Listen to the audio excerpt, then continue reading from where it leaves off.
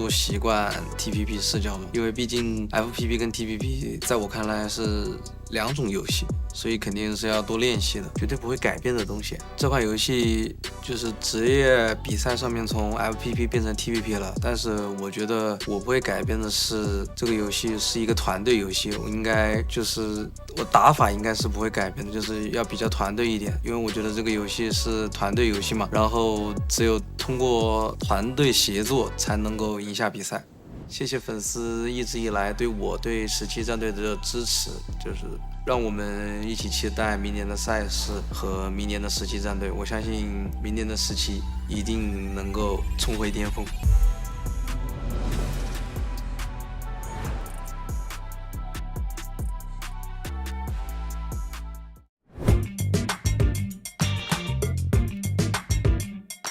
Hi guys, it's Bella, and next up for the relay interview, it's none other than Crazy Raccoon's PO. 안녕하세요. 안녕하세요. Well, Kickstart had a couple of questions. He wanted to know Why won't he let me drive his BMW? 일단 면허가 없을 것 같아가지고 그 보험도 안 들어가 있기 때문에 운전하는 거 아닌 것 같습니다. and also he wanted to ask you, How did he make so much money to get a BMW? let's hear what PO has to say. 일단 아무래도 PGC 우승한 게 좀 컸던 것 같고요. 그리고 이제 방송을 좀 열심히 하다 보니까 그게 좀 도움이 많이 된 것 같습니다. Who should I talk to next? And what is the question that you have for them? 하나인가요? 또 궁금하신 거 없으신가요? 다른 거 없어요. Well, I wanna ask T1Z, and how are you so good? All right. Well, thank you, PO. 감사합니다. Best of luck to you.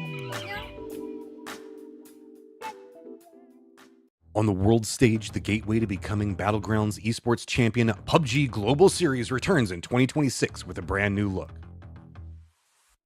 PGS is back this year with a total of 12 series, where 3 series are grouped into one circuit, making a total of 4 circuits before PGC. The biggest change in this PGS is that daily matches have been reduced from 6 to 5, and the group stage, which used to run for 3 days, now just takes place in a single day. However, in place of fewer matches, teams must compete in 3 organically connected series over 3 weeks. The long and arduous journey to becoming champion. Shall we take a look?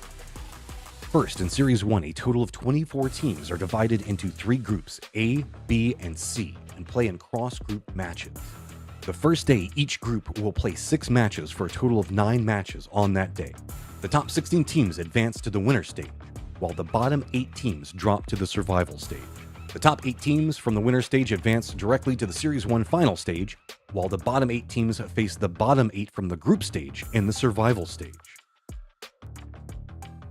While in the survival stage, only the top 8 teams can advance to the final stage.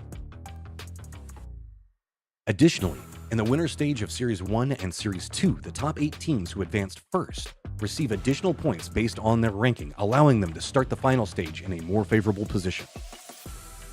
Only the teams that reach Series 1 final stage become the final 16 teams of Series 1 and can proceed to the winner stage, the first match of Series 2. Next up is Series 2.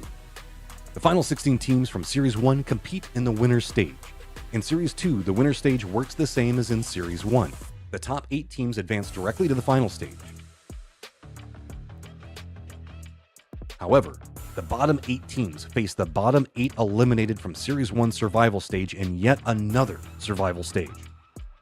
Of these, only the top 8 teams can advance to the Series 2 final stage. After 2 days of competing in the final stage, the teams advancing to the circuit's crowning event, the Grand Final, are determined. But wait, you might be thinking, can't you just do well in Series 2 final stage and make it to the Grand Final? However, in this year's PGS, only teams with consistent performance can reach the Grand Final and ultimately make it to PGC. To advance to the Grand Final, PGS points earned across Series 1 and Series 2 are crucial. Only the top 8 teams, based on combined PGS points from the final stages of Series 1 and Series 2, can advance to the 3-day Grand Final. Excluding the series finale, all 3 series award the same PGS points, so performing well in only the later series will not give you an advantage. The bottom 16 teams that did not make the Grand Final must once again fight for their lives and finish in the top 8 of the survival stage to advance to the Grand Final.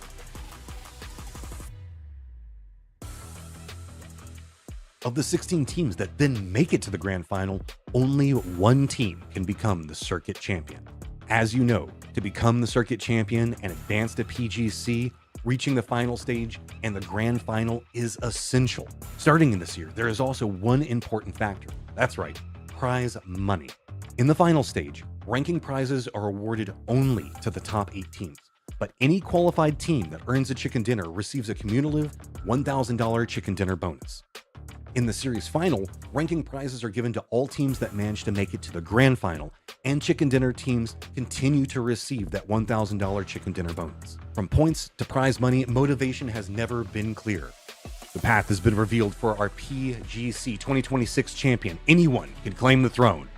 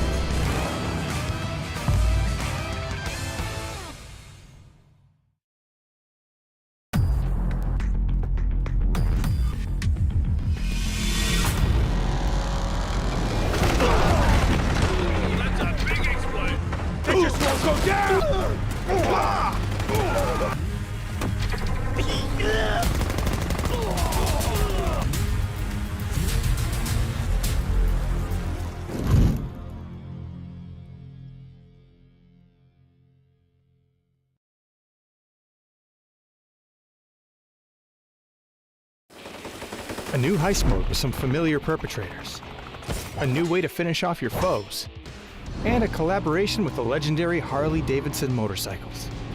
All this and more as we dive into the Update 41.2 patch report. First up, we've teamed up with the ultimate heist game, Payday, for a new game mode filled with crime and cash. In Payday mode, you and your squad will choose your class, pick a target, don an iconic Payday mask, and try to get out with as much loot as possible. But be careful not to trigger any alarms unless you're itching for a hefty fight. Completing objectives will award money that can be used to unlock more weapons and equipment. So complete as many as you can to up your arsenal. There's also a special Payday event pass for you to unlock even more cool Payday themed items. Next, finishing off your enemies just got a little more stylish. When you approach a downed enemy with a melee weapon out, you'll now have the option to perform a finishing move with a special animation. For now, executions can be performed using the crowbar, sickle, machete, and of course the pan. But other melee weapons and additional execution animations will be added as time goes on. Motorcycle enthusiasts rejoice. The Great American Ride is coming to the battlegrounds. For a limited time, you can pick up the Harley-Davidson CVO Road Glide ST motorcycle skin from step-up packs in the workshop. There's also a custom lobby skin to grab, and plenty more, so be sure to keep an eye out for the official announcement. PUBG and Harley-Davidson. Live to ride, ride to live. We've also got a limited time weekend tournament called the Rumble Royale, a new secret room on Miramar, and more. So be sure to check out the patch notes for full details. Update 41.2 is here. So rev up that Harley, grab yourself a melee weapon, and get ready to execute the heist of a lifetime. We'll see you on the battleground.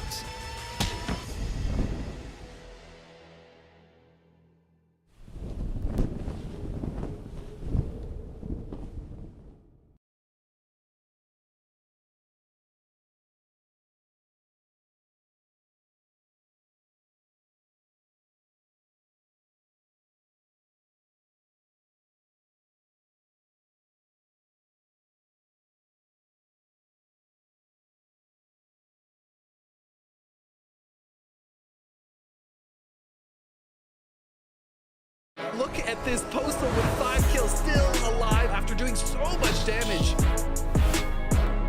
Hello, I'm Poça. My name is Francisco Poçamai dos Santos. I went to PUBG after playing other FPS games, so when I started playing, I saw that I could be a good player. There is a lot of dynamics because the game isn't always the same. Every match is different. Moment when I started playing, I was so nervous playing, and I feel so adrenaline when the game is almost ending and the safe zone is getting smaller. This is a feeling that only PUBG makes me feel. Usually I'm very calm. When things get loud, I usually take a breath, and this helps me a lot. In the beginning, I was just playing casually, so I started playing solo when the game was released. In 2020, I think, I started playing with competitive players and getting better. This choice changed everything in my life. I have the opportunity that a few people have in their lives. Right now I'm living the dream. I am traveling and playing, and this is very important for me. I will say the last regional, the PAS 5 last year, that was a good tournament for me individually. Poça has been an absolute menace here so far in this game. 5 kills to his name.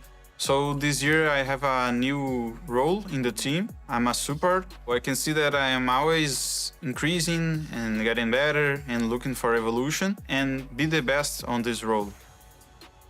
Now that the league is transitioning to TPP, I think that the casual players will have more interest to watch the competitive scene. I think we are confident, but we have to adapt to the meta. We are going to look to get better, so I have to think outside the box. For the fans, thank you for the support. I see you guys on 2026. I would like to reach a new level of achievements that I have never had. We will do our best. In 2026, I want to win both PNC and PGC, and I want to stand in the center of the victories. I want to face any changes and make 2026 my year.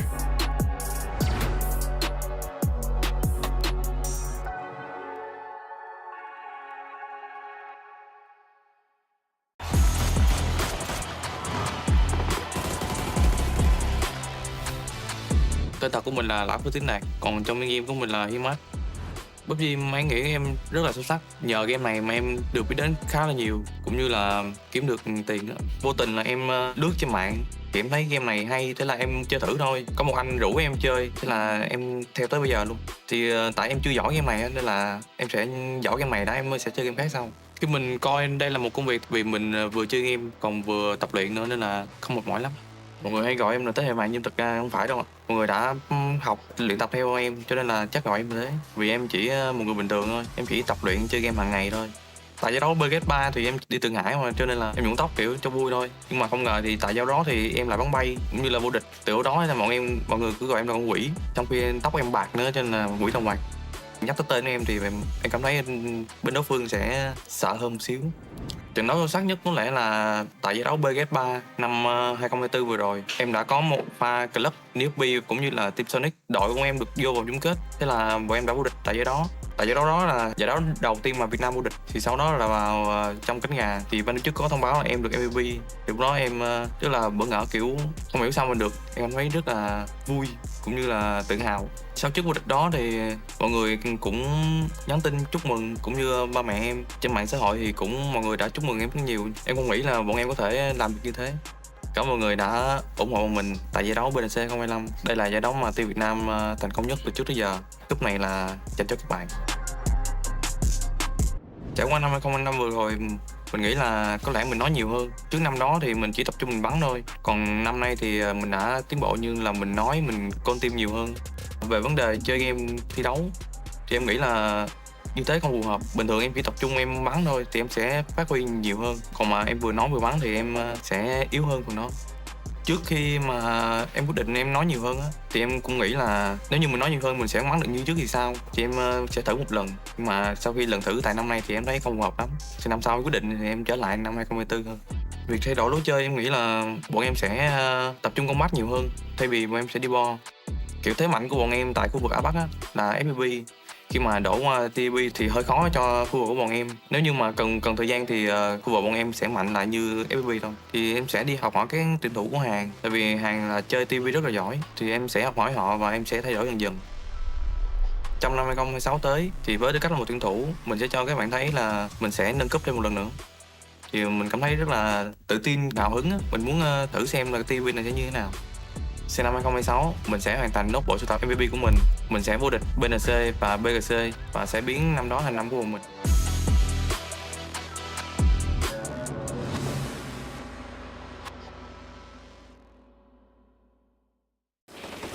A new heist mode with some familiar perpetrators, a new way to finish off your foes, and a collaboration with the legendary Harley-Davidson motorcycles. All this and more as we dive into the Update 41.2 patch report. First up, we've teamed up with the ultimate heist game, Payday, for a new game mode filled with crime and cash. In Payday mode, you and your squad will choose your class, pick a target, don an iconic Payday mask, and try to get out with as much loot as possible. But be careful not to trigger any alarms unless you're itching for a hefty fight. Completing objectives will award money that can be used to unlock more weapons and equipment. So complete as many as you can to up your arsenal. There's also a special Payday event pass for you to unlock even more cool Payday-themed items. Next, finishing off your enemies just got a little more stylish. When you approach a downed enemy with a melee weapon out, you'll now have the option to perform a finishing move with a special animation. For now, executions can be performed using the crowbar, sickle, machete, and of course the pan. But other melee weapons and additional execution animations will be added as time goes on. Motorcycle enthusiasts rejoice. The Great American Ride is coming to the battlegrounds. For a limited time, you can pick up the Harley-Davidson CVO Road Glide ST motorcycle skin from step-up packs in the workshop. There's also a custom lobby skin to grab, and plenty more, so be sure to keep an eye out for the official announcement. PUBG and Harley-Davidson.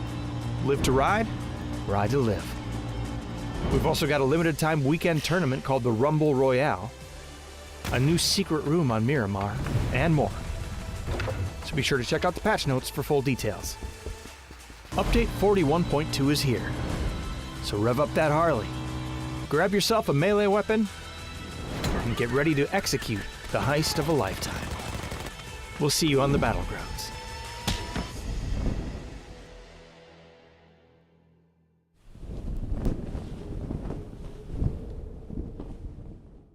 Look at this Posa with 5 kills, still alive after doing so much damage.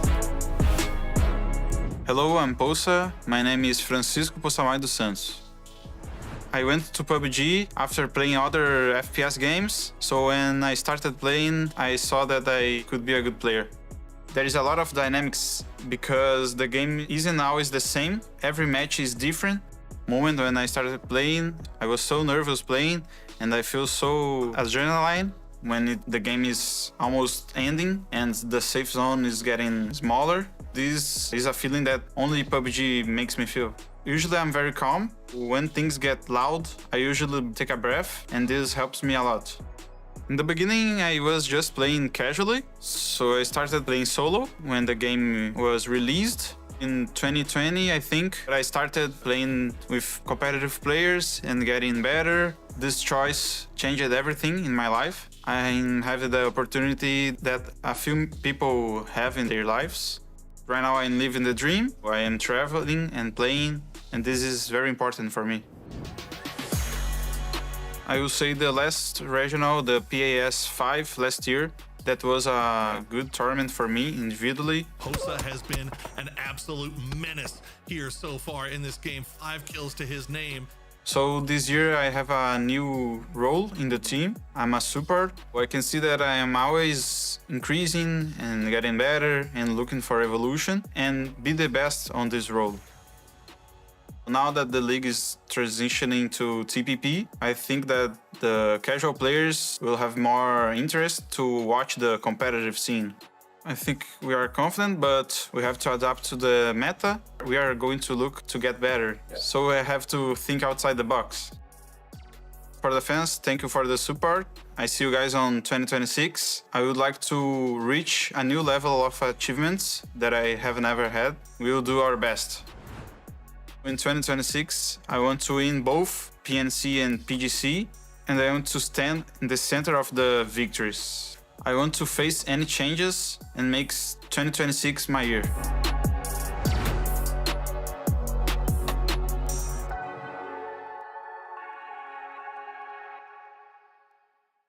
No, we have to go back. If you get it wrong, we have to restart.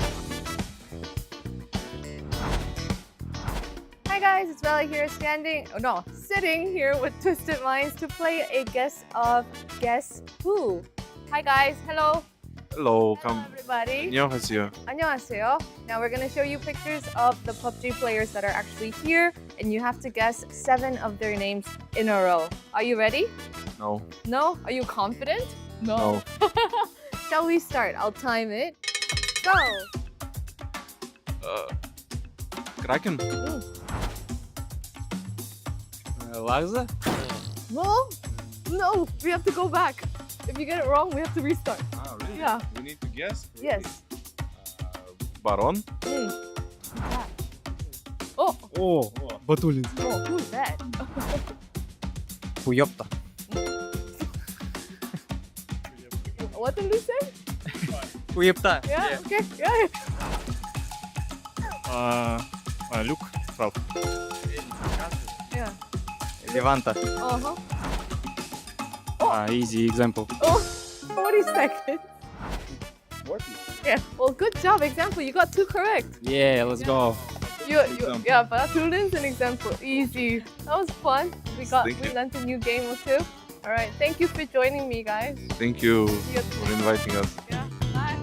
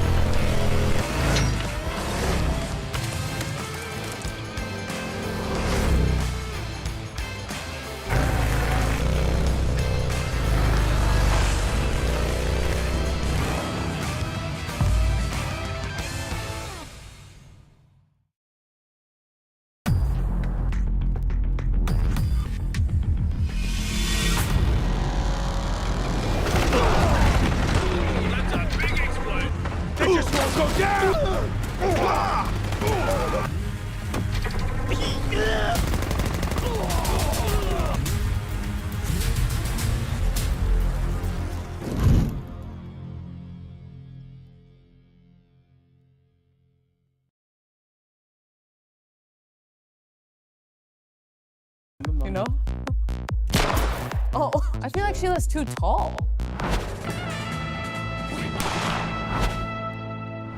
Hi guys, it's Bella. I'm sitting down here with S2G to play some shooting challenge. We'll give you 5 bullets, and the one that gets the most points has to tell the loser what kind of dance to do today. Are you excited? Yeah. So the small bottles are 2 points. Big bottle is 1 point. Okay, Sheila is up first, and it's harder than. Here he goes. Oh, you know. Oh, I feel like Sheila's too tall. Oh, good job. Oh, what? Just chill, guys. Okay, 3 points. 3 points. Oh, loading. Oh. 내리기티? Oh. 재밌네 축하해. 야 다음 가라데르 샷. Ooh. Ah. That's crazy. He is currently in the lead. How many bottles? 3. 3? Вот, обладатель. That was a very clean shot. Oh. Oh. At the moment, 2 points each, right? Baktığın yere gidiyor mu lan? Laza, let's go. Hayır. Oh. Whoa. Abi tam arasından geçiyor. Oh, 4 points. Okay, now let's find out. Oh, okay, already.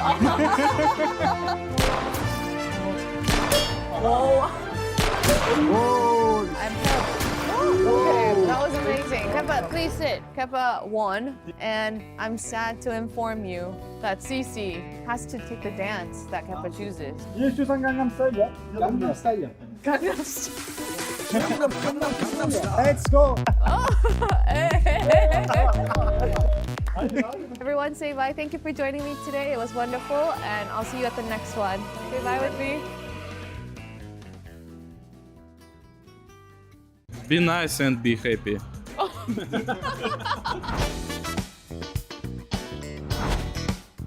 Hi guys, welcome to another sit-down game time with me and today's guest, Team Vitality. Hello everyone. Hello. Hi guys. Hello. Is that your impression of me? Hello. All right, well today's game is called Guess Who. We'll show you a bunch of pictures of the players here at the lobby and you have to guess their names. Are you ready? I need to translate it. Oh, okay. Будет показывать картинки игроков, но надо будет по очереди называть чуть. Alright, So yesterday, Team Liquid got 22 seconds. Yeah, if you finish before them, then you win, and they're like, We won't. oh, wait, you won't? Oh, okay. Are you ready? Yeah. Start. Purdy Corty. Follow my bet. Baron pick. Oh. Patulins. Okay. Kuyota. Okay. Bimi. Drought King. Oh. You did one more too, and you came in before. Nice. Okay, 20 seconds record for Team Vitality. That was a record. You now hold the #1 lead in Guess Who Challenge. Nice. It's you and Team Liquid. Why don't we wrap this up with a message to Team Liquid then? Be nice and be happy. Thank you guys for joining me, and I'll see you at the next one. Wait, bye. Thank you. As Hackatory will get that knock on the shell. And with the final bullet in the chamber. Мій ігровий нікнейм Хакаторі. Справді, мене ще з дитинства вдохновляла кіберспорт. Брат показав шутери. З того часу мені подобається стрілятися. І от коли з'явився режим королевської битви, я от зайшов, мені дуже сподобалося. Те, що я став кіберспортсменом, це дуже змінило моє життя. Я навіть не знаю, яким я став би. Так, я займаюся тим, що мені подобається, і я дуже щасливий. Моя найперша спогадка про PUBG. Напевно, мій перший топ-1. Я пам'ятаю, як зараз. Це було на Мірамарі в 2018 році. І так, це найяскравіша емоція. Я пам'ятаю, що я хотів досягнути топового рівня. І потім це переросло в більш професійний рівень. Найбільша емоція, мабуть, з PUBG Global Series 10 у цьому році. Це коли я вбив 1 з 4 17-х. Це найбільша емоція була. Getting on Navi, but Hackatory aware of it, keeping him at base. Good peak shot. Really nice stuff from Hackatory. У мене дуже багато знайомих, які мене підтримують, сім'я підтримує, і після цього моменту вони всі писали «красава», «молодець». Минулий рік ми дуже грали добре міні-турніри в ТПП, і зараз наступний сезон переходить у ТПП уже основні турніри. Останні зміни, які були, насправді ніяк не вплинули на мій плейстайл. Напевно, що я нікого не буду крисити, завжди буду пушити. Дуже приємно, що фанати слідкують, і я б сказав, що мене мотивує показувати добру гру, бути в топі по статистиці. В майбутньому я б хотів би стати найтитулованішим гравцем у PUBG. На наступний сезон у нас більше ціль звикнути до TPP і це все. Ми будемо показувати максимальний результат і нові зміни – це лише краще. Слідкуйте, вболівайте. У 2026 році я хочу виграти PGC. Неважливо, які будуть зміни. Я стану переможцем, це стане моїм роком.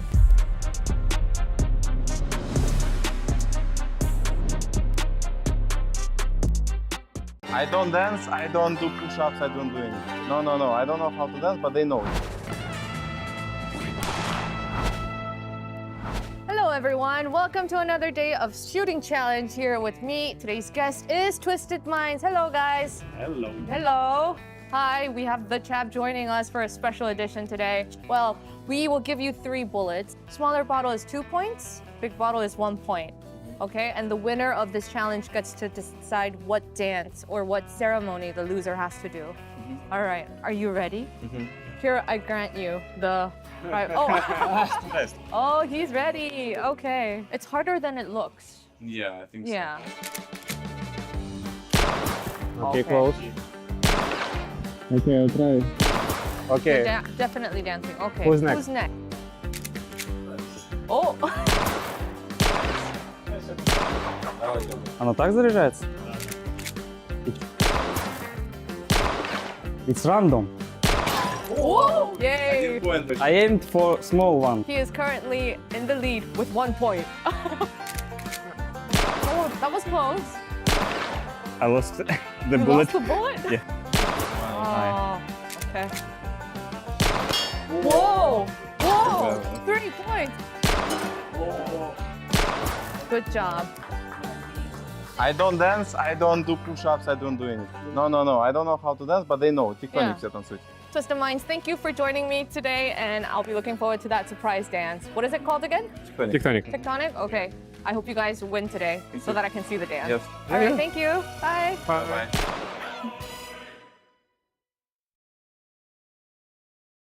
Where you win this, Tig sent the C4 in.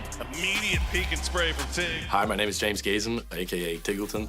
I think for the last 7 years, PUBG kind of has been my life. I moved away from my family. We travel a lot, play it every day with my teammates. I think you would be hard pressed to find a group of people that have spent more time together over the last 7 years than me and my teammates. The first time I ever played PUBG was expecting it to be very realistic, and in my very first match, this naked guy landed on a roof next to me, and I got a pistol, and I was like, he's dead. And he ran and jumped off the roof, and it fell 3 stories, landed on the ground, and kept running, and I was like, it's Superman. He just fell 3 stories off a building and his legs are fine, what? I ended up falling in love with it after that. For me, PUBG always gave me the most adrenaline. My very first couple games, I felt like I was gonna die in real life if I died in the game. At the very end of the game, I'd be shaking, my heart rate would be I guess I've just been chasing that feeling my entire career. I finished my high school and I got into a university course and I was pretty happy with where I was, but I didn't take a gap year and I felt like my whole life I'd just been kind of going with the flow. And then I got the opportunity to fly to California for this tournament called NPL Royale because I got picked up by an American team. And that was good fun, but I still wasn't taking it too seriously. But I met this guy there, Bizzle, and he basically said to me after watching me play a little bit, he was like, I'll get you a visa and you can come to the US. And I was like, really? So I just full sent it at 18. I went to the US. I took a gap year off university and then never ended up going back. Well, I want to start by saying that I think anyone can be a pro player. That's the beauty of it. For me, being a pro player is about discipline, practicing with a purpose. When you boot up the game, you kind of have to switch your mentality from being, okay, I'm here to have fun to how can I improve the best? And you need to be very mindful of the way that you're putting in the hours. The word change to me obviously brings a little bit of fear and a little bit of excitement because with changes, there's always a bit of uncertainty. No one likes uncertainty, but in a way, it kind of feels like an advantage because I know that I'm willing to adapt, and if someone else isn't, then I have an edge on them. One thing that's not going to change, I think for the most part, it'll be the positional play. Teams will still play for the good positions. If anything, it's going to become more important, and PUBG's always kind of been like that. It's all about teamwork. It's all about position. So I'm expecting that the good teams will still be good. To the fans watching in 2026, we love and appreciate every single one of you guys. It's really important to me that you guys feel happy. I don't think anything matters more than the fan sentiment. Obviously, there's some big changes on the horizon, but hopefully we can all just trust the process. It's people at Crafton, it's their job to think about what they can do to make our lives better. So just gonna trust them and see where it goes. I think that you guys will still enjoy watching. Like, the esport was in TVP initially, and we saw a PGI 2018 that is still fun to watch. It might be a little goofy, there might be some chaotic moments, but I think it'll still be fun. It's still PUBG. In 2026 at PNC and PGC, I hope my team name will be called. And I hope my name will be called. Even when the battlefield changes, I want my wins and my hard work to speak for itself. I hope it'll be my year.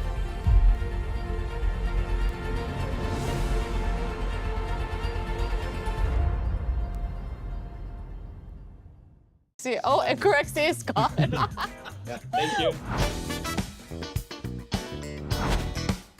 Hello everyone, today's game of Guess Who is going to be by Virtus Pro. Hi guys, hello. Hello. Good to see you guys. Well, you have to guess 7 players in a row. We'll show you pictures and you have to get 7 in a row correct. Are you ready?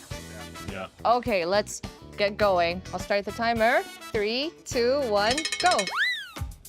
Gedrox. Luke 12. Levante. Halo. Oza. Ooh. Luca. Karakius. That was it. Oh, 7, right? Yeah. Wow, what would you like to say for coming in first? Day number 1 of the circuit finals. It is going to be spectacular. Wall-to-wall great PUBG action. We've got 15 games across our next 3 days to determine who the champion's going to be. Laris gets knocked by the actual blue itself whilst blue was pressuring them. They didn't actually have any room to be able to walk into. This is amazing utility usage. Oh my god, but at the same time, it's Scappy once again for Made in Thailand, who moves south, taking some of these kills away from DN Supers that spent so much utility. That's a perfect nade. Oh my god, Made in Thailand is exploding. South Korea, Gumin though, does reply in kind here with the M4, taking down Scappy.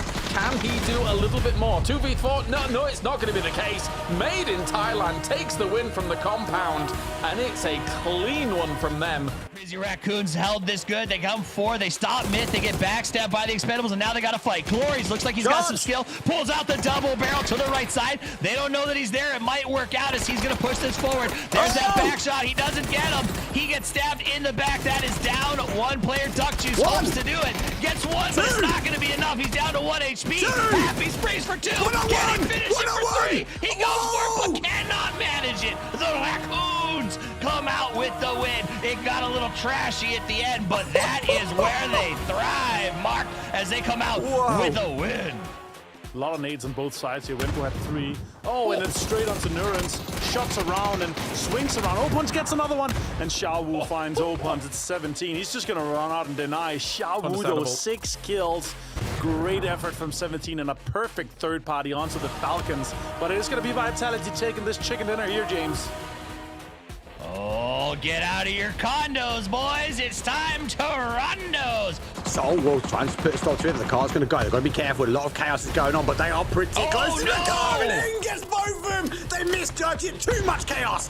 Petrichor stole one of the kills, and Na'Vi took that personally as they spin all 4 to look at Petrichor. Ming Ming says, maybe I can deny. They send blues. They send mollies. They send cars, and they send the chicken dinner. These guys dealt death upon the entire map and came out with a massive and well-earned win. James and Martin, what an ending. They're close into that top 5. Beamy. Oh, he actually gets Tangu in. Great shots here from Beamy. 4 AM moving forwards against it. They've got some deployable cover to actually work with. Goes through the smoke here. But I-26v6 is also coming in the back here. Petrichor Road looking to perfectly third time this party. Chewy knows where Shen is, but there's 2 knocks that's on the side of T1. Maybe they're waiting for him. No, they're going to take him down. And it's Petrichor Road, our PTS1 winners, to win the last game here of match 5 of day 1. All right, ladies and gentlemen, thank you very much for tuning in around the world. That has been day number 1 here of our circuit finals here. We'll be back tomorrow, same time, same place, for day number 2 of the grand final. We got next, we ready to flex, we're ready to rock, headed to the top. We got next, can't settle for less. I'ma need your best, so give it all you got. We got next.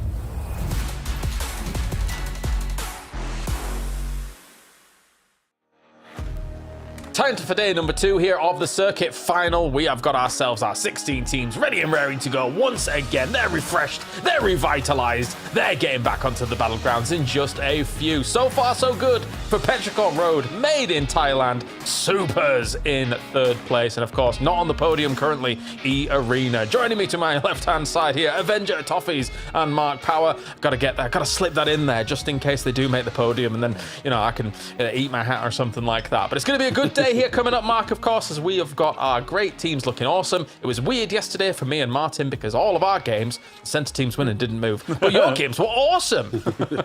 Center team compounds are part of the game. We had the chaos though, me and Toffees. I like day 2 because it's the opportunity for these teams to kind of move, and we've got a lot of these teams in the middle pack that have an opportunity. Big names down lower side, the leaderboard, Petrichor Road leading the charge. It's not a bad way to start. No, definitely not. Toffees looking good here for all these teams at the top. I think that the East really did come out swinging for sure. The West, maybe a little bit of a bump up for today. Yeah, I mean, East looks good and the West is the rest. I think that's the problem is 10 games left to play and the West is just in the dirt outside of Na'Vi, who looks pretty good for the first time on day 1. It's just I mean, look at that. You don't even Vitality is the first one that shows up at 10. That's brutal. Yeah, we're having a tough one of it, Avenger, but I believe in the fight back. Do you believe in the fight back? Yeah, EMEA is a day 2 region, and of course we have a day 3 as well, so Twisted Minds might have a chance as well to jump in to do things here. But yeah, Korea on that left side of the leaderboard, I don't want to talk about Gen G, but the rest has actually done well. DN Supers snuck in yesterday, kind of under the radar, but for me, again, I'm really hoping for that inverse Kylaris to be happening today here. We're going to see some E-Arena. We're going to see a crazy raccoon potentially even show up. Maybe. DN Supers against Na'Vi here to start things off. Ferris yesterday, Mark, looked awesome alongside Na'Vi. I think Ferris at the moment is coming to his own. I know we say this obviously with the IGLs. There's been a massive change recently about kind of performing IGL, not so much about the calls. And Ferris is definitely one of those leading the charge. We saw multiple times, actually, he was backed up against the wall and he held his own 3 versus 1, 2 versus 1. He's consistent. Whereas historically, you look back at an IGL and go, oh, they're in a bad situation. They're going down. Ferris really showing actually the only team in EMEA on that left-hand side of the table, how to do it and what it was. But it did come down to one really big explosive game.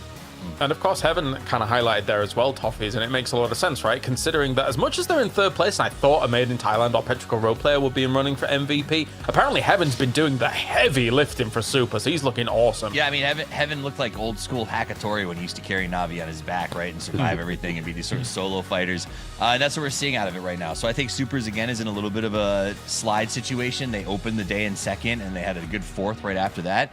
And it kind of started to just pitch downhill. And I think part of that was they were depending so much on the performance of these 1s or 2s doing really well. When you compare that to a team like Na'Vi that sort of started, I mean, they were crap for most of the day, 14th, 12th, 15th, and 9th. Like that's garbage for them at least. And then they get that 1 first place with 14, but more importantly, it's because you saw all of their players fighting as 4. Even when they were going out and losing those fights, I think they were going in with this like 4-man frag forward mentality. And that's what I think wins these tournaments, especially at a 15-game layout. So I expect some of those teams to really fall off, or, you know, those teams that are thriving on 1 or 2 dipping, and those big 4s starting to rise up today.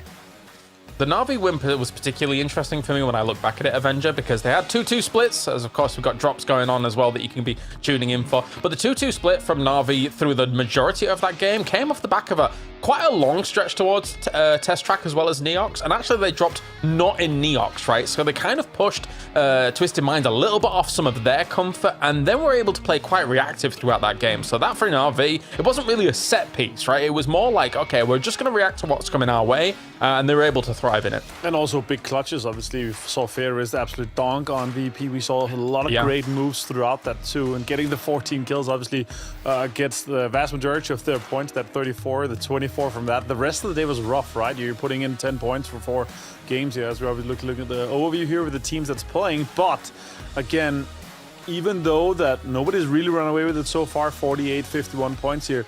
One big game for even our mid-pack teams like that, like a 24, 26, 27 point game, even 30, 31, as we currently have our current record on that. It will repel you so far off the leaderboard that it'll be looking good here as we look at the total asset. But the mid-packs still in the chase here, but one decent game, one big game could put you into the podium finishes. Of course, we did get word that there was actually some potential penalty points going the way of Gam the Expendables due to some, I guess, language that was levied towards CTG.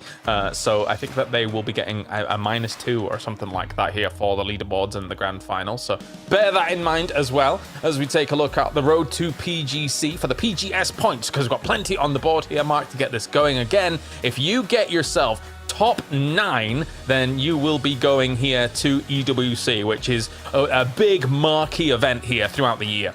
Yeah, and obviously double. So obviously when we come into these series finals, this is key. And the last stop, some of these players obviously haven't made the grand final, right? The opportunity to get more of these PGC points is critical. But like, for me, it's the longer haul. Some of these teams need to be looking at the end game, looking at that, but also looking at the second half of the year. If they don't get the points, they're not going to be invited across. And obviously EWC is going to be a big shining light for that as well. Oh, definitely. Virtus.pro currently leads the charge, 60 points though. If you're able to get number 1 here in this circuit, Toffees will make a ginormous difference. It means that technically, even if you're not in top 9 right now, you'd be rocketing up to those positions and getting yourself to EWC, which would be huge. Yeah, I mean, getting to EWC is a big deal. I think it's even a bigger deal this year, especially on the road to PGC, because we don't have that many live events with audiences. We don't have a ton of opportunity for some of those big mega things that we've had in the past. And so I think getting your feet down on the floor at EWC at the size of that event not only exposes you to prize pool, but gets any new sort of signs on the roster, new people put together, or talent that you've brought up, more exposure, more comfort with these sort of high octane non-stop press events, right? Because like even at PGS, they're playing together, but they're not doing press junkets all day, every day like they are at a PGC or EWC. So I think we sometimes underplay how important EWC is to get you to that PGC championship.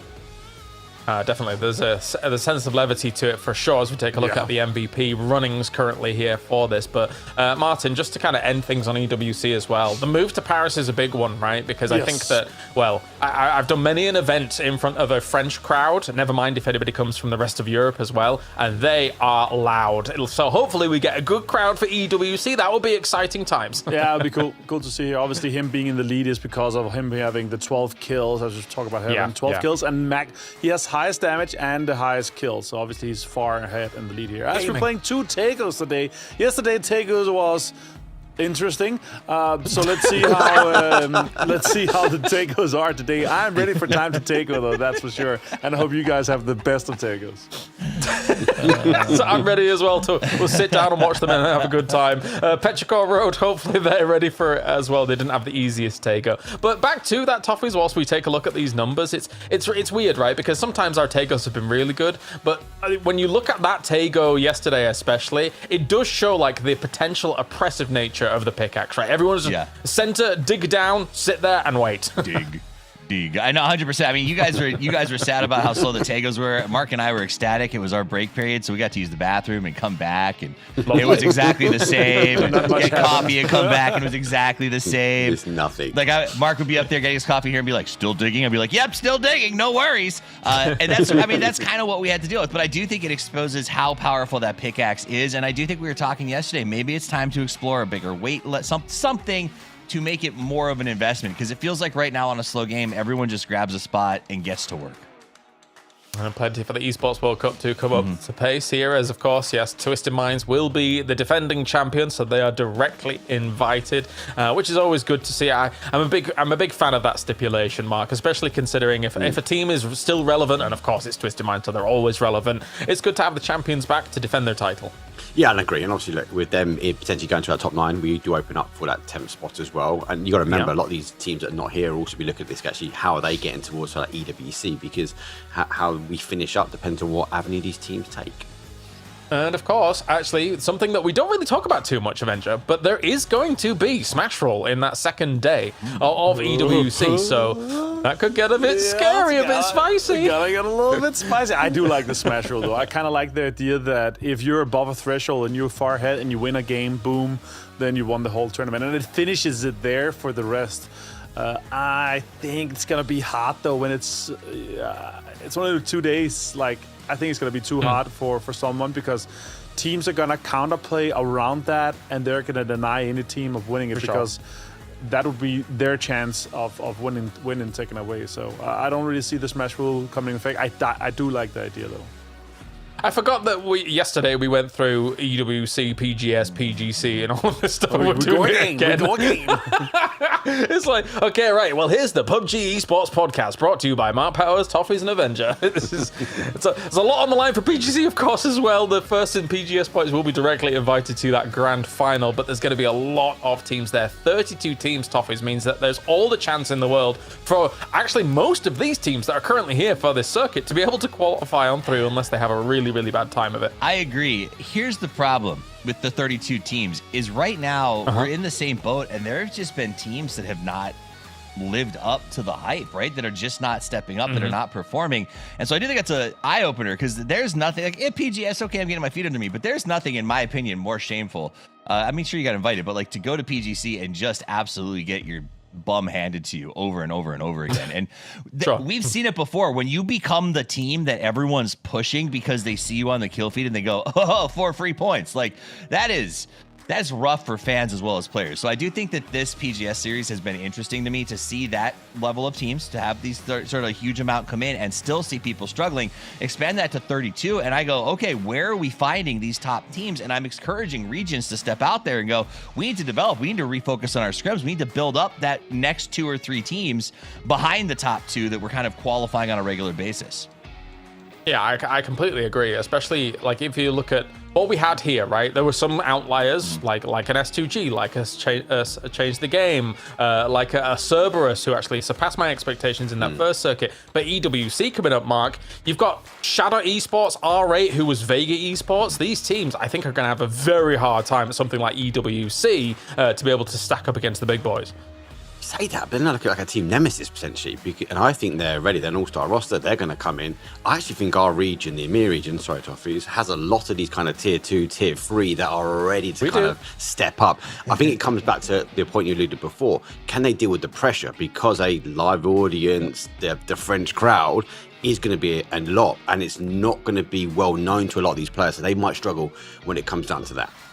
All right, well, I'm glad that we got to break down 2026 in its entirety here once again for the start of the show, Avenger. But let's focus on PGS and how all this goes down, right? Because I'm very surprised when we look at the overall leaderboards here that 17 and Anyone's Legend had a terrible day yesterday in comparison to what we saw from them in the previous final.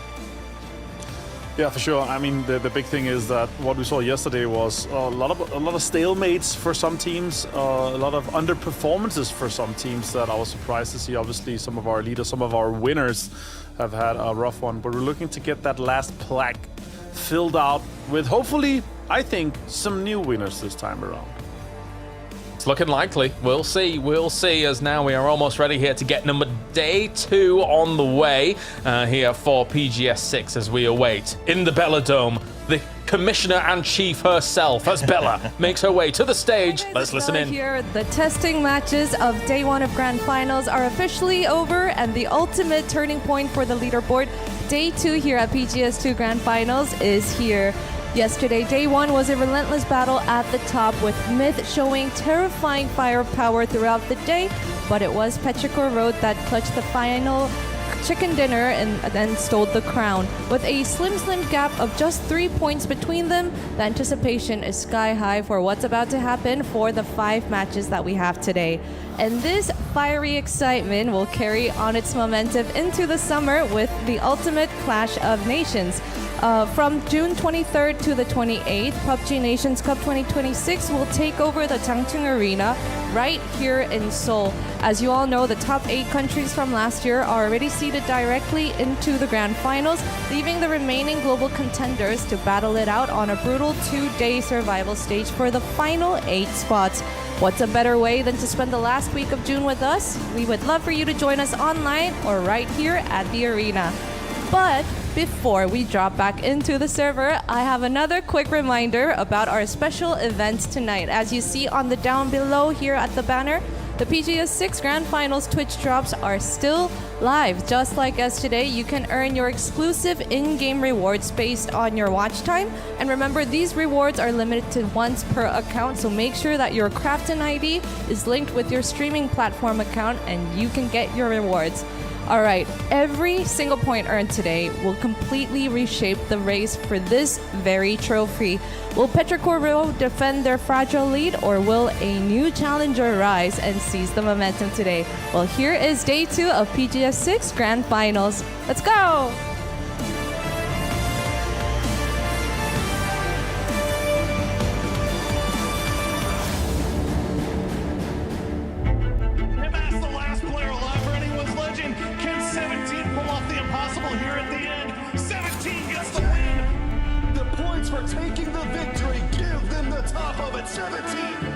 我们队这次拿冠军之后，我们队拥有了3个 PGS 冠军啊，很开心。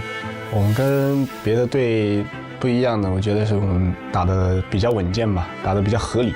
天天来了以后，我们的战斗实力增强了很多，然后我们大家的机会也变多了。我们争取把Twistman的4次 PGS 冠军的记录给破了。 Với tư cách là đội trưởng của team AL thì mình rất hài lòng về cái màn trình diễn của team ở thời điểm hiện tại. Nếu mà về vũ khí bí mật của team em mà team khác không có được á, là sự ổn định và những cái sự thể hiện mà đột biến như Himat thì em nghĩ team khác không có, chỉ có IEL có thôi. Obviously, I want to win and be at the top, but I think we're a lot better than what we're at. I want to show that we're not afraid to take fights and we're willing to do what needs to be done to win the game. 저희 팀의 운영도 운영이지만 그래도 교전 쪽에서도 잘 싸운다고 생각하기 때문에 PGS 6에서는 압도적으로 이기는 모습을 좀 보여드리고 싶습니다. So PGS 4 and 5 was a build up for us winning next upcoming PGS 6. I have a lot of trust for the team and I believe we can also win the next upcoming PGS. ก็ที่ผ่านมาเรายังเล่นได้ไม่ได้เต็มร้อยเท่าไหร่ครับเรายังไม่เอาจริงส่วนรอบนี้เราจะมาเอาจริงแล้วก็เราจะมาเอาแชมป์ PGS 6 ครับ Basicamente a gente não vai deixar nada para trás, vai se esforçar ao máximo, se dedicar ao máximo para essa final e basicamente é isso. Hepimiz bireysel olarak çok yetenekliyiz, çok güçlüyüz ve bunu bütün lobiye göstermek istiyoruz. Если мы говорим нет, на самом деле, на любом турнире любое место важно, потому что это еще квалификация к PGC. Поэтому вне зависимости от того, далеко ты от первого или нет, ты все равно должен до конца играть. Мы будем направляться к победе. Chúng tôi sẽ cho các bạn thấy cái sự mạnh mẽ của team AL và gửi đến cái đối thủ là ai sẽ là người mạnh nhất ở những giải đấu này. 真正的决赛现在才开始。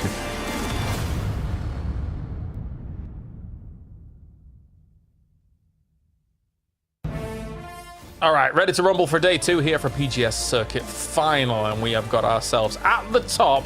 As I say, the East is dominating Avenger. The West's got to fight back, unless you're Na'Vi, that's already kind of in the mix of things. At the same time, though, there's such big names down towards the bottom that should have a bump up today. Yeah, E-Arena having a chance to complete the inverse Kyle Harris to get that top 3. They're just 6 points behind, so I hope they do so.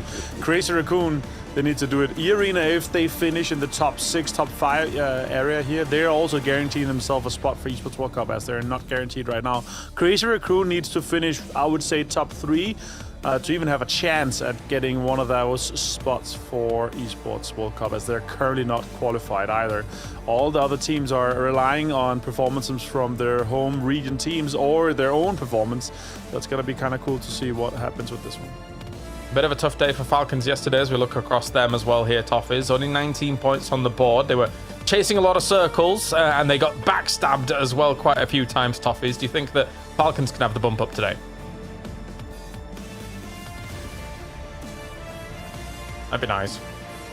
I think that if they go opposite directions to Twisted Minds, they could really thrive, right? Like, that's at the end of the day, they've been stuck on each other. They've been fighting badly. They're at 19 and 22 points. So if we're laughing at Falcons, we got to laugh at Twisted Minds and Virtus Pro too. Like, what have these guys been doing?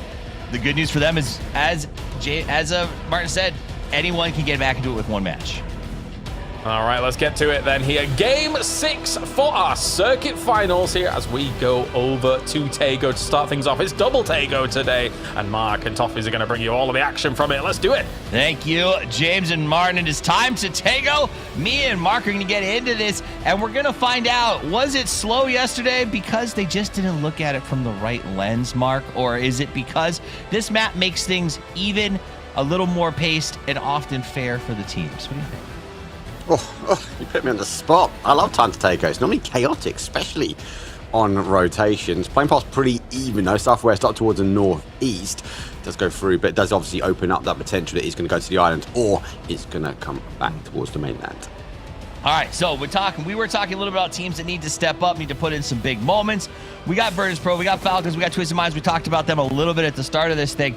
Anyone's Legend, I think you heard James bring that up in the pre-show just a little bit and saying what's going on with these guys. That race last weekend that Anyone's Legend was involved with was probably one of the most epic finishes I've ever seen. And then here we are in 16th place. Do you think they just got so cooked last week that they can't function anymore? I mean, 6th, 14th, 10th, 12th, 15th. I don't know what's going on. It's difficult, right? Because you see explosive games from this team multiple times, but it's the level of consistency which is lacking for me, right? They can have good games. We look at this final at the moment. A good game, yes, maybe we'll put them back in a topic of conversation. I feel for them, they're so far down the leaderboard toppies, they're going to need 2, maybe 3. So they have to take this midday as best as they can. If they don't, and especially if they don't get the win, we write them off. I mean, 15-game series, you got to get into it right now. Our top team has 51. It goes down from there. The final, I believe, if we go back to the last time we played 15 games in a big thing like this, was 136 for the win, 101 for second. So that is to say, a lot of these teams are sort of on pace to maintain that management in terms of overall points, right down to 7th or 8th place. But you got to start moving. You got to plan for 1 big day and 2 middle-tier days if you want to be in the race at the end. The problem is almost all of our top teams have literally said, all right, well, that was our mediocre day. Now the next 2 have to be good, and they have to be good right out of the gate. So I do hope they went back, because that will be the other benefit. Is you talk about everybody from Gen G to 17. These are consummate professionals, Mark, who know how to go home after a bad day and fix it for tomorrow. Yeah, that's right. One of those teams is Made in Thailand, who had a pretty good day yesterday. Definitely a team in the run-ins, but just short falling behind to kind of a 50-point mark. And if they can deliver 50 points a day, that will be huge for them. Yep. Big ones from Made in Thailand. Exciting to watch. Again, we've got multiple years in a row where our top performing team at PGC is coming out of that APAC region. And here's another team that looks like they are building up. I don't know what happened to Kiss last year at PGC. He sort of fell off and had a bit of a struggle in terms of performance. But outside of that event, I feel like Kiss has been such a huge part of the ecosystem. Discovered early last year's amongst the trees and just growing into an absolute threat that continues to get stronger by the month. Yeah, insane. Kiss of Death. He's been dubbed. He's been sorted. DSU's in the same. We spoke about Ferris, though, in that pre-show, and this is what I'm talking about. An IGL that could sort of hold its own, deliver a 3 versus 1 scenario, completely dispatch VP in one swoop. You know, and then there were big salute moments as he sort of seemed to get a little bit of action for Gen G. That was the backstab heard around the world. As he came up behind the Falcons, it cost them everything. We saw Twisted Minds go down there. We saw some big moments from 4 Angry Men, but again, they're just not putting up the numbers they need to. At 26, it's not that big of a differential down to 14th and 19. The big winners at the end of the day was Petrichor Road, though, walking away with 51 points and a big consistency rating. I mean, 5th, 9th, 2nd, and 1st. That is a really strong average placement. Sometimes not with the kills, but with those kind of placement numbers, they've got something unlocked on how these rotations are working. Yeah, no, don't take anything away from them. Pin that for a second. It's Perfectix. He said this guy needs to get it. He doesn't quite get the knock, though. He has full, so there'll be an element that Perfectix has to try and push forward. He looks, though, towards the other side. C17 as they have to apply pressure, but Perfectix, 14 shots left in the mini. He needs to get a confirmation and get some reinforcements. Ancient enemies are fighting across the board as Petrichor goes with 4 AM over on this side. Twisted Minds goes head-to-head with 17. It's like the old days all over again as these top teams choose to take each other on. Shen doing a little bit of juke and dive, trying to push Petrichor away. They lost Spaceman, and it does feel like Petrichor goes, all right, we got what we want. We sent you a message. We kept our men alive. It's time to leave. It is time to leave, but Petrichor Road have other ideas. They surround the compound, the M249 potentially chasing down. Tig gets the kiss of death. He gets confirmation. Ilgos does get a confirmation as well for Twisted Minds. We did drive forward on that one, so lots going on here, and it's game number 1 of day 2. You saw Taggleton heard us talking about how Kiss is becoming one of the standouts in the league, and he had to take care of that right away. Lucarux does walk up and finishes loose. So Twisted Mind and VP, it feels like regional rivalries Glories are going full steam at the start of game 1. Yeah, really close to that sort of leaderboard, so ensured destruction for both potentially. Lukrux hits a couple more shots, but Tordins though is down and he gets confirmed out. So good play from VP, and it looks like a lot of teams want to be in the driving seat. It really does. A lot of teams already coalescing towards that middle position, and then a red zone will appear right on top of it. So the middle of the circle that is already hyper congested, has a rivulet going through it, is now got a red zone on top of that that's going to create all kinds of cover positions. I just hope it keeps shrinking down towards the donut, because this end game is setting up to be wild. People keep crashing the way that they are towards the middle. It's overwhelming how fast they're filling it up. Yeah, it's all about the map actually. So obviously the flight path was in that sort of southwest up towards the northeast, but the zone has come quite late. So we're up in the northeast corner. We do have that kind of dry riverbed going through the middle, as you mentioned, that red zone. And we know the zone likes to get attracted to water. I'm concerned though, Toff, yes, we're finding that middle effect, and I'm with you. I want this sort of donut approach. I want this sort of ending in and around this area. But there is a variation that if it pulls back towards the northwest, we're going to have to see a lot of teams that have to migrate from that east side across this dry riverbank. Absolutely, and Myth would be celebrating in spades. Down a player, they could use a little bit of help for themselves. You see 17 bringing back the Ghost as he flies in from above. The real loss here is the Twisted Minds lost 2 players very, very early on a map that I think you saw the pick rates. A lot of people say, hey, wildcard maps seem to become a place where Twisted Minds is thriving. They've got good drops here. They've got good rotations. They seem to understand the game, and now to be down 2 players has to be pretty gosh darn devastating. We saw Tian grabbing a few extra pieces of inventory, and now Gam the Expendables is butting up right against 4am. Glory's prepping that smoke grenade, but I think that he knows Hasameme is here. Yeah, this is again a town which we see zones end, so well rehearsed, well played. The question is, do they know that they've got neighbours down here? 2 minutes 35 before we see that next zone shift. So maybe a calm, but we still got a few more teams that need to come in. As you come back to your donut approach, I think these teams, like Anyone's Legend, Crazy Raccoons that are coming now into zone, they might also try and play for the center.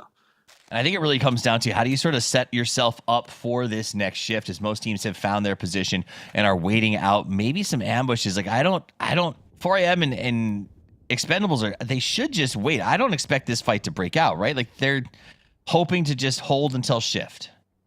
Well, let's wait for the hold to get shift. Let's get some information though. VP sitting quite close to that point, that shark fin at the top. They've got a lot of decisions to make. So let's jump into their team comms and see what they got to say. We drive to east, top hill. No, they're gonna be there, right? Yeah, mid should be. I mean, you should play just behind Twist, no? I mean, yeah, but they're gonna... Yeah, northeast. Can we scout towards blue from us, or is too far? We can, we see that. Yeah, we should go there. We should just... There's 2 guys on green here. I'm gonna shoot them. We should play into Twist and then lay into that with all the space.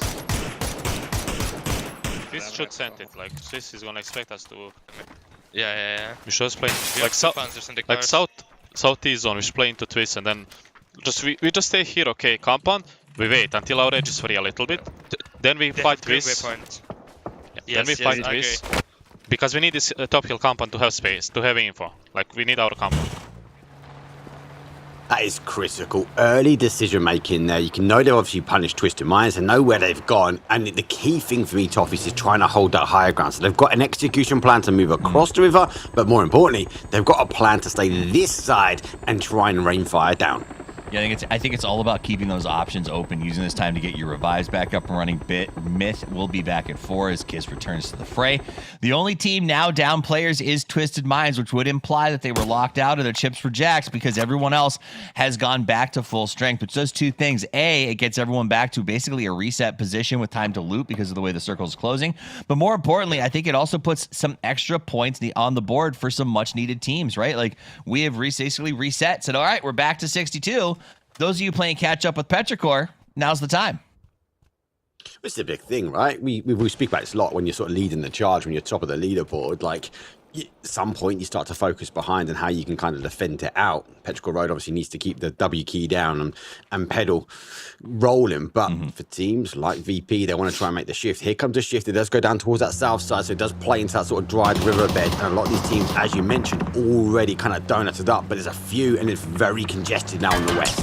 All right, Crazy Raccoon's going to try to make treasure out of trash as they take a tough rotation right through the middle. Fire from 4am. They took a couple of pot shots at 4am as he was landing, and now now they decide they're going to fire back. So 4AM pushes CR away, and they get actually a solid rotation right to a middle spot here if they can find a place to park. They should stop down, dig a little hole, but they're surrounded on 4 sides. I like that send. I think it was super risky, and I think only the fact that the Expendables and 4AM are layered on top of each other maybe kept them from losing one on that rotation.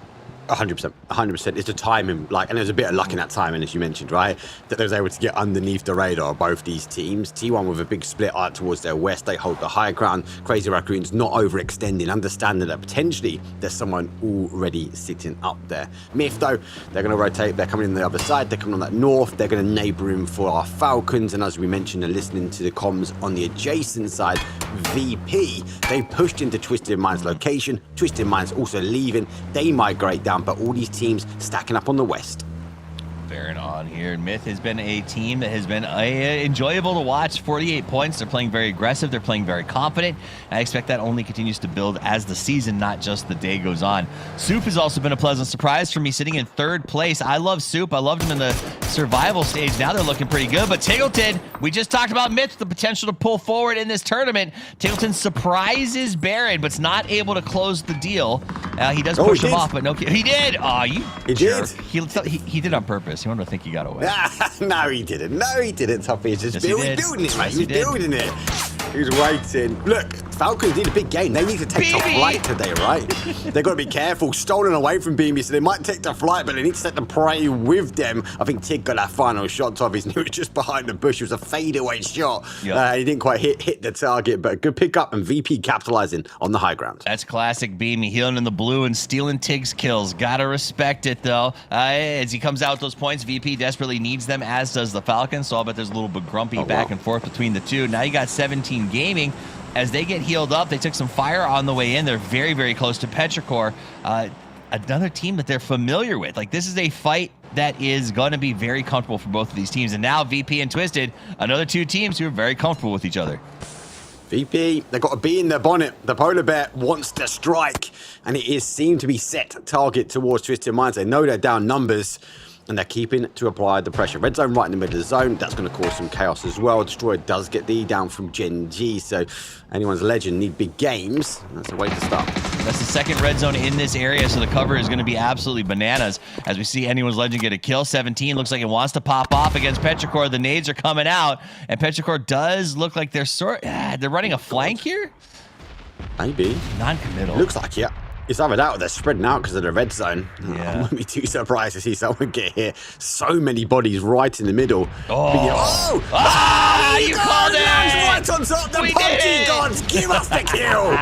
Chewy, why? Petrichor in some trouble as Chewy gets knocked by the red zone. The fire, the brimstone, another one almost takes him out. Chewy's like, no, what? This is not real. And Ming Ming has to mount the rescue right away.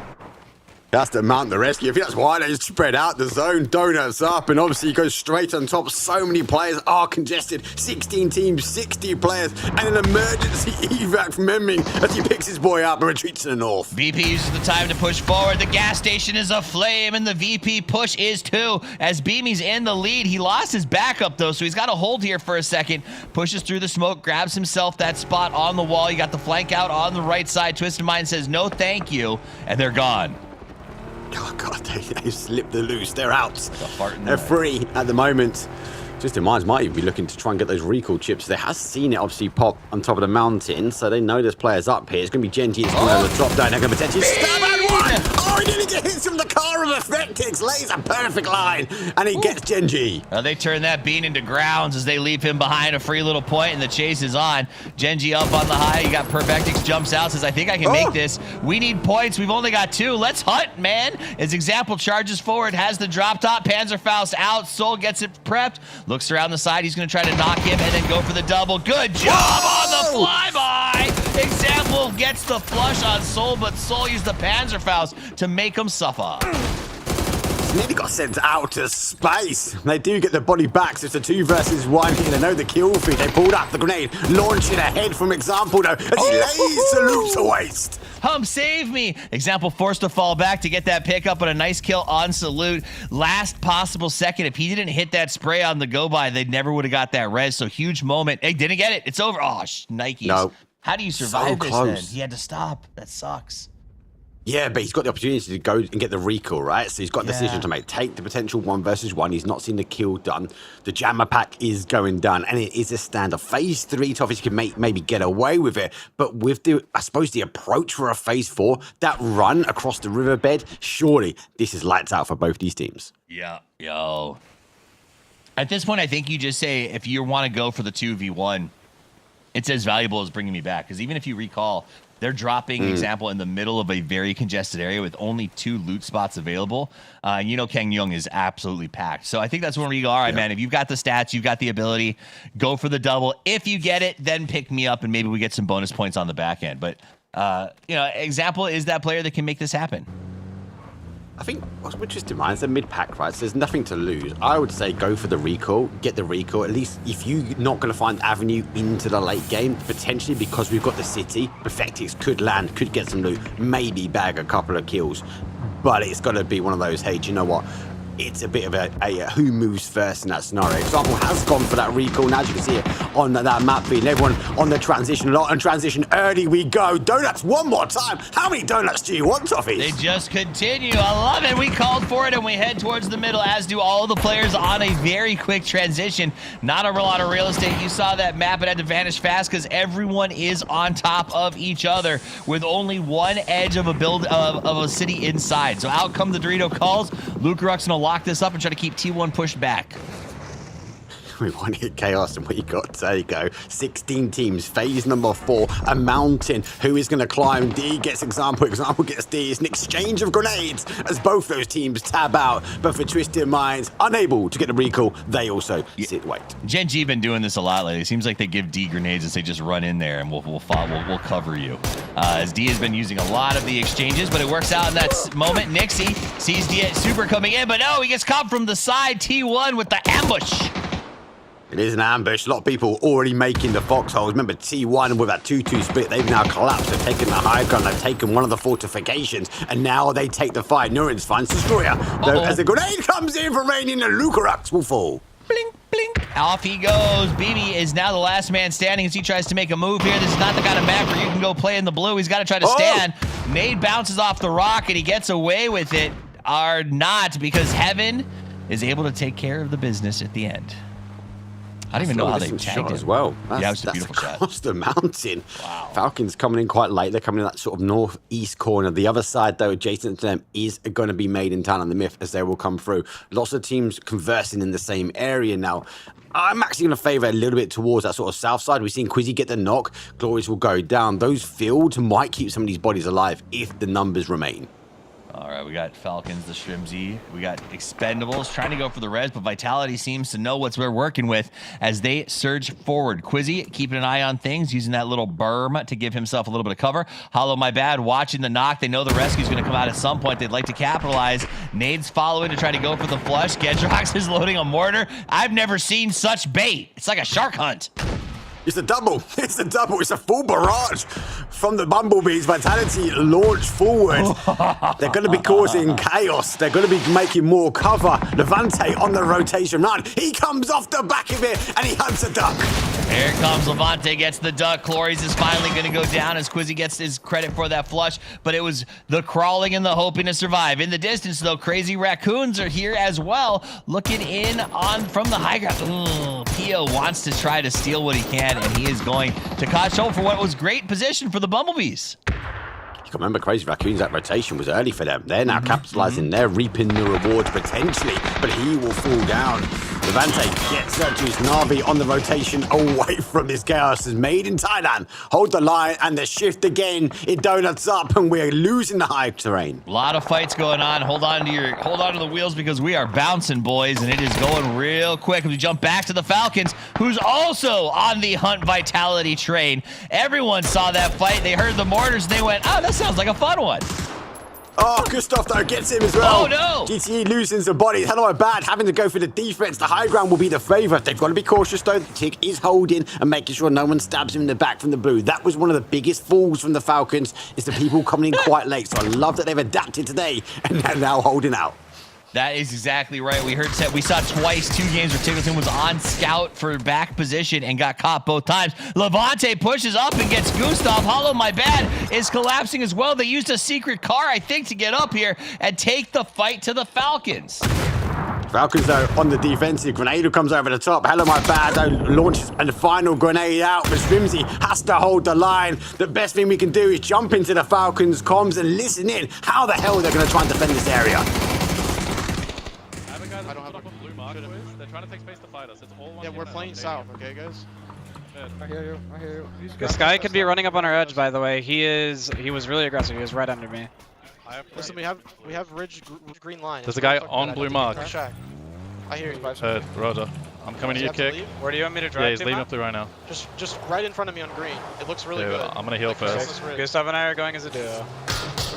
The shit is there's something as a duo. This guy on green is knocked. The sadness with which he goes as a duo. Meanwhile, we'll jump over to Ferris. We'll catch up on the Falcons in just a second as Ferris tries to deal with T1 and Anyone's Legend. All of these 3 teams bumped up against each other. They're all using good strength right now. Ferris was Shining Star yesterday. Is going to try to make it happen with the M24. Lots of bullets, lots of positioning. Meanwhile, the Falcons continue to fight back against... They're into Petrichor now. They got chased here by Vitality enough to clear Petrichor. So many teams just lumped up on top of each other.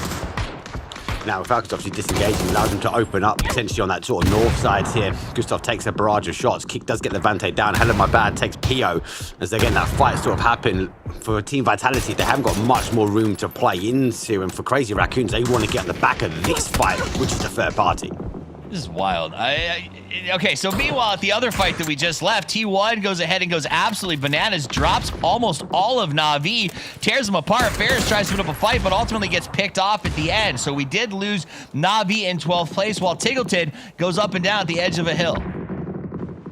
Here's Petrichor Road, our leaders at the moment. They are very much entrenched into this north side. For any of the other teams around him, if they can get them out, they can get them gone and potentially climb that gap on the leaderboard. Falcons, Tig has the Panzer in hand, can see a couple more shots, but it's going to be Kick that gets the shot across with the MK. Nice moves there, and then we do see Anyone's Legend T1 elsewhere going to be finishing off their fight. You can see him on the left side as Falcons tries to find a way in. They don't have a lot of options. It's mostly just cover fire to try to force Myth to go head-to-head with 17 and not bother them, as well as keep Petrichor off their backs coming in from that side there. Now we jump over to 17, the opposite position, as they keep an eye on Myth. Cars be blowing up. A lot of attacks. It's just Scappy trying to make some trouble. He's the last man standing, and he is causing a little bit of a kerfuffle. Still not in the placement points either. Arena Fall, only 1 point on the board for them. Scabby has to try and hold. The smoke starts to bloom. 17 apply and pressure now on that northwest corner. Falcons, though, are also in the wings waiting. Petrichor Road, with all this chaos, actually slipped away. And Anyone's Legend, they also fall. So we now work our way into a top 8. Thank goodness we can see Scappy in this smoke as he prepares to ambush 17 maybe at some point. So keep an eye on Scappy doing good, I guess. And then here is DNS Soup. Now they are head-to-head with 4AM. They have been for a minute. They got to try to root him out. Spaceman gets deal, and that's going to open the door for that. Oh, Heaven could try to grenade this res. That'd be huge. He's got no grenades. He's got no grenades, though. He's only got the flash, so it's going to have to be a flash and a push. There goes the first flash over the top. Now they've got to try and make a pay. Yes, you're in the foxhole, but you've got to capitalize. He now comes out late, gets caught in the flash, and he's right in the open. Heaven put back in his own foxhole. Nice. Heaven on the low ground. 4AM trying to sneak up here finally. Looks like they're going to go for those reses. 3 players left on 4AM. Back and forth. They do toss a little grenade out there. You saw the emergency covers come down. Heaven is low. He had vision, but he couldn't stand up in time. Shen uses overwhelming force to get in there and get the flush. Heaven is down. 2 players still doing the same ambush tactics on the other side of that ditch.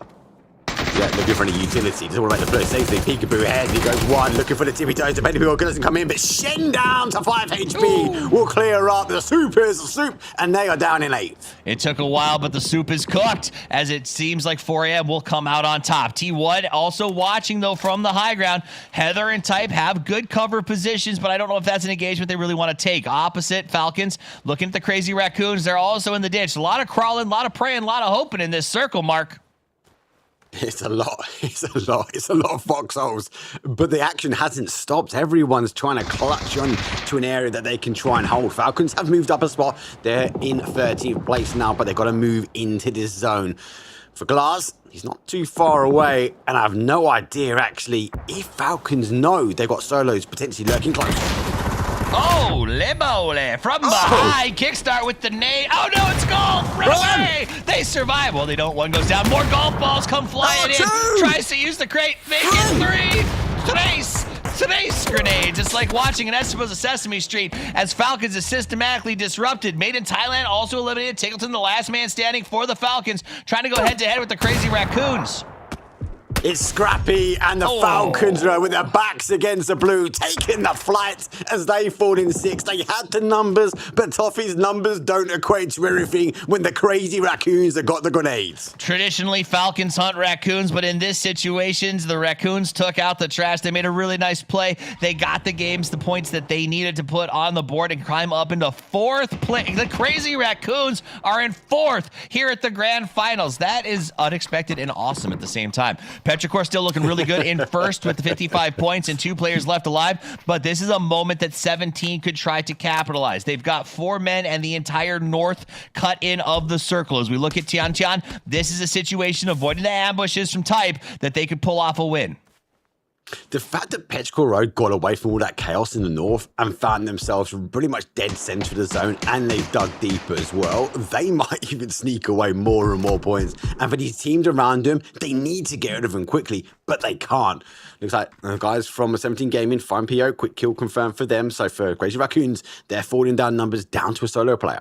Down to a solo player. And that cost them much, but they got the win. Ultimately, to say I only had 1 survive after fighting the Falcons, I feel like is still a pretty good rate for you to get out with, because that is a very tough fight no matter how they're doing in an event. 17, though, looks very strong. Type could be that backstab, but if they survive him, I don't know how they get rooted out. Petrichor's in the middle, but they got absolutely nothing to work with. Guyan jumps up, blue zone, back ends. Here comes Type. We're worried about it. That gets the first. He goes for the flush. He runs away and gets shot in the back. So Wenbo does knock him down, but not before they lost Shao. Woo! Got miss for T1. Heather's too far away. He can't engage. If he makes a dart across the zone, he's going to get picked up by 4 AM as they hold that southeast corner. Wenbo will find the ability to restock. So Smokes will go into the back pocket. Crazy Raccoons also have a huge stock of utility, but they've got to get close enough to make those flashes count. Around got to loot everybody. Opens for the spray on 17, but now 17 is well aware of his location. That might actually backfire them as they stop the car, flip around, and notice the threat condition. They thought they had that backspace filled out and locked up. That will slow down their push towards Petrichor, buys 4 AM a chance to possibly make a rotation into the center if they want to do so. Look for them to send a Hasameme relatively soon. Just going to try and hold. Human is waiting. Petrichor Road, I don't think they'll leave, and that is a tank trap and a half. MG in a foxhole, not too far away. For 17 Gaming, if they stay on the right side of this push, they'll be okay. A wrong rotation, and they are going to step on top of Petrichor Road. Yeah, Petrichor Road is the proverbial landmines in this game. They are, I mean, they have a win condition should 4 AM and 17 sort of bump into each other. I think winning while in center is going to be tough because a lot of teams will be collapsing. That said, you see the boxes around them. They're very likely topped up with some good gear. They've got plenty of ammunition, and they should have some utility because they haven't had to fight for the last 5 or 6 minutes. They've been holding strong. So we'll see how that plays out. It looks like 4 Angry Men going to shore up their position. Everyone has a toehold in the circle except Guyan, who doesn't want to move. He's just going to stay quiet for the time being. They've got an understanding that someone's there because of the car. So for 4 AM, they're not trying to push across this sort of south side yet. Interesting the move of the vehicle. I think they're looking to try and deploy cover for late game, but that hill, it's going to really affect them. If one of them want to pop over the top, if 17 Gaming find themselves in a position, 4 AM might get completely stopped. Here comes the move, like these teams on the outside, and we are phase number 8, so only 1 more to go. Everyone needs to expel their smoke walls to get in. That's the time to make a move. We do jump into the car for 4 Angry Men. We're going to start progressing forward. They drop down a little bit of emergency cover there, and that will get them into the circle, which is a much nicer spot. Shay gets the visual. Heather had to move. He was outside the circle. They lock him up, and that will be the end of T1.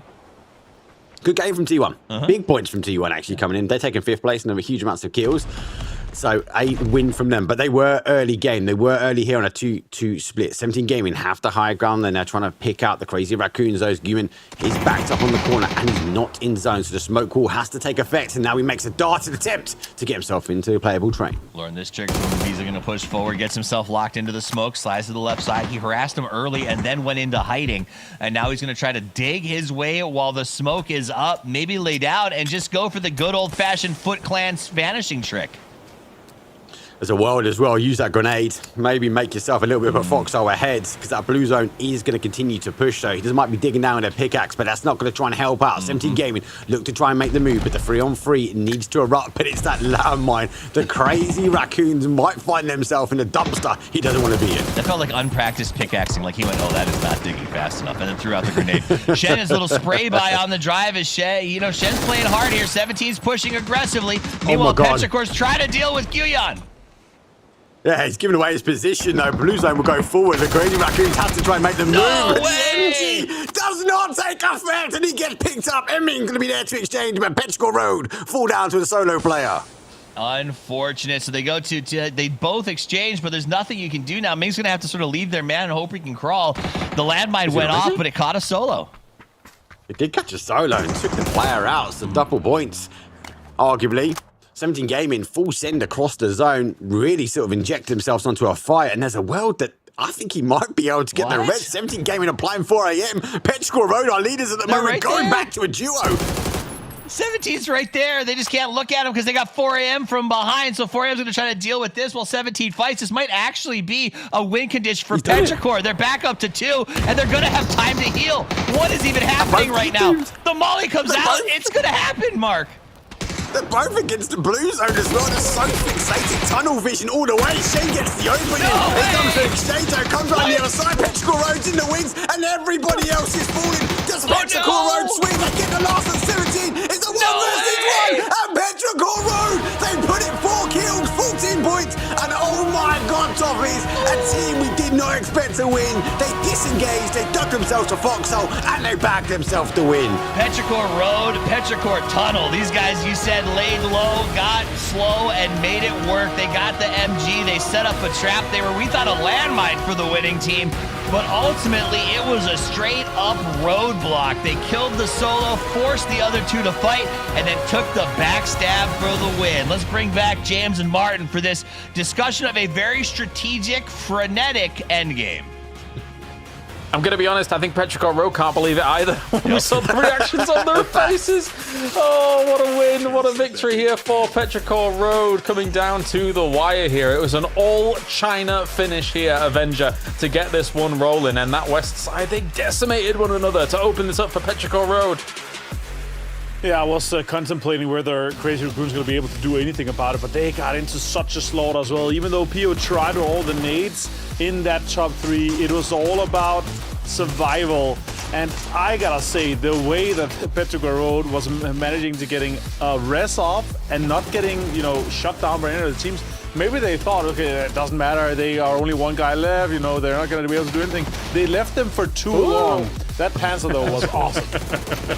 Yes, it was. We're going to watch the highlights from this game, and hopefully we caught some of what was going on in the west and the south here towards like that late mid game, because there were some big important moments which cleared out a lot of these teams, Mark. We didn't quite get to see them during the game, but like T1, for example, you guys were talking about how many kills that they had on over there, and that's very important here for Korea to step back up whilst China looks amazing. Yeah, you remember T1 took that position quite early, and they had a big 2-2 split, so I was a bit concerned that actually a team rotating around might sort of expose that. They collapsed in at the right time. Na'Vi did go for a wide rotation. They went to get away from that sort of northwest fight, but they rolled straight into T1. An exchange either way, but actually T1 got the better of them, so Na'Vi looking to climb the leaderboard, but completely denied. Yeah, they got destroyed. Tough, as you mentioned that Ferris with a little bit of a fight back, but I mean, like if you're dying off that quickly, it looks like we're not going to be able to get to see what was going on there. So I guess we can focus on this late game and see the fact that, unfortunately for 17 and 4 AM, just mutual destruction, right? What are you supposed to do there? Especially when you're not shutting down Petrichor's res somehow. Yeah, I mean, just to briefly mention Ferris, it was was like the knight in Monty Python. Like he had one arm left at the end and was like, I think I can get you. So he tried his hardest. But that end game here, 17, 4 a.m., going head to head. And I almost felt like disrespect, like they knocked the Petrichor player and were like, good, you're no longer our concern. And I don't know why they didn't go for that finish, because it wasn't obviously a flush. Like they know there's another guy there. But Petrichor was shocked. They couldn't see crap. They were laying in a hole, right? And like even where they were laying, there was no real vision. They were kind of surrounded by uphill. So they stood up and just went to war. Okay, right. This is Petrichor Road, 65 points at number 1. They are flying high. Brilliant stuff. The entire 1 through 8, China, Thailand, South Korea, Martin, they are dominating the West right now. Yeah, just 3 nations getting in there. And Heather getting those 5 kills was great. All the kills and damage he's been able to do. The knocks from PU came in through, but that top 5 to get 14, 13, 13, 12, 12, like so close, obviously, but it's all the left side of the leaderboard teams that's able to get in there. A little bit of a pad, though, for Petrichor Road. I'm really surprised no one shut them down after they were down to just 1 man, and they're able to clutch it. Getting the 3 kills, obviously, Ming Ming here, 0-4-NB getting the other one, but what a way to finish this one. Petrichor Road, again now, what was that, 19 points down to 3rd place? That's a little bit of a foundation to stand on. Yeah, this isn't quite the 25 damage done, but a Petrichor Road win, Toffees, that we saw yesterday. But it is a quiet win for Petrichor Road, but they'll definitely take it. It seems to go the way of Tego. A quiet win with 2 blistering teams finishing in 2nd and 3rd. Man of the match will go to Heather as he gets 5 and 660, looking pretty good. And I think that the big one for me, though, is like as the man of the match does go to T1, at the end of the day, Petrichor went back-to-back. It doesn't matter how you do it, right? A win is a win, whether it's by an inch or a mile. Every real racer knows that, to quote one of the most beautiful men of all time. That said, though, getting this double is insane. Like, that's huge for them. The fact that they are already halfway towards the winning score of the last time that we played 15 is starting to feel insurmountable. Teams like Made in Thailand, who got a 1st and a 3rd to start this event, are losing steam rapidly trying to keep up with them. All right, well, let's take a look at the other side of the leaderboard, I guess. Mark, because we've got Kickstart, who has been looking good, regardless of, Falcons having a bit of a harder time. And likewise, Twisted Minds. Okay, this is something that I've been talking about in the background here about Twisted Minds, but I'll say it again. Is Twisted Minds looking a bit stale here in TPP? I think they're having a hard time gaining traction compared to, never mind the international scene, but also some players and teams on EMEA as well.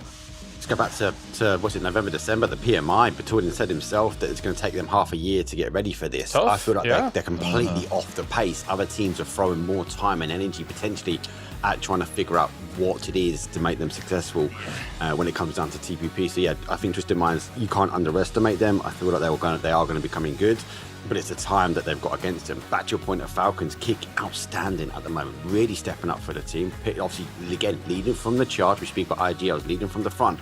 For Falcons, though, I really feel for them. They find themselves in this kind of mid to late game, or about to inject themselves into late game. They've got the right position, they've got the numbers, and it's 1 or 2 players that completely dispatch them.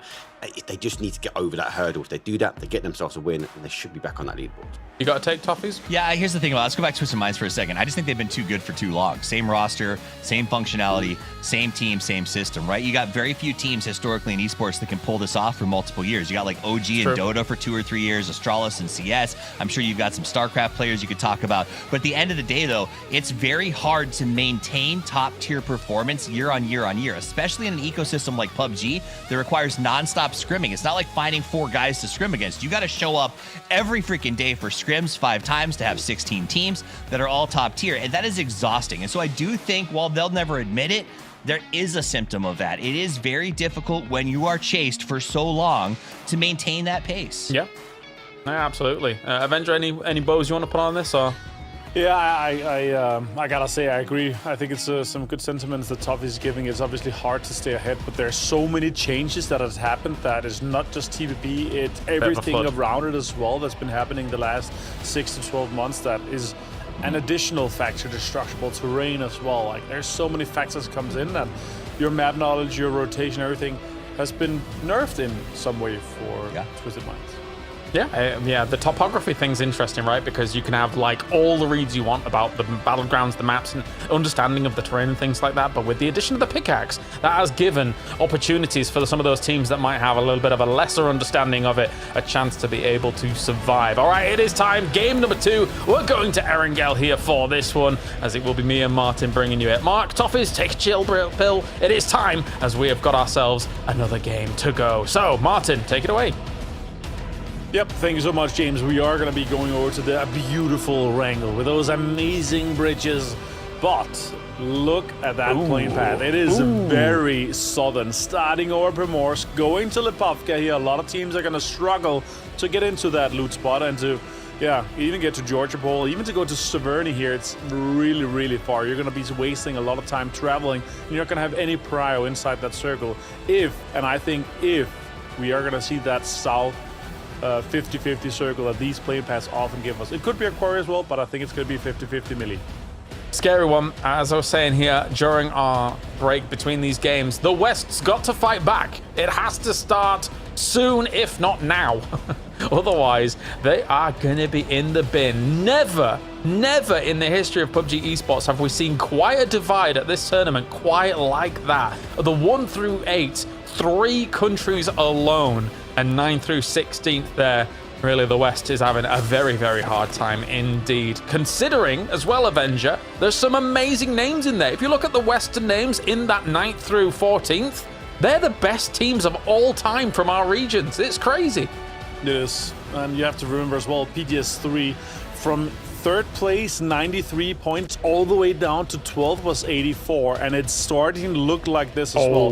We're actually going into a quarry here. I said that's the 2 possibilities that I see with a quarry or a 50-50 military here, and we got a Genji home to circle, T1, a lot of water. It's somewhat already like circle 2 almost with the amount of kind of land that's eliminated with this amount of water in this western shift here. But yeah, our mid pack was close in PGS3, our last PO15 here, and it's still close here. Even if you're down on VP on 14th place, 22 points, you're looking at only 17 points up to 4th. Like, it's a win with 7 kills. It's very doable, and we've seen, double-digit kills alongside those chicken dinners, so very doable here. And let's see what somewhat a home turf circle as well for VP, as we see Gen G, T1, VP, and Expendables be the only teams inside this western circle.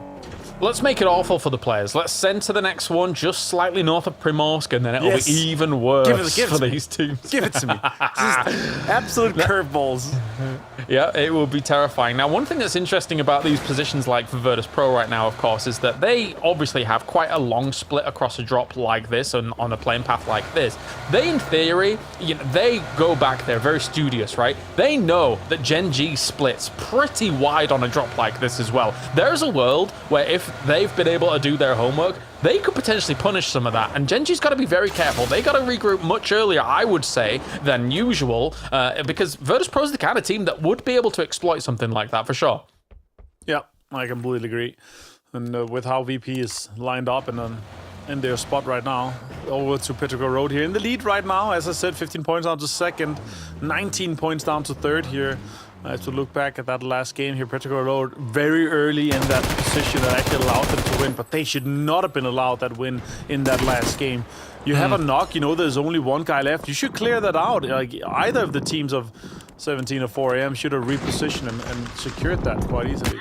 Yeah, poor Gyuyun for Crazy Raccoon. He was trying his best to make it work, but in the end, of course, didn't quite have everything capable here to be able to shut down Petrico Road over on that eastern side. But watching it all unfold, right? A really big effort from T1 once again. Heather doing a lot of work on that west side. And maybe they can do something here, right? Obviously, they go for that west coast split on this Erangel game.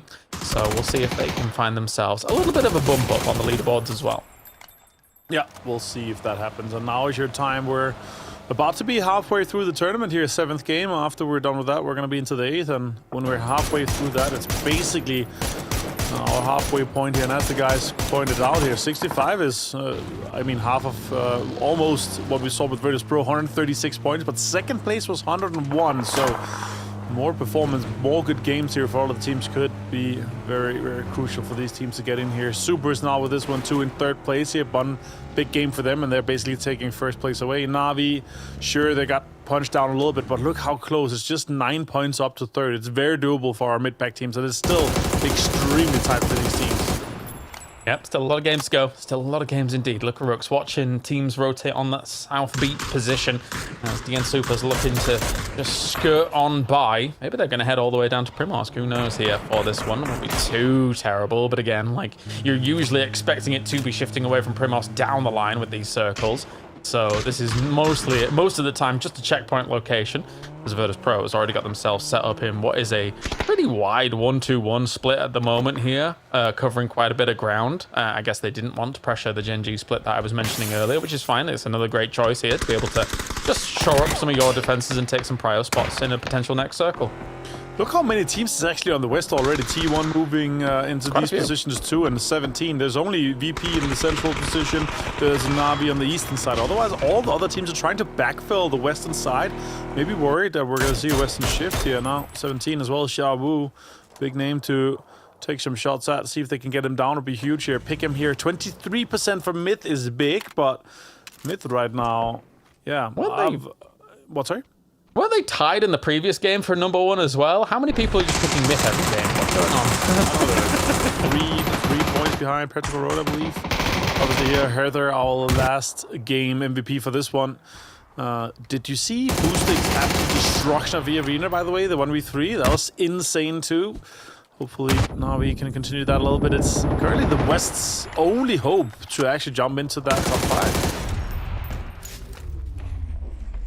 There is a chance. There is an opportunity. Heather on board with him as well. Good stuff from him, of course. As previously mentioned, he will be leading the South Korean team alongside Seongjang, actually, who I do believe is the captain for South Korea from GK, after they had an amazing time over in PWS, getting themselves second place. Levante's drifting, despite driving straight forwards. I like that. It's kind of cool. They might get held out here, though, by 4am if they're not careful. All right. It's very likely to be happening. That's a great nade in the corner there, actually. Oh, it does not go away, and he has the back wall to hide him as well. Nice peek here from Spaceman. Gets Quizzy down.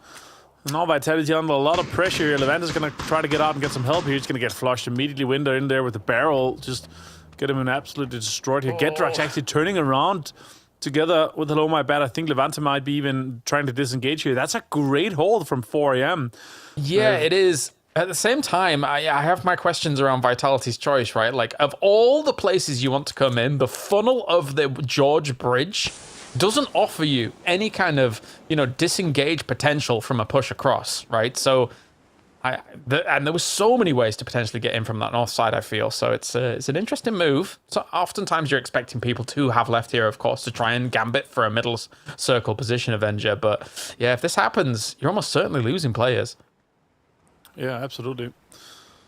And let's see if we can stand off this one a little bit here. A little one helmet as well, only for Levante. 2 first aids, no utility. It's very sparse with what we see from him. We've seen big things from him before, obviously, but it's going to be difficult. Lucarux finds him as, obviously, MVP from PNC last year, and he's going to go and try to replicate that in Korea just 2 weeks' time from now. Is traveling starting.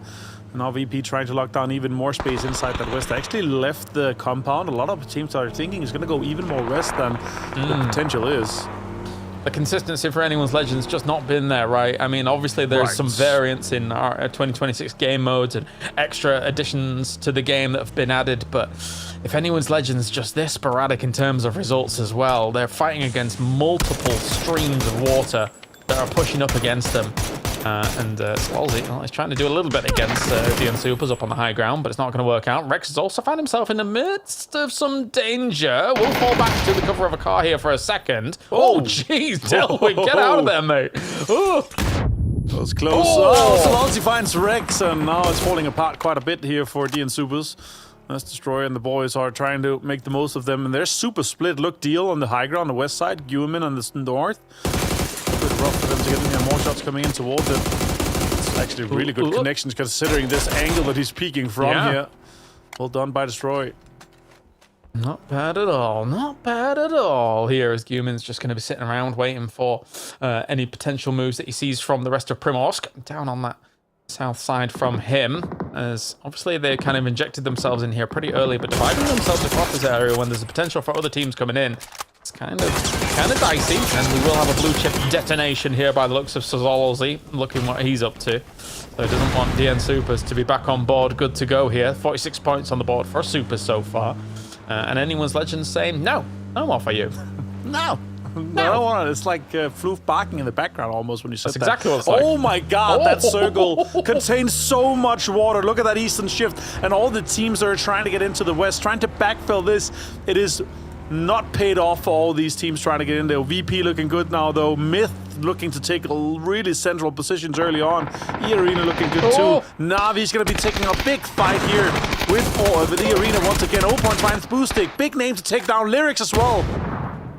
The Arena starts us off really hot. Very well done by Opons and Lyrics to start that off the way that they did. Hakatori coming in for the reinforcements alongside Fairist as well. Throwing some nades across the way here. Lyrics does go down. Pathompong is gone too. Will Na'Vi continue to be able to hold this off? You'd expect them to be able to do a bit better than this, considering that they were parachuting right on top of them, but no shots came in against it. Parachuting into the long woods oftentimes can give you a bit of cover away from other teams and their prying eyes. So this was smart by E-Arena, and if they can get these reses off and deal with Hakatori and Fairist, that would be huge.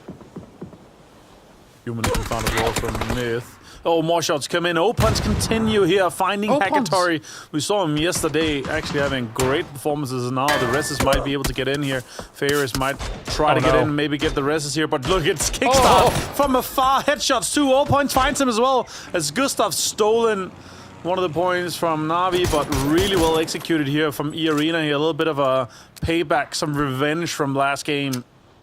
What a revelation Opons has been here for E-Arena as well. Yes, the team's good, but Opons has just been blinding here in the past couple of days so far for E-Arena, really pushing them up beyond where I believed they could be. Is now Crazy Raccoon also going to be making land on the ferry of all things. And actually, there is a good swathe of land that they can take in Ferry Pier. Nobody's down here so far.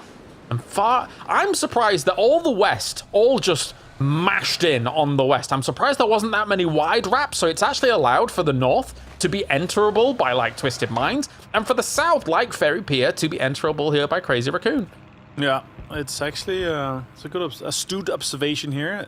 Some teams obviously trying to get in here, but still a lot of teams try to enter from the western side. They're so close. If we see another eastern shift here, it's going to be so detrimental for the teams on the western side. Crazy Raccoon right have a really good game here. They're close to the Arena. Falcons is locking down this northeastern side here as the guys are taking shots from Twisted Minds towards that glider that Kickstart is gliding around in. We've seen a lot of fights between Twisted Minds and gliders and Falcons. They are calling each other's secret locations out and glider locations out and camping each other sometimes here and there. So I kind of like that a little bit, as Falcons is trying to take more central space here. I'm really interested to see where this next arrow goes here. If it still contains a lot of water, Crazy Raccoon might have a really good game. VP in a greedy 2-2 split. DN Supers already inserted themselves into Mid's compound, the one just east of the Cat Hill. So that's going to be really interesting. And Gustav locking down this one in case it goes north. And another one of our Western teams that's having a bit of a hard time is Vitality, still coming in on the circle. Let's check in on their comms and see what they're up to.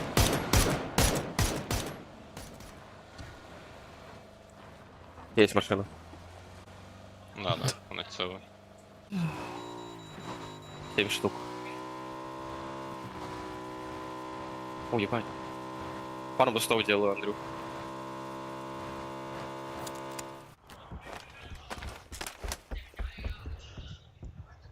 У нас стоят на краю кошки, типа. Парни, у меня могли отдать вот эту хуйню, и может быть с нашей стороны еще можно быть. All right, well, Vitality, not many comms indeed. No, they've just lost Levante as well, so this is really problem times there for them up towards the north, as T1 was just waiting, knowing that they were going to be driving in behind them. During all of that, they did hear those cars coming on in here. Meanwhile, though, a lot of movement in the long woods here. Petrichor Road trying to make a bit of a dart through into the middle of this circle. If Petrichor Road gets a central position without taking casualties, but it's not true. Kiss here with some Kiss magic. A double. Chewy and Miming down at the moment here. Shuts them down. Scappy takes down 0-4. It's I-26v6 here to try and make something happen. And it's not going to be the case here. Number one down in as quick as that, Avenger. Yeah, super important name to take down, considering the lead that they've already established in this one. DN Super's in that distance, just passively waiting for it. But Pong found Perfectix. They're trying to get into some of this safe space here. I don't think he's going to be resible without, 2 or 3 smokes, then maybe a crawl. But if I was the arena, I'd be trying to strike a little bit to secure that point. Lou trying the most of it as the other guys are driving in here. It's a good smoke. He's actually got a lineup here and a little bit of a cover from the coup. Kickstart seeing this moving in. Beard comes in to try to support this as well as Petulin is driving in behind them. Falcons trying to lock down this northern side push here. They might have a to Twisted Minds here. I really wonder how that's going on here. Correction finds still when shots are coming in. They're trying to get into the secret room location. No keys for you though, boys. No, and again, these locations become more to bait if you're not careful here by Twisted Minds, or if somebody moves up on you and then you can get some nades off. The one saving grace for that, potentially, that is the BRDM that could actually help out on the hold completely there. As 4am now pushes against DN Supers. A little bit of a scary spot here for DN Supers completely here as Winder does start things off. SMMA is down though to Heaven. It's all on Heaven now to really try and do something about it. He can't go down the stairs because there is a molly there. And Winder going to send a nade out the window just in case he's actually going to be leaping off and going for another angle. T1 moving in alongside them though, taking down Myth. Everybody wants to co-inhabit this compound.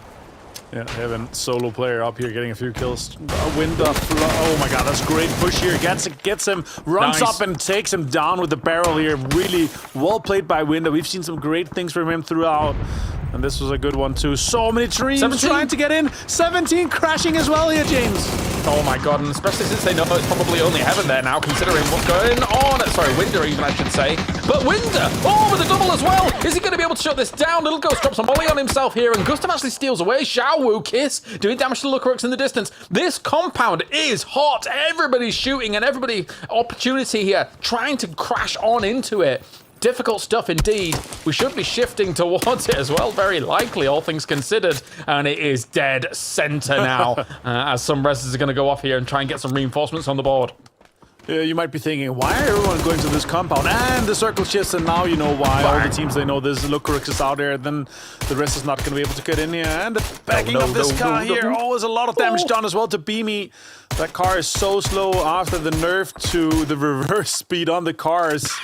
And Bean and the boys here from Gen G take so much base on that northwestern side. Falcons actually getting kind of close here to Salute, so we might see a fight between Gen G and Falcons just shortly. Levante and the guys from Vitality is west of it. Anyone's Legends trying to get... Oh, that's going to get a lot of shots towards that. You got to turn away, yeah, for sure. Corexi and Nixie still alive. Last 2 players from BP on that southern side. Oh, I was about to say, try and head over to Delwyn, and now you really need to, in order to get this res off and good to go here, Crazy Raccoon. They've come towards a position where we've just hit a mortar. If Pio hasn't changed this angle, they all could die right here, right now. It's going to be close. Some damage. Another shot here against Destroy. Sololzi. Oh, it goes a little bit too far here. He somehow survives. But no, he's gone from the car explosion. No. It's beautiful. Correction actually gets this one. Getrax finds DE from Gen G. This is a strike from the western side. Now everyone from Gen G turns around, takes shots towards Vitality as they try to get into this circle here. The compound south of them is actually free, considering VP lost those 2 guys. But with Vitality being all 4 alive on this western side, they could actually have a pretty decent fight with Gen G. Take this area from Cat Hill away from them. Well, Avenger, our games yesterday were kind of quiet, but I'm glad now we've been redeemed for this one, because this has been good so far. A lot of crashes going down. Somehow, some way, Levante back up here for Vitality after the res goes down. They do have a slight opportunity from that west. I'm not saying it's an amazing one, considering where all these teams are currently situated. Maybe they could head into Longwoods. I don't think fighting through Gen G is the greatest play, but they might be angling for it. We'll see. They've got options, because they could technically go up to Cat Hill as well. Oh my god. Yeah, as this closes in, it's going to be difficult for Twisted Minds to make any move. And yeah, as you said, maybe it's game 2 and 4 that is just bangers, and then the rest is, kind of all over the place. Sometimes it's bangers, sometimes it's, okay, what happened in that game? I didn't even see it. And now Falcons continue to take control of this northern hill here, the so-called Cat Hill. As the teams, we have 4 teams inside that compound with Myth, with T1, with 4am and 17. The western side is very breachable, but Let's see if we do end up going central towards it. The arena now with a little bit of a fight and an opening onto, oh my god, perfect nade timing here for Pathampong and the boys. They got absolutely boshing out on Hwangf, and Expendables are falling apart just a little bit. That was an easy one indeed here. Arena still making a big meal of this one, trying to get, if they can get rid of the Expendables and move forwards, they're going to have an easy play to be able to get back into this game and into this circle, no problem. Crazy Raccoon shooting at Virtus Pro, and here comes the 4-man BRDM. Please nobody have a Panzerfaust. But of course, nobody have a Lynx. all that, gosh, can you imagine? I haven't seen many crate guns here yet, actually, now that I think about it. Oh, it's not Tego, so it's a little bit of a lackluster one. Maybe all of them are outside. I think VP has one. But we'll see now. It's just about, a few teams shooting at it, and it's done. They've got no cover, but they're trying to backfill this position here. Sure, the compound is still a little, but the hill actually has the majority of this side of the circle. So I understand that they're forcing themselves into it. Now Vitality with a big push here. They're going to be driving in between VP and the compound. Everyone's going to be taking shots at them. Yeah, this isn't a bad idea. However, the deeper they go here, the more precarious it does end up getting. Oh, they go straight into one of the dips. That's not actually bad at all here. The only problem is if some of the shots come in. As Myth did actually see Gedrox there as he dips on down. Tries to get himself a little bit of cover. Some smoke's going to have to get on the ground here for Vitality to get things going. Pio is moving into a position where he can get a nade. If this nade hits, if this nade lands in the middle of that as perfectly, oh dear me, bobbles around, doesn't quite get the knock. Those cars, the saving grace from those bounces. It hit the windshield like the perfect ping pong. Glass finds Correxy now. That's Crazy Raccoons on the guys. Look at that. Twisted Minds now trying to make a different move. Okay, everybody just gotta focus this PDM right now. Like, okay, it's another pull up here into a little, perfect dip here. I don't know if that was their own mortar, but it's actually a very playable dip for them. I will say, Martin, Crazy Raccoon is playing two completely different games. The 3-1 split from them, Pio is just like holding like two angles. Like, he's holding Vitality, holding E-Arena wherever they want. The other three are just down on that south side of the road here, waiting for this to go down, holding Virtus Pro apparently. Glass with another fantastic nade, as now Jacob here with Mortarfire. They will rain it down on the potential, maybe the Twisted Minds location. I didn't quite see exactly where it was going, but looks like here Kiss shuts down the Vante, and it's the mortars towards Vitality. Oh, they're getting bombarded.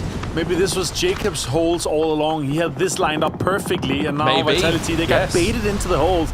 I like that idea. I don't know if that's the truth, but let's see. The Guyong finds Quizzy confirmation here. Opons finds Clarice. A lot of fights here. Falcons loses too. Both Gen G and Twisted Minds engaging on them. Yeah, Falcons had to make a bit of a dash into the middle of these fields. I think that they felt that they didn't have anywhere else to go, and then went from this now, laying low, staying steady, trying to survive as much as possible. Any recovery on Gustav and Shrimsy is very difficult here from this cross, I think. But at the same time now, E-Arena pushing through the Expendables as easily as that. Still 4 alive. 6 kills for E-Arena. Man, they have been on a tear here in these last couple of days. Yeah, oh my god, the compound. Oh my god, perfect circle shift onto the compound. And this is again why so many teams tried to breach in, tried to get in. Myth is looking really good. T1 has the northern side control. But then there's 2 solos from 2 teams, Winter and Chan on the western side. It's very breachable for Gen G, very breachable for other teams here as Falcons try to get back. A lot of eyes are towards these guys as E-Arena, Twisted Minds, and the whole compound is looking towards them to try to get some points confirmed. Well, let's check in on the Falcons comms, as I'm sure they're in a dicey position. Let's see how dicey it is for them. You're about to get shit on from the south, boys. Don't make too much noise. The team on blue can beat us 4-3 on smokes. Okay, well, I'm using my last smoke. We need to get back to them. They're crashing compound. Or they're not crashing, they're stopping. They hit a dip on blue. They had him blew up. They're in Shams there, but... Okay, are we for sure on the info in orange? That's a solo and a duo? I mean, the other team could have crashed by now. I don't know. But I think we just double wingman it and we make it work, boys. I'm not going to cap. Let me in the coop, All right, well, they're going to try and make that dash on forwards here. Good info coming the way there for Falcons, but they are committed to a double push-up here. As we do watch this as goes down here. Pio still trying to deny E-Arena from being able to get in that nade, though. Goes a little too far. Here comes Falcons. Yeah, it's a pull-up. Beam finds it. They have a perfect third-party opportunity for it. Kickstart finds Gustav for the flush here. They knew that it was only a solo or duo inside this one. T1 also finds Heather, and Shrimpsy runs into the fire here. It's falling a little bit apart here for Falcons. Their info was great. They knew that it was only Winda and some of the other guys in the western side, but they were not aware that Genji was holding this entire ridge here with good cover to take it down here. So a great send, but really hard to execute perfectly.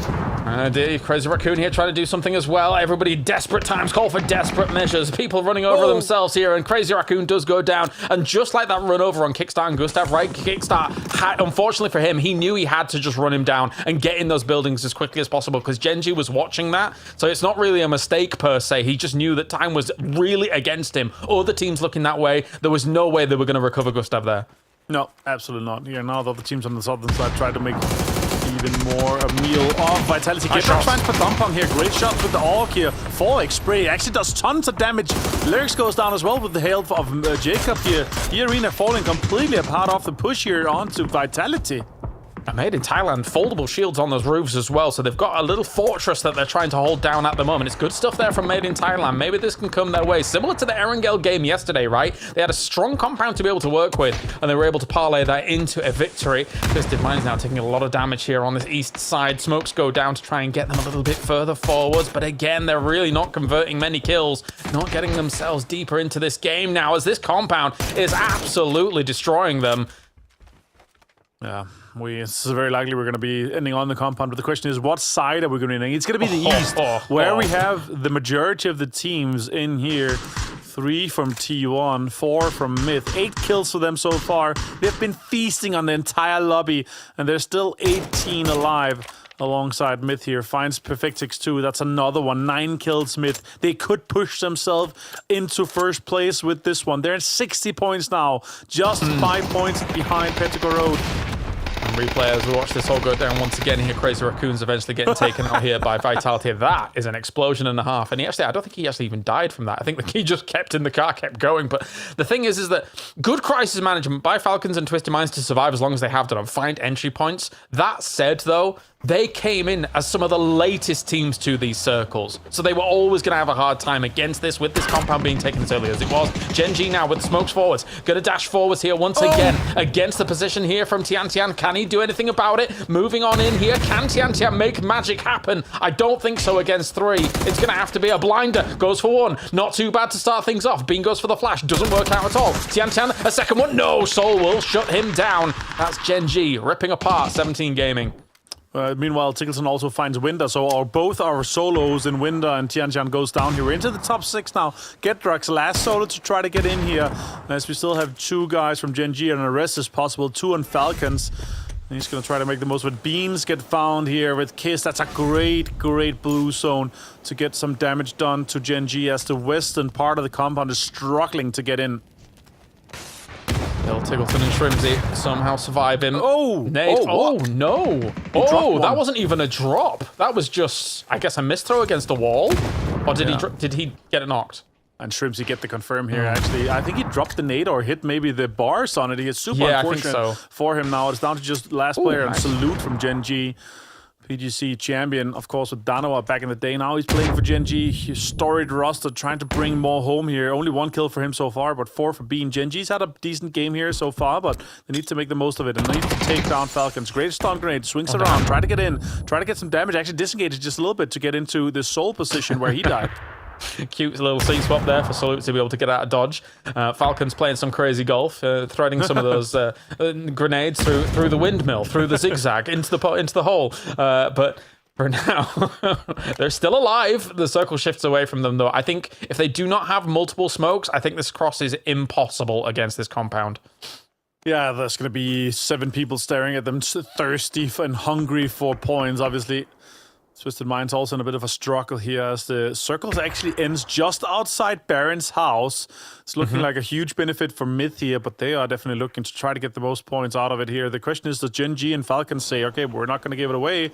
Or does, I think, Falcons, as you see right now, push Genji, try to get that 1 point for placement, 1 point for the kill. And now Nades comes out, does some damage, 57. Good utility use here from Salute. I'd be scared. As the rest of the lobby, the divide is growing. Made in Thailand, 10 kills. Joining Petrichor Road up at number 1 right now. And there is a very high likelihood here that Myth is able to round out this game as well. Tiggleton, Panzerfaust in hand. Shrimsy trying to deny any move here from Salute on the left-hand side. Goes for a flash forwards here, does Salute. Back into the house, ducks back in. Doesn't have much more utility, I think, available to him here. 9 smokes. Other than 9 smokes. Jeez Louise. I meant lethal util, holy moly. Because technically that could actually make the cross happen that what I was talking about, but it needs to start soon. They need to start smoking up now. And oh, Type finds Shrimpsy. They have actually pushed out and got an angle onto it. Shrimpsy goes down, and now it's a 1v1 in between the two teams on Falcons and Salute here. Salute with the 9 smokes. Still, plenty of players could just spray through those smokes to get the kills confirmed here. Baron finds Patulins, and Twisted Minds is struggling to get in here as Example is also running in to get the most points possible. Let's get found, and Twisted Minds down in 5th place. Myth has been loving it from this compound. Look how easy it is to take those kills there from Twisted Minds. As now Tiggleton crawling on forwards. He's hoping that that smoke trail goes down and then everyone's distracted by that, but it ain't going to be the case. Oh, Kiss, never mind. That is goodbye. And Tiggleton denies over on the blue zone as well. Understandable, right? There was no cross that was going to happen. 1,200 damage there by T1. Who was that? Yeah, insane. Heather gets more damage done here now. Oh my god. The other guy's also getting most of it, but 13 kills. It's effectively right now a 3v3, but we do have a res. I think it's gonna come off. So? More utility being deployed here towards T1. Tiggleton did try to peek around the corner all Nick, you know, but still it's rough for him to get more points out of this one. They maximize. Look at that. That's a huge Molotov, though. Lots of damage done from Baron, and surely Myth takes this home as they're already in first place. Yeah, threading that Molotov through some of that deployable cover as well, knowing exactly where they were going to try and move was very important, and good reads there by Made in Thailand. And it goes forwards from Type to try and do something. But again, this is delaying T1's movement completely. They're kind of running out of options here. Because Made in Thailand has the angles required, right? It's right next to their house, and they still had so many nades. They only had to shoot people from these compounds. They didn't have to spend any of their util. So they had loads to throw at T1, and they're getting destroyed. And now it's down to Heather. Can he maximize? Can he get one more point done here? 3 kills for them. Trying to get one more flush. That's actually a good peek here. He actually gets swung on. Nice try. Now he's down to nothing, and it's going to be Made in Thailand here for the chicken dinner. And look at all those kills, James. What a way to finish it.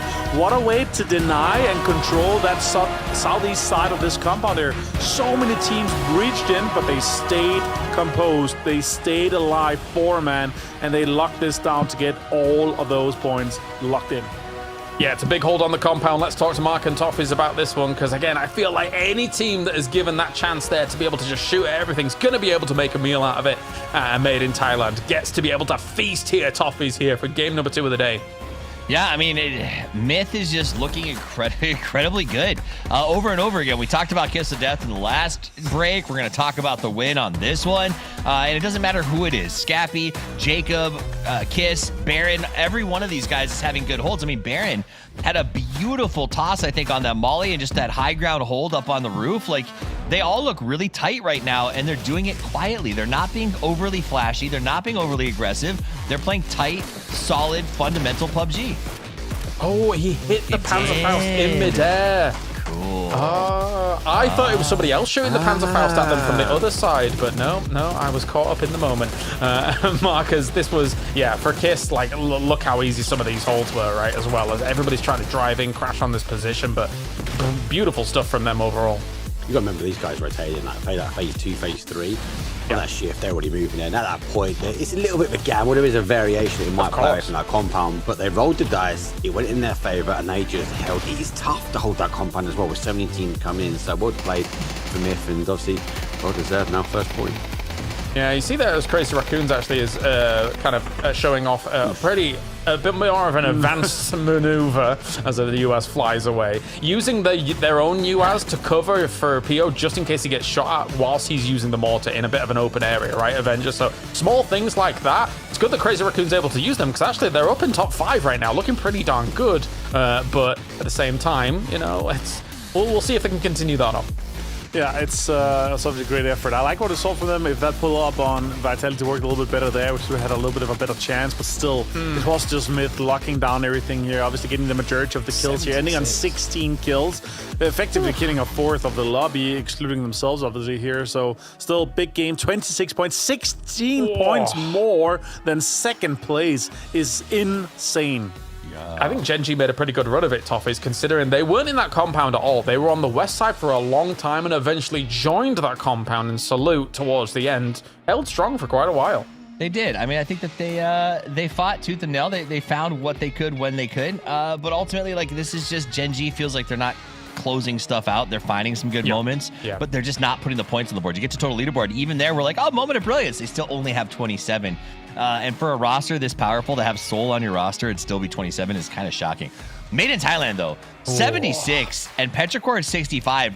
That differential down to third is absolutely insane. Yep, I think that 1,300 damage from Kiss. Okay, That's a banger. I thought it was one of the T1 players that we were looking at briefly, but apparently I was blacked out or something like that because it's Kiss that was able to do this much damage. We know who the man of the match is going to be, Avenger. Crazy stuff. Yeah, clearly Kiss here. It's huge. Effective killing as well. Remember, 25 damage, 2 kills yesterday. Here, you go 12 armor damage for 6 kills. 6 kills as well, obviously, for Jacob was massive, but yeah, easy man of the match here for him. 296 damage taken as well. He's both the tank and the DPS. I can't believe it. Amazing stuff. Best in slot for sure here from Made in Thailand is Kiss. That is great stuff from him coming out. And again, right, if they become the 2-time PGS champions here, I don't know if there'd be many people that would have been gambling on them becoming the first one here for 2026. That is spectacular stuff, Mark. Yeah, look, after game 2, day 2, coming to that halfway point, it is looking like if they can continue to run away, because the gaps are starting to form, people need to draw their attention. They need to deny. We've seen it with Petrichor Road going out early in that last game. People need to stop miffing their tracks. Yes, they do. All right, it's time for a break. When we return, we are going to be seeing our next few games, as so far the leaders are getting a gap going. We've got to see if anybody can catch up. He's like already old. You just, you know, like press the button. Oh wow. No. Wow, no.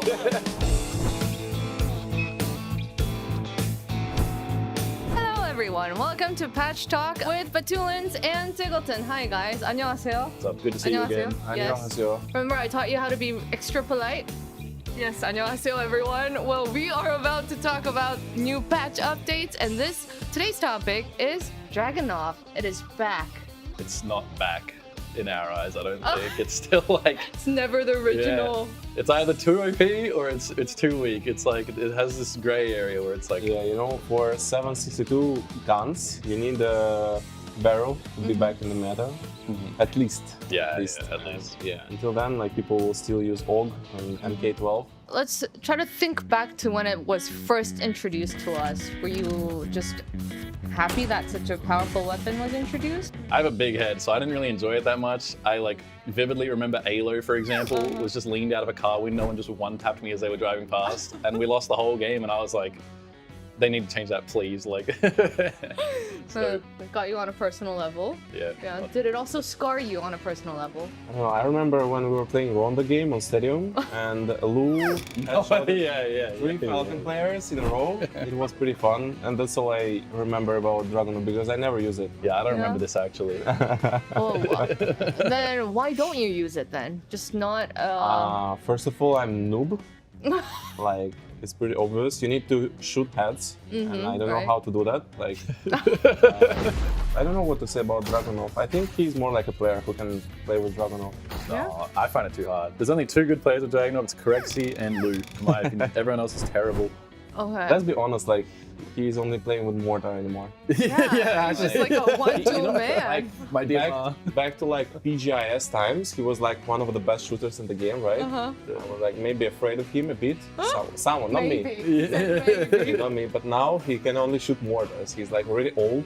You just, you know, like press the button. Oh wow, no, wow, no, wow. He's out there making houses. That's exactly. Do you ever see a day where they patch it enough for it to be like the primary pick? Yeah, all they have to do is buff the damage slightly, but then it just becomes so like clear cut the choice and overpowered, so it's like really difficult to balance. Yeah. Okay, well, thank you for joining me and sharing those amazing quotes we shared today. Yes. Thank you. 감사합니다. Thank you, 감사합니다.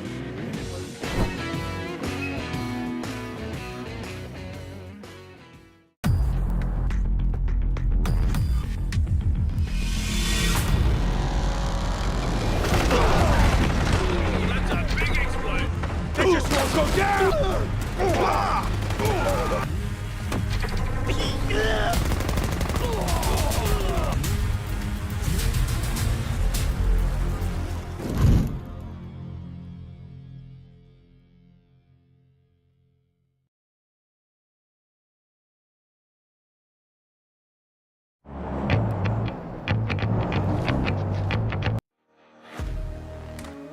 Fair to say here for the circuit final, the East has never looked better relative to the West. They are looking amazing to get things rolling here in just 7 games for PGS6. They are currently on top, and will there be the fight back? That remains to be seen. However, before we actually get into our next game, we can check in with one of the West's finest in Tiggleton from Falcons. Let's listen in. Hi guys, it's Bella standing with Falcons Tiggleton. That was a nice match. You managed to keep yourself in the top 4. What's the holdup on your team? What do you think? Can you give us anything? I just keep thinking, what am I saying? I keep... That's why. That's the holdup. No, we keep getting punished for really small mistakes, like just solos coming out of the blue zone and stuff. So, yes, I was a little unlucky, feeling like we're going to tidy it up today, though. I mean, the casters and the devs, they mentioned that there was an unseen divide in the leaderboard right now. A lot of difficult times for the Americans and EMEA teams. Why do you think that is? The Asian players have always dealt with the chaos better, and I think since the patch that's enabled people to dig in the ground and be in like random holes is kind of like the games play out a lot more random than they used to be. So that means it's important to thrive in the chaos, which we don't do. Better luck for thriving in chaos then. All right, thank you, Tiggleton, and bye. Thank you, bye-bye. I almost bowed and headbutt the mic. That was good. That was an interesting end to that interview, and obviously thank you, Bella, to keeping Tiggleton cool, because he was warm. He was flustered in this one, Avenger, very flustered. Yeah, he needs to stay cool, calm, collected. I will say this, though, as we checked in on the comms mid-game here, their info was actually really great. They say it's a solo maximum, a duo on the western side. They had the kill feed read really accurately on where 4 AM and 17 was. But they didn't account for Gen G on that western ridge. So when they pulled up, they got absolutely destroyed there. If they could have stayed, 3 or 4 guys alive throughout the compound, it would have been great. Let's take a look at the head-to-head between Tiggleton and Boosting. Unfortunately, there's not much cheer to talk about when it comes to the West at the moment, Mark. But at least, guys like Tiggleton, they're taking it, in a jovial manner. And as Avenger's saying, at least they're getting some good reads and surviving to the late game. They're just not getting enough kills to be able to keep up. We're clutching at straws, boys. We're clutching at straws. I was just saying, yeah. Make them look good no matter how we will make them look good. It's the West will rise We're again. using these interviews no matter how you're doing. Because at the end of the day, you got good comms, but everything's falling apart, man. And, can't help myself. Come on, Falcons. Let's get better. All the teams in the West. All 4 of us are Western fans, and it has been a disaster. It's been a hard one for us, but it's harder for other teams. Let's get into game number 3 of the day. It's match 8. We're ready to rondo as we've got Mark and Toppy's on the mic. We are ready to kick off game number 3. It is the midway through this bad boy. We got 5 games today, 5 games tomorrow, 15 total. And this is, I think, that mid-mark, just past it, depending, because the players have to start making it happen. And we saw Bella, she was fanning Tig. She was helping him get ready for that interview. I think that someone needs to come out with maybe some big fans and get the whole team, maybe the whole West fanned up, because something is going on. I don't know what happens when they cross the Pacific, but it seems like our boys get weaker. No, come on, we're halfway. We can make an explosive ending to this one. Got to believe, Toppies. Oh, I like that. Okay.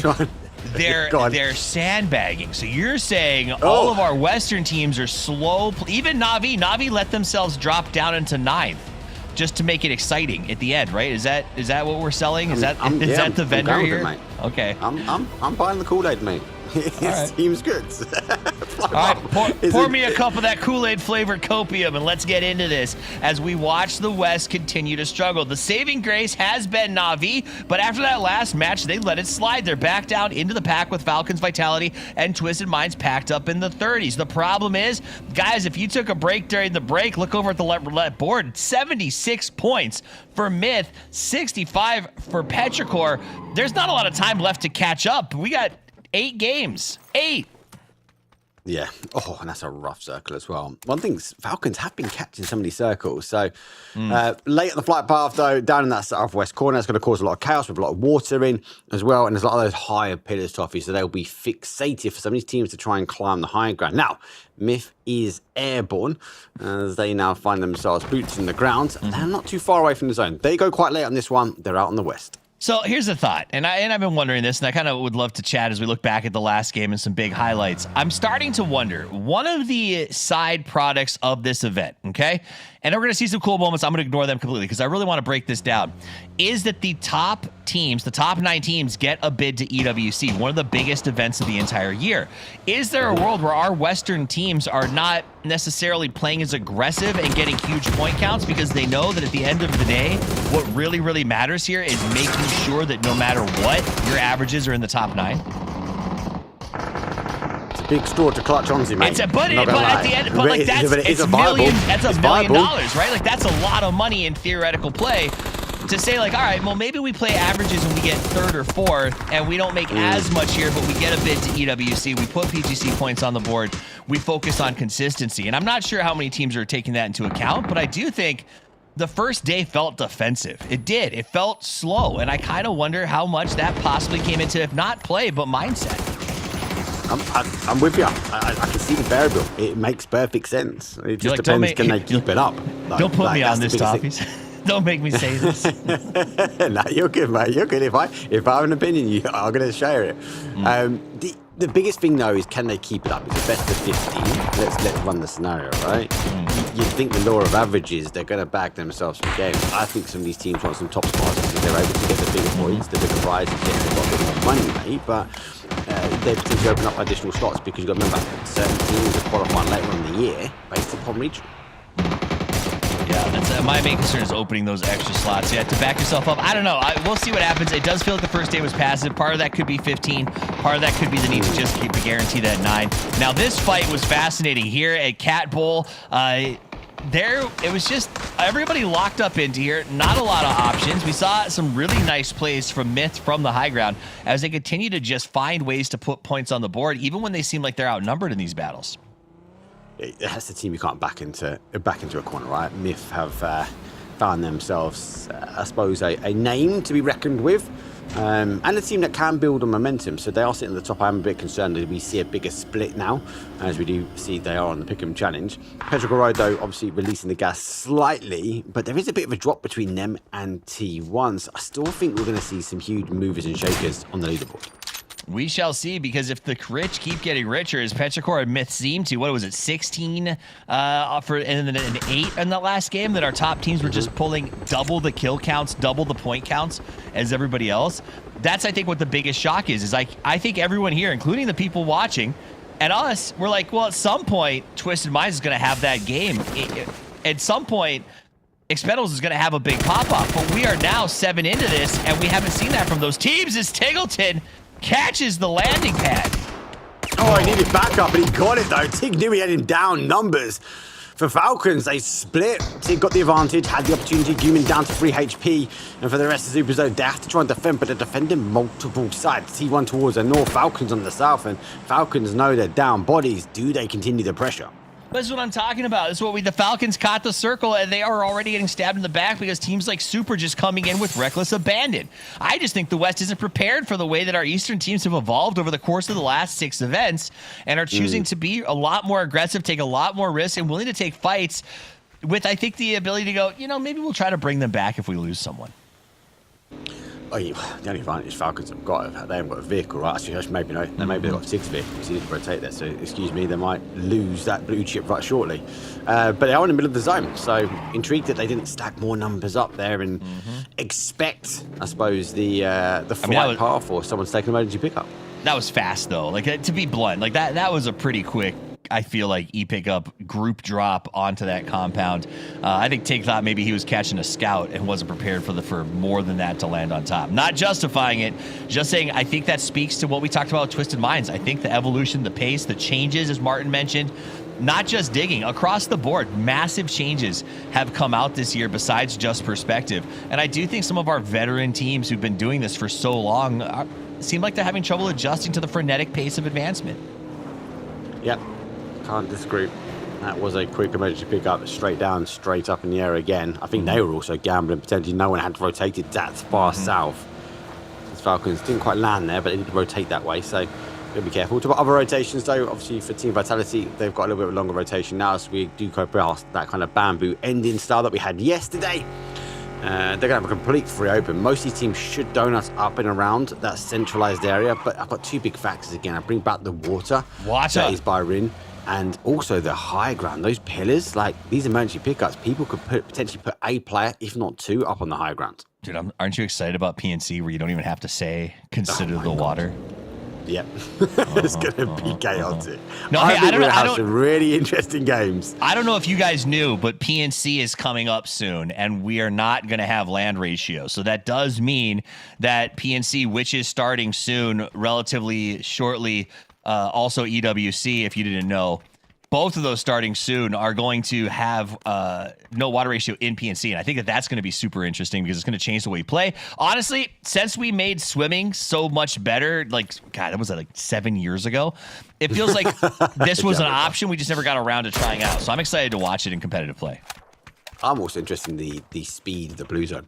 The phase 1, phase 2 obviously has changed, so that's going to increase a lot of pressure. We saw some look at this last game here, right? A quick emergency pickup. I think we'll see more and more of that though, as teams will be forced to fight sooner. It's called land ratio, not water ratio. And just so you guys know, that means in Circle 4 specifically is where it has the most impact. We're trying to move away from the water. It tries to remove as much as possible from the circle. It's a symptom of sort of the old swimming finishes that, if you guys remember early access, it was pretty brutal. I'll never forget Sir Action Slacks just staring at the map going like, they're just swimming. They're just swimming. How'd you die? Right? That's what I didn't see. Yeah. So obviously bringing it relative to this, there's a lot of water in that sort of southeast corner.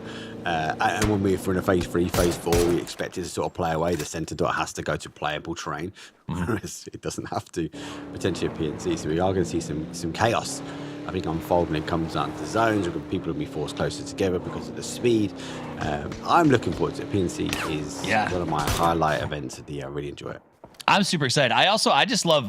I get the pleasure of sitting back and watching PNC and just enjoying it as a fan. I don't know why Martin signs up to coach, because he has to be stressed out the entire time. And that sounds horrific for me, especially after what happened to him and his team last time around. So he'll be back. He'll be coaching. So check in with him. I bet he'll do good content the entire time. I think he promised me a walk and talk podcast every day to give the coaching experience. So make sure you follow him on media for that.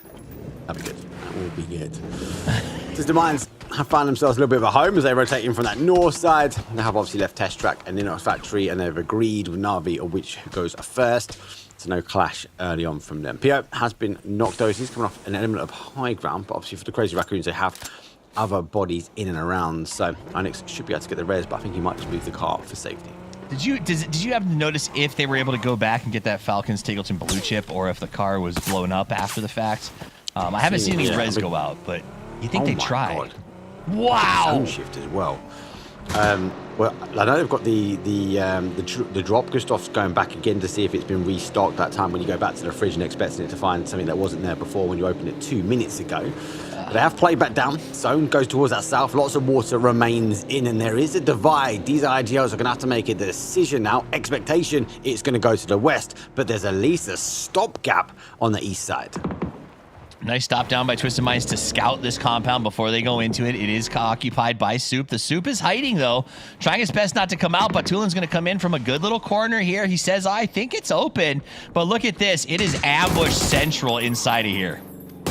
An ambush has been set. Oh. There's not just one, there is two, and Twisted Minds fall apart on the breach, and D and Soup as well. They say, thank you very much, we're in third, and we'll take those points. Yep, so we'll go this way. Found themselves an unexpected mortar tube set up and waiting as Twisted Minds has to pivot off. They're now down to 2. And this has been the story of the game for our top teams historically, is they've just been losing people on these rotations unexpectedly. Opons catches Petrichor on the drive-by, and E-Arena is going to be able to sort of run him back, I think, and get away with a little pick. Yeah, I feel, just in mind, back to your point, most games they've been playing as a duo, right? They've not been playing as a full 4-man. I think that BRDM in that last game kept him alive for arguably most of the game. But for these normal rotations, they have been caught out. Opons does get an opening here. They are neighbouring Twisted Minds in that north side. VP have gone towards the adjacent side to them as Lukrux, well, he does start to push towards that east. On the other side, though, Na'Vi comes down in that southeast corner as they go for a long rotation round, and it is completely clear. I still can't get over how mean it was of Soup to pick a Prio compound and not peek, not porcupine, not anything. Just like Scappy, hiding on the high ground, does the same thing to the crazy raccoons. He'll just run back around and heal. These things are ridiculous. They're so powerful. They got a decision to make as well. Do they go back for the res? PO was thinking about it. I think the call's been to disengage or at least try and build the momentum of the car, because if you go up there, you've got no speed, and Scappy knows that. He launches a barrage of shots again. Shrimsy, he's the one that tries to stop him. Shockingly, Shrimsy actually says, leave my raccoons alone. He was trying to get the picks there, I think, on the steal. Pio gonna head down here to the compound, flip his car a few times because it's cooler to drive in like this. Yeah. Why not? I don't know. Weird way to crash, Pio. Yeah, he's not going to move anymore from that one. He wasn't even under duress. It just smashed into it full speed. All right, let's go back over to the Falcons, down Tackleton from the very beginning, but in a good spot in the middle. This has to be devastating for them to be down Tackleton, because this was their scenario to get back in this. 4 alive, mid-circle, bust, bumping up on water where you're going to get the next shift potentially. This could have been great, and to have 3 makes it really, really hard. Yeah, and they've got mortar. And trigonometry's out, but at least he can help. He can help from the sidelines. Yeah, he can still he's more powerful doing trigonometry from the sidelines. Big cat, he can do the big maths. He can do the big maths. Taking the wind, the water ratio. 4 AM, have to take in the bunker down. Na'Vi put up to a position again, which they think might be free at the moment. Winder has to be cautious as he tries to get rid of any sound cues. He does have the Panzer. If he does swap towards that is going to be a bit of a click. Here comes the zone shift, goes back towards that sort of west side as expected, but down towards the south. Falcons need to stop any breach, because look at where all the teams are, Toffees. Everyone has to migrate past him. I mean, they're going to get overwhelmed. I don't know how. It just seems like they need to hopefully get pushed one by one. Oh, here we go. The Raccoons are on the chase. Vitality under assault as the East continues to take it to the West. Yeah, they do, I suppose, send a few bullets past. Levante, though, on the outside, he provides a bit of cover. Petrichor Road, they are going for the crash now in towards Falcons.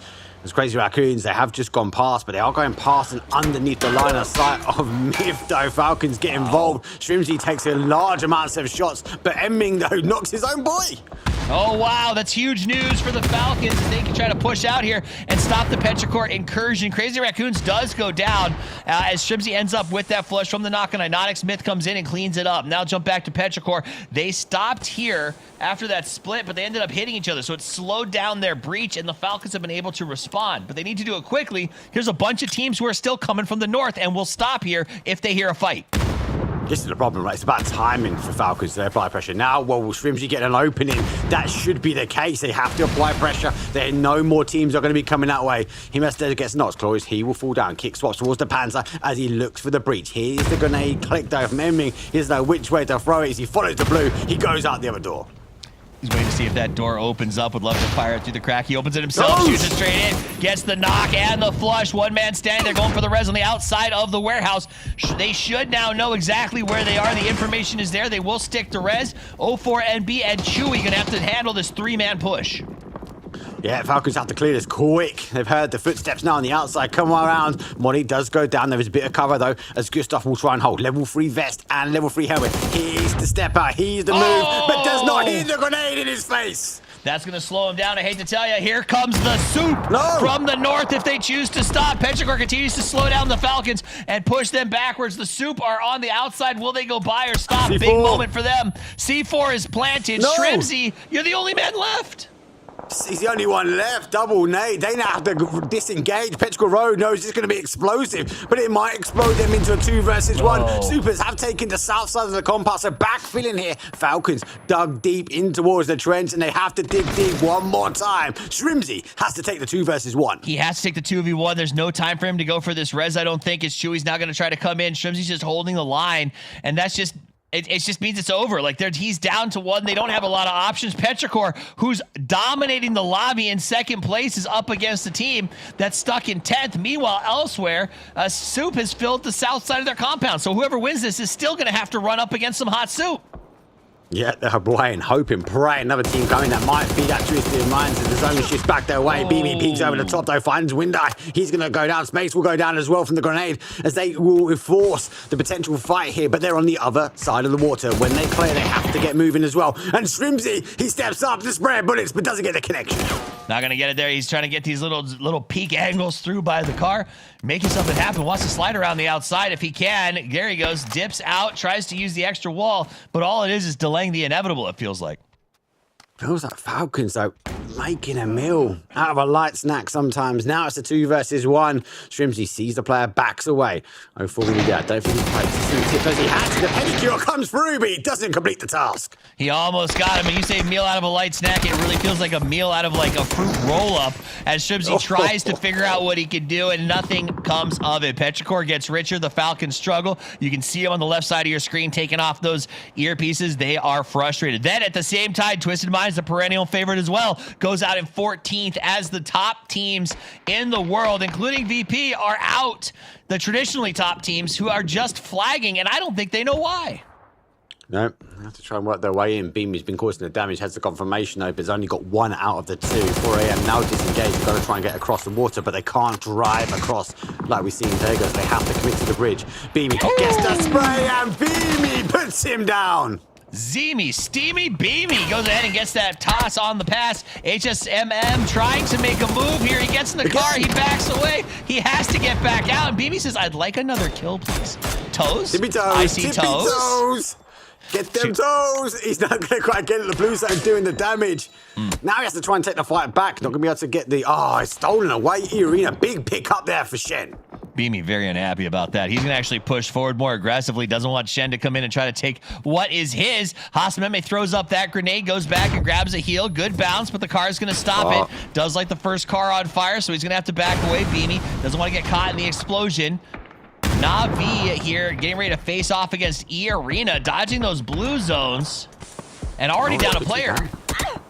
Yeah, they've got to apply pressure here, but look at this. GTE Ducks actually get Spyro down, and Na'Vi trying to apply pressure on this east side. They can't go back, they can't go forward. E-Arena on the whole. VP needs to get involved, give a bit of breathing space though, as there goes the grenade. Boostic and Ferris will now remain. 4 AM gets eventually picked up though. Beamy finds that final player. Boostic finds the one, but doesn't find the connection for the second, but he charges forward. Surely he can find him. He does find him in the end, down to 1 HP, but he's picked up, opens. All that's left is Ferris, and Boostic gave everything to get those kills, and Ferris is just shot out of the car. Tonvu with the drag, a little bit too strong, and now here comes VP to fill the back, like to backfill this crazy fight. But Opons didn't fight on the initial push. He's gonna catch him off guard.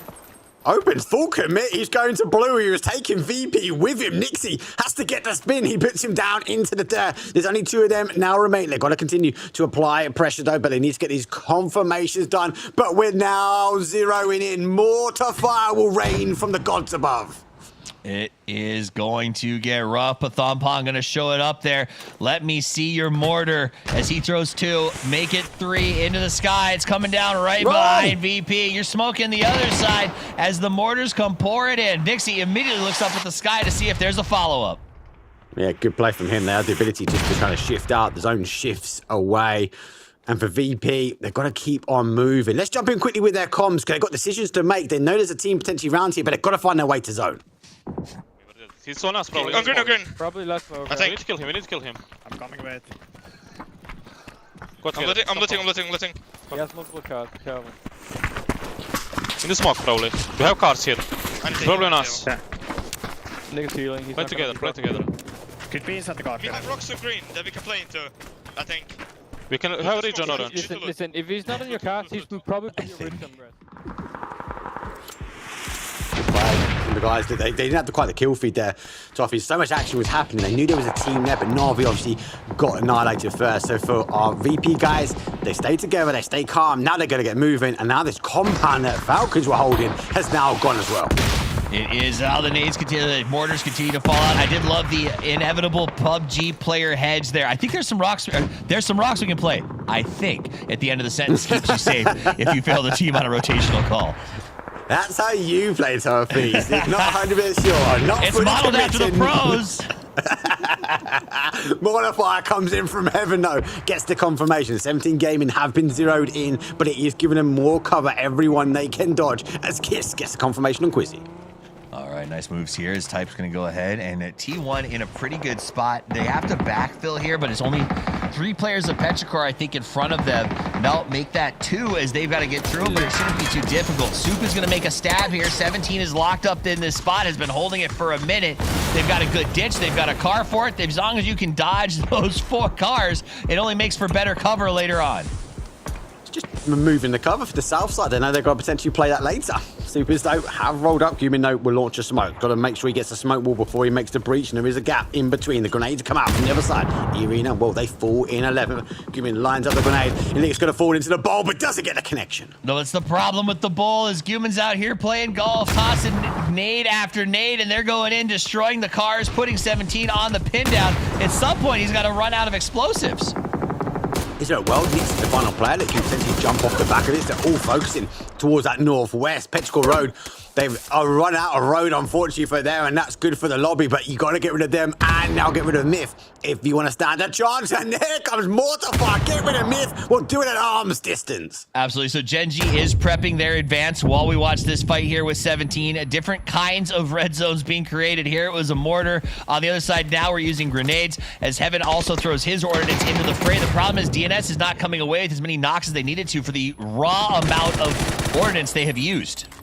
The amount of utilities going to arrive here. It's crazy. This mountain is going to be flat anytime soon. More comes in. 17 Game is drawn to hold. They're losing bodies, but Tight will fall down. Grenade will come in, and the Kiss NT1.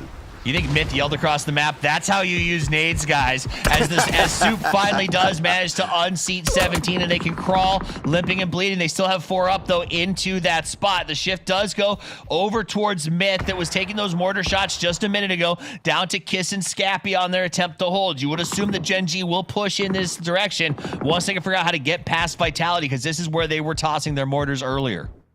This is a critical game, right? We're on match number 8. We've got best of 15 for the finals. If Petrichor Road fall, if they want to get rid of the Myth, then actually potentially opens up for that mid-pack to try and close. But it's going to come from the lower side. A Team Vitality, GTE here with a win, a big win, might put them back into the conversation. The Insupers, though, on the adjacent side, they are one of the main driving forces. If they can get rid of both these teams, they will be the victor.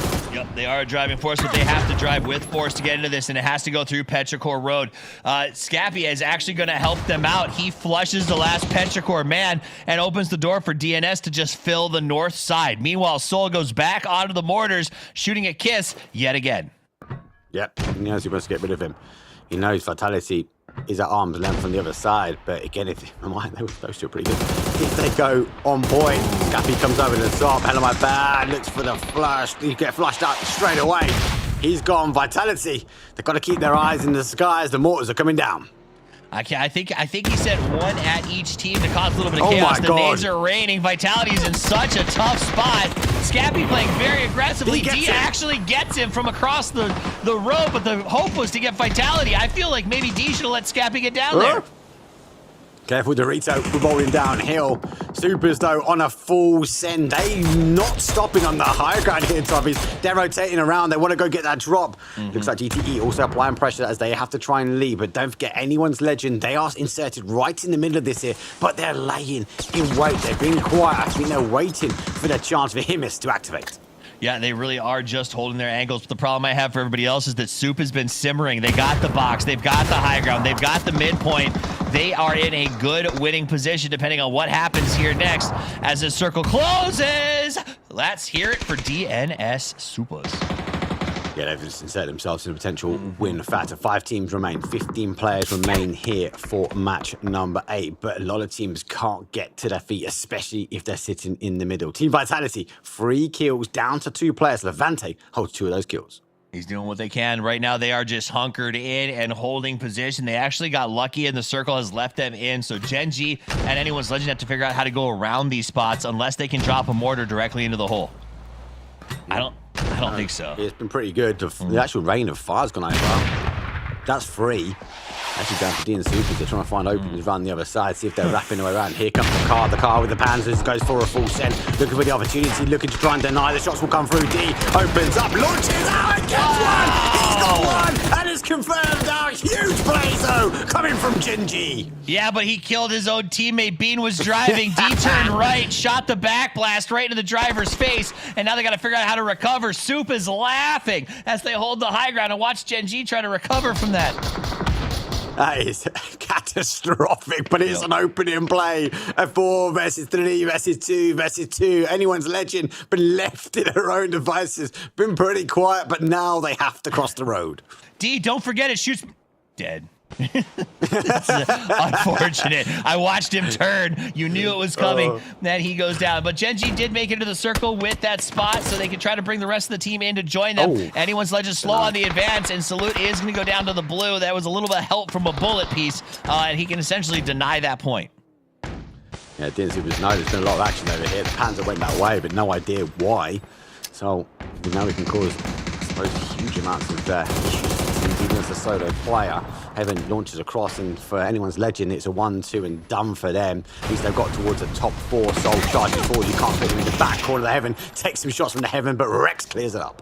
This is it. DNS has been preparing for this moment. Gam, the Expendables slowly work their way in from the opposite side. They are not in central location, and this is going to be a fight around the hill. Look at those dips. Look at those car forts. This is going to be about very careful progression towards the middle, lumping up his 4 and maintaining your space. I think it was a key decision, right? Myth were down bodies, and they obviously saw the opening that they could do. Petrichor Road got caught on the outside. As soon as Petrichor fell down, D and Supers were like, do you know what? We can take the victory. We're on 13 kills now. They just need to convert. But you can see both teams with players flexed outside of the circle to make sure that they are kind of closing with the slide. So as that blue closes down, you'll see them step into the middle of the circle with each other. I think this could either blow. If there is a knock, this will end very, very quickly. But we have entered a chess match, trying to use those helmets, trying to use that third-person perspective, especially in this area, to just gather information. Expect silence, and the best thing you can do here is gather without giving. I think as well for both these teams, the way they've sort of cleared the side has been quite gun heavy, and they've actually been able to keep a lot of their utility. So D and Supers, yes, they've got some major amounts of kills. We've seen with Pans, we've seen them with a good amount of grenades or heavy utility to use. But it's the same for GTE. They've come in on that sort of E side, and they were on a big split. So they've been able to pick up the bodies, they've been able to pick up everything else, or the rewards of the chaos that was in front of them. So it should be quite an explosive ending, but you're right, it's going to calm down before we see it. It's phase number 8. We're going to be king of the hill here for match number 9, as phase number 9 will put the dot. And Deal, though, with the FAMAS in hand, says, no, I want to take this spot before you do. I like the idea. He knows that they may have a little bit of time to go for a res if they get caught on the peak here, so Deal's going to get up there early for some scouting. It does seem like he could get caught. They've got to be careful and move in 2-2s as they know that they have a numbers advantage here to work with. They're looking for that solo. They know that Expendables are not going to stack up as a 3. They have to watch their flanks. I think that's what you do in an advantage like this. You try to find and force the fight with a 2v1 and make yourself overwhelmingly powerful in the endgame. Yeah, Tambio's on that sort of south side, so I think if it kicks off, he's going to sweep that south corner. So whether DNS sort of continue to hold the area or not, it's going to be down to this kind of 1 versus 1 when he gets over C. It's actually Rex that's going to be holding that south side, so I think it's really critical that he sort of holds that line. The others have the opportunity now to sort of flex towards that higher ground, as you say, scout where they can, get the information, and it is going to come to blows. Here we go. It's phase number 9. For Rex, he just needs to hold that blue line. Yep. Neither team really going straight to get their foot on the dot, so it looks like they are planning to make this fight as movement is forced. The circle did close, and so now you see on the south side, both teams are able to release their security guards who had their shoulder up against the blue and can start sliding back towards the middle of the map. You see a bit of a separation. Tambu will rejoin the rest of his crew, and Rex will be left on security duty. Rex hold him. He is backing away, but he's doing his job. That's the key thing. Once they figure out exactly where they are, we might see more of those sort of grenades, that heavy utility launched down. The problem for GTE is they are backed up against the blue. So if the blue zones do go out, they might find themselves in a bit of a bubble. Gumin gets in the car. He goes for that rotation round as he goes wide. This could expose some big angles, and he's going to expose the side of GTE. Absolutely. So I do think he went over there. They did some nice pre-smokes, and they did do some time scouting, and they knew where the other three possibly were, but they deployed some explosives here to make sure that they weren't on site. Now we're going to move forward. You got Soup doing a little bit of scout with the Heaven Pop here, the Pop jumping for some extra information. The information. See how he stayed in the car as well. We just didn't want to give away any sort of body line of sight, baiting in some shots, but using that TPP angle to his advantage. Store doing the same, looking in between the smokes. Now he etches the other way. Here's the car moving its way forward. Sees the car, now gets the information. Gumin will jump out. Grenades now going to the middle, and GTE, unfortunately, Toffees, they're at the base station. He was bait. They sent him around. He jumped behind a car. You saw the nades immediately fly out. Expendables is spending everything they have. They do get one knock, but there's the trade. That was what DNS wanted from the beginning. They make it a 3v2 as Heaven gets Duck Juice, but Tanbu gets Cumin. Now they have to reset and plan how to make this fight happen. The Expendables, they cannot give them time for a res. The second one goes down. Rex with a big play, and now DNS will surge forward. Rex gets that grenade ready, tosses up over the hill to lead his charge, and it'll do the deed. Done and dusted. The Soup simmered and boiled over the top of that hill at the very end to leave their opponent's tab. The Expendables absolutely cooked. Let's get the other two back in here, Kylaris and Avenger. It was an excellent, though brainy endgame. Yeah, of course, they were licking their lips as soon as they saw Myth die on this hill, and that is important for the rest of the lobby. Myth going down earlier in this game, even though they got a boatload of kills, but DN Supers, as soon as they saw an opportunity here, Avenger, to be able to take this away from the rest of them, oh boy, did they take it. Very important stuff. Yeah, and what a classic DN Soup way to get things in. And he pick up into making controlled and actionable decisions throughout the game. They moved from the northern side, they took space, they took the northern side of the hill, they got so many kills throughout, staying 4 guys alive. Like, that was so well executed. This is why we've been saying for so long now, surely a Korean team is going to win a PGS soon. Is it time now? Oh, maybe. Yeah, we said it at the beginning of PGS 6, Mark, that it should be on the cards, right? They've not won 5 out of the 5 so far. The rest of the regions have been able to take it. Maybe DN Supers can be the one who have been effectively the Kings of Korea now for, I would say, a good 2 years, right? When you watch PWS, when you watch how they were an international player, especially with Salute, and now, of course, with Rex, these are the Kings of Korea, and maybe they can make a run for PGS 6 here. When we watch how they play PWS, it's kind of that, like, I'm going to do how I want to do it. I'm going to do it aggressively. And I think we're seeing that every game that goes past, especially on PGS, that the DN Supers are doing that. Like, we saw the early rotation. Yes, they were in the north. They got an emergency pick up. They obviously landed on top of Falcons. Good play from them. But it was that mid to late game that was critical for me. They knew that the guys were down. They knew they could potentially make that play on towards Myth. And then we see these openings happen. It was just about killing. W key down, get the kills, because yes, they might be able to top the table and take this PGS 6 away. Did make me scared though, Toffees, through this. If Myth had somehow kept 4 alive on this hillside, and then Scappy got like bloodlust crazy and just ran down the hill, and I was like, where is he going? No, stay up there with Kiss. Maybe it could have been a different story. Yeah, I think Myth is feeling first place pretty aggressively, as some of those plays smelled of hubris, if you will. Yeah. But at the end of the game, it was like Petrichor Supers made in Thailand. Like, these guys keep finding their way into the late game and finding their way to put points on the board. Supers at 26 is, again, is this the second game in a row, Martin, where we saw one team just lambast everybody else by almost 16 in general point production over them? Yeah, it's a replication of last game. Obviously, it was 16 points to 10. Now it's to 12, still 14 points up, but that's a 13-point separation here, James, with 74 points. And the top 3 is really establishing themselves. Look at that gap down to 4th place. The podium is building that foundation to step up on. Yeah, Thailand, South Korea, China, Petrichor Road, Supers, and Made in Thailand looking pretty darn good up at the top at the moment. There is still opportunity, though, to try and do the catch-up. But again, Kiss, back-to-back, big damage. I don't think he'll be taking the man of the match. I think that might end up going Rex's way, all things considered. But we'll see here, Mark, because there's been some great individual performances here throughout this game. And also Gen G not doing too bad, even though they're kind of down towards the bottom. Gen G, when they had to strike, unfortunately, took out their own player. Yes, they are down that leaderboard, James, but it was a good play from them. They got hunkered down on the fight between them and Vitality, but they were very managing a lot of the fights next to him. Anyone's Legend across towards their east, we obviously saw at the time Myth above them as well. So I like what Gen G, they're just not getting the points, and they're not getting the breathing room that once they've got the points, they can go on to the next fight. Maybe Deal? I'm not sure actually who takes man of the match here between Rex, Deal, and Kiss. But be Deal. Yeah, you'd think so here with the 5 and the damage he did. Yeah. Yes, there we go. Okay, all right. We're getting it back on board here. And again, Toffees, I think it bears repeating. I would like to see finally South Korea get a win here on PGS's, losing out on 5 to the other regions. This is in South Korea. The last 2 circuits have been in South Korea. They get to go home to their house or their apartment if they want to, compared to everybody else who, to be honest, they've been in South Korea for a long time now. They're probably feeling it being away from home that long. Yeah, I'm sure a lot of them are going to go to the next event right away from there. So, but I will say, Supers to me is about consistency. These guys, they had one outlier outside of the top 10 in this entire final so far at 114th. Most of their placements when they're not dominating are still 5th, 6th in that sort of area. So that's what you like to see is a good consistency team that blows up on the big games that they need to. So I expect Soup to continue grinding because I do feel like Myth, outside of their first place finishes, has not been as consistent. Yeah, I mean, there's been 3 very big games that have kind of come the way of Myth. The 2 Erangel compound games, this one on the hills almost paid them a lot as well. But let's take a bit of a swing over towards what's going on for the West, because Virtus Pro, quite a few kills here in this game, Martin, and also Vitality survived for a while. I think he had 6 points in this game.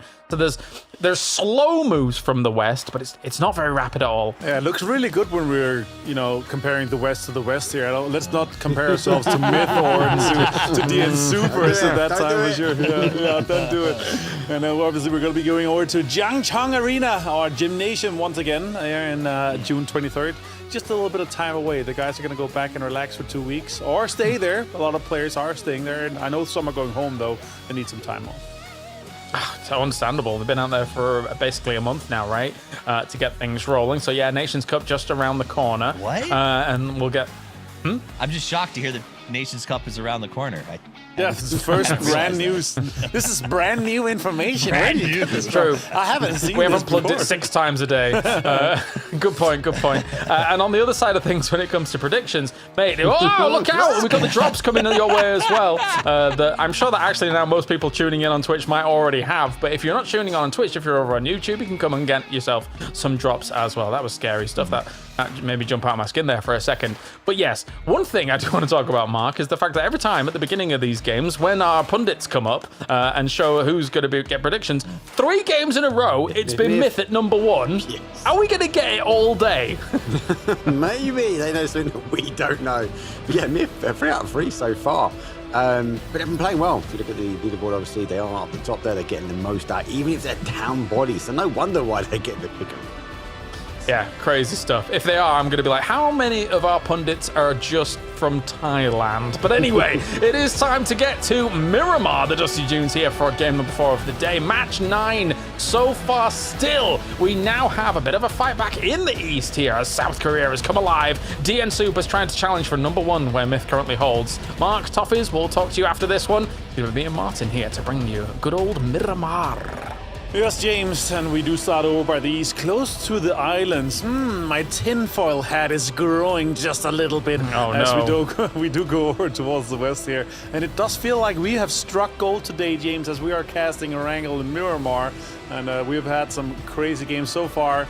I hope we do get another one. This southern plane path, though, it does bear a little bit of repeating that it could be a difficult game for a lot of the teams trying to get into the usual drop spot. Or we could see some teams fight for the same cars, for the same areas, for those alt drops.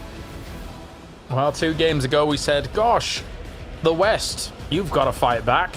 And now, I don't know if I've given up on them or not. This deep into this final, this has been a rough one. It's unusual that we have a totally rough one for one entire region, but yeah, it's been a tough game, tough games indeed. But DN Supers now on the fight back for themselves here. The one thing that always stands out to me from doing esports for as many years as I've done it is that I am very old. If South Korean teams do not do well on South Korean soil, their fans are mad, and they have been for a long time. But at least they've got DN Super to try and represent them strongly up towards the top here. And that's a pretty east circle. It's not an island circle, Martin, but it's a pretty east circle. It is, and look at that. That's a little bit of a chance given to Petrogorod. Oh, you guys are chasing first now again. You know what? Here, take a circle, get some of that, and try to see if you can make the most of it from a home turf circle like this. But yeah, I completely agree. And I do love, they're always so humble. The Koreans always filled with respect, and that's what I really love about Korea. Like that sense of respect where you are representing your nation. You need to be able to perform. You have so many fans, so many countrymen backing you, and that's something that's super important to them. And I really love that humbleness and respect that comes in. And so far, yeah, they should have won one. It could be this one. We do have this game and 6 more to go after it. So there's a chance that DN Supers could make the most of it right now. And they are somewhat close here of his looting Minas Generales there. They have like top 3, top 4 prio into some of those great spots. But Petrogorod now trying to lock down too much. My only worry for Petrogorod right now is that if they go too greedy, someone is going to pull up on it. It could be Chewy's compound. That's the so-called ENS compound for the Western teams, where ENS looted and won PL Season 1 from. And also, we've seen a lot of circles end close to that as well in our recent patches. So it could be interesting to see. We'll see how deep they're able to take this one too. Completely agreed. You stole the words right out of my mouth, because you see too many teams like say, okay, yeah, we also want the Na'Vi compound where Spiro currently is at, or we want the Longhouse where another Petrichor member is, or hey, we also want to kind of hold the middle road where the ramp side. It's Myth again! All right, somebody shut this down. This is ridiculous. There's 26 votes, James. We're only 4, so there's 22 people out there. I bet you that there's at least 7 or 8 or maybe even 9 of the Tide talents involved. We were obviously in Bangkok last year. There are so many Tide talents involved. And I bet you they're all betting on Myth right now, obviously. These predictions before games are so silly, man. It's ridiculous. There's so much that could go on. Why are we predicting Myth every single game? But anyway, yeah, we look back at DN Supers getting themselves the victory here. And yeah, the E-Picker was absolutely instrumental, right? For them to be able to roll in from that as well. Something that you oftentimes do not have, of course, is vehicles. But if you hit a compound where players are and they have vehicles, guess what? You just get to take those away as well. So you've got to be... That first initial drop is extremely important to be able to make it work.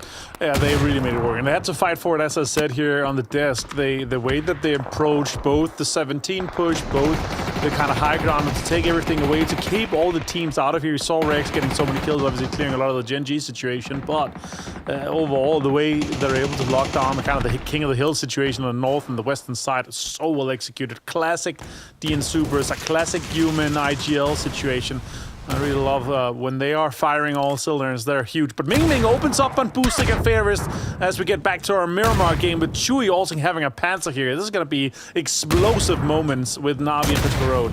Boom! Yes, it is. Oh, Panzer Faust from Chewy. Hakatori down once again. You know, you get Hakatori in a position where he can actually do something that's great, but he's not even been given a chance in a lot of these games. As now Spiro gonna have to salvage some of this. Coming around this position here on the concretes, but what can he actually do? Because there's still many members here for them to shut down. Goes around the corner here against that with the molly being charged up. It's the perfect time to be able to make that work here, but he gets shot in the back. And that is Na'Vi down once again here. It is very unlikely they're gonna make a extreme leap up to try and challenge for anything in this tournament.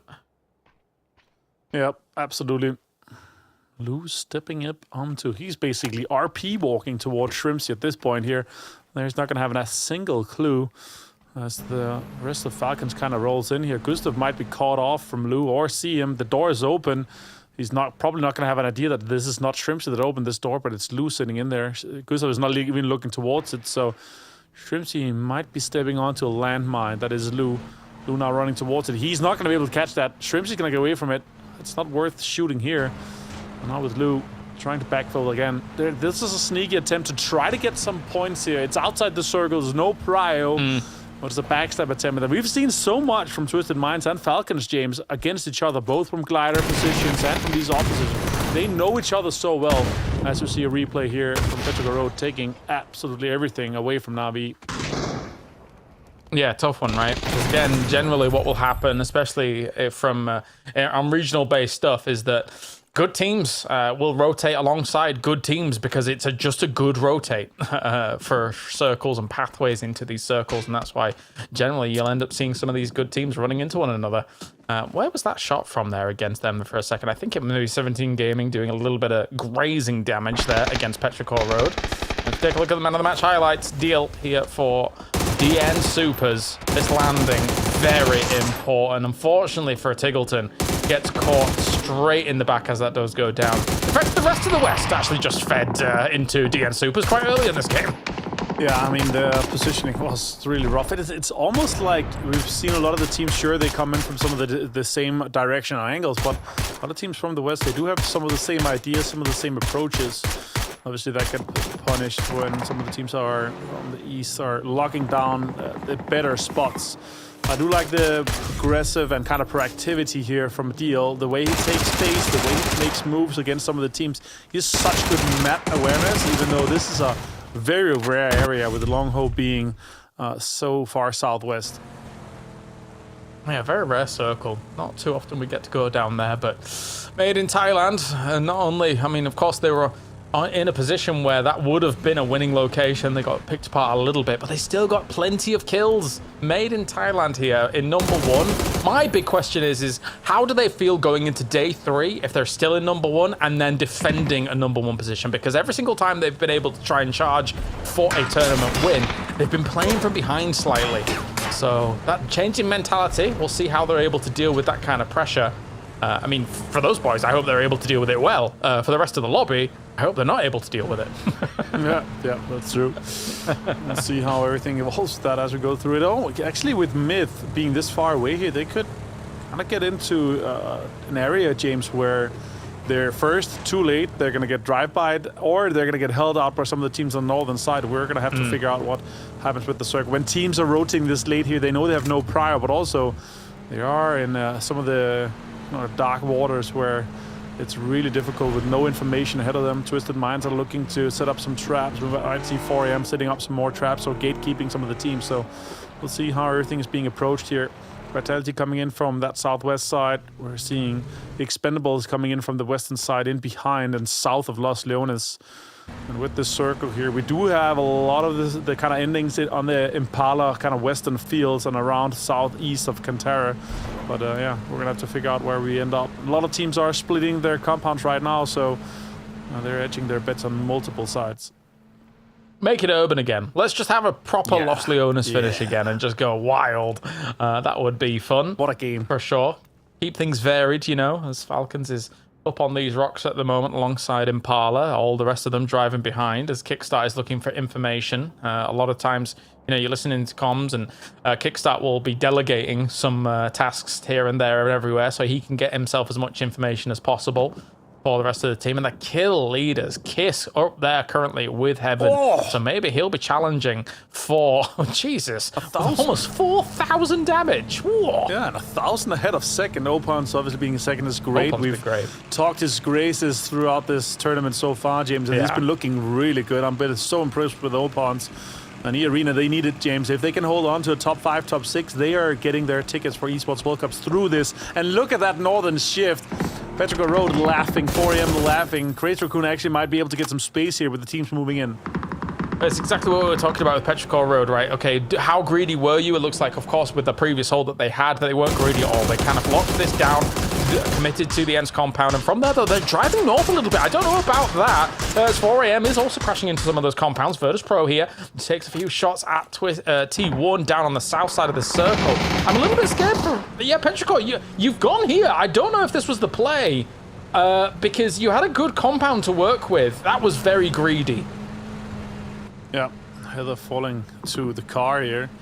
It's way too greedy in my book here. I don't really want to see that. And if I-26 goes down because of that, that's a move that we have to figure out. Deal goes down. Heaven trades D and Gen G and D and Super. So many of the same regions, same countries hit each other with the same locations. They have the same ideas.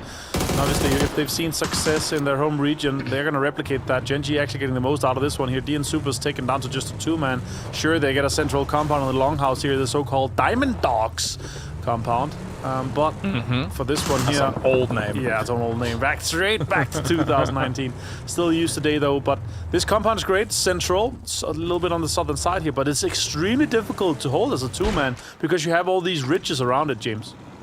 I will say, if you're Gen G and you go to ramps and then you actually win out a fight at the same time against someone, actually you're like laughing, because the thing is it gives you even more cover, right? There's probably cars that have crashed into there, extra vehicles in order to be able to give you that little bit of extra assurance against anything from crazy raccoons in the north, etc. and stuff like that. So not bad at all for Gen G. 2 kills go their way as well as a full hold so far. And Virtus Pro on the south side, of course, lost the Onus team normally, is thinking to themselves, okay, well, yeah, we're on the south side of this circle, but how... The problem with the fields, the north of them, is just how do you transition into them later on in a game where this has become such a magnet area for these teams, and they're already, the compounds are all taken. Yeah, absolutely. A lot of teams are moving into that eastern side of the map, coming in from the Impala side. Falcons trying as well. Myth right now, Minus Generals, 2-2 split. Crazy Raccoon entire pub compound, where you usually use your cars here and lose them. 4 a.m. to 17 split with the compound as well in the central spot, as you see here right on the map. But it's also difficult to hold just from that little dip outside. I could see a big game from 4 a.m. here. It's not really been the 4 a.m. we've loved and seen in the previous tournaments and throughout our stages of the winners. And so far, they had some great performances, but Shen has not been up to the level that we know that he is able to perform at here, James. So a little bit sad. I really like it when I see Shen, you know, going absolutely ham. He's such a prodigy of the game. He's crazy. As I say, the Tasmanian devil. He's a scary one for sure. But again, for Petrichor Road, I'm so surprised that they tried to go up towards that compound as well. Whilst they already have this, I am shocked that they tried for that. They escaped by the skin on their teeth, honestly. It was very, very close. They could have easily taken casualties, and then it could have hurt them, right? Because if you suddenly are then 3 in that compound compared to 4 in the Petrichor position, chances are people start crashing those spots. But that being said, maybe they should have all tried to move for it. And actually, now they are all going up towards that position. I think that they won't hit the compound. They'll try and hit somewhere west of it, go into the hills with all of this. But I think a lot of teams are going to have that same kind of idea now, as the entire lobby is going to be driving. Yeah, driving, intertwined in each other. They actually go into the dip and north of it. So there's going to be a 4 a.m. on the middle with 17 in the sandwich in between Petrichor Road. It's a Chinese sandwich here with all the teams from our performing region here coming in.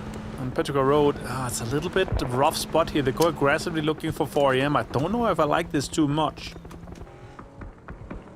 It's a tough one. It's a tough one indeed. Some of these locations are very mortar baity to be able to take some big damage here, definitely. Shrimsy starts things off against Raining, does quite a bit of damage. That nade should follow up and be able to take him down. And if it not, it forces him away from the tree.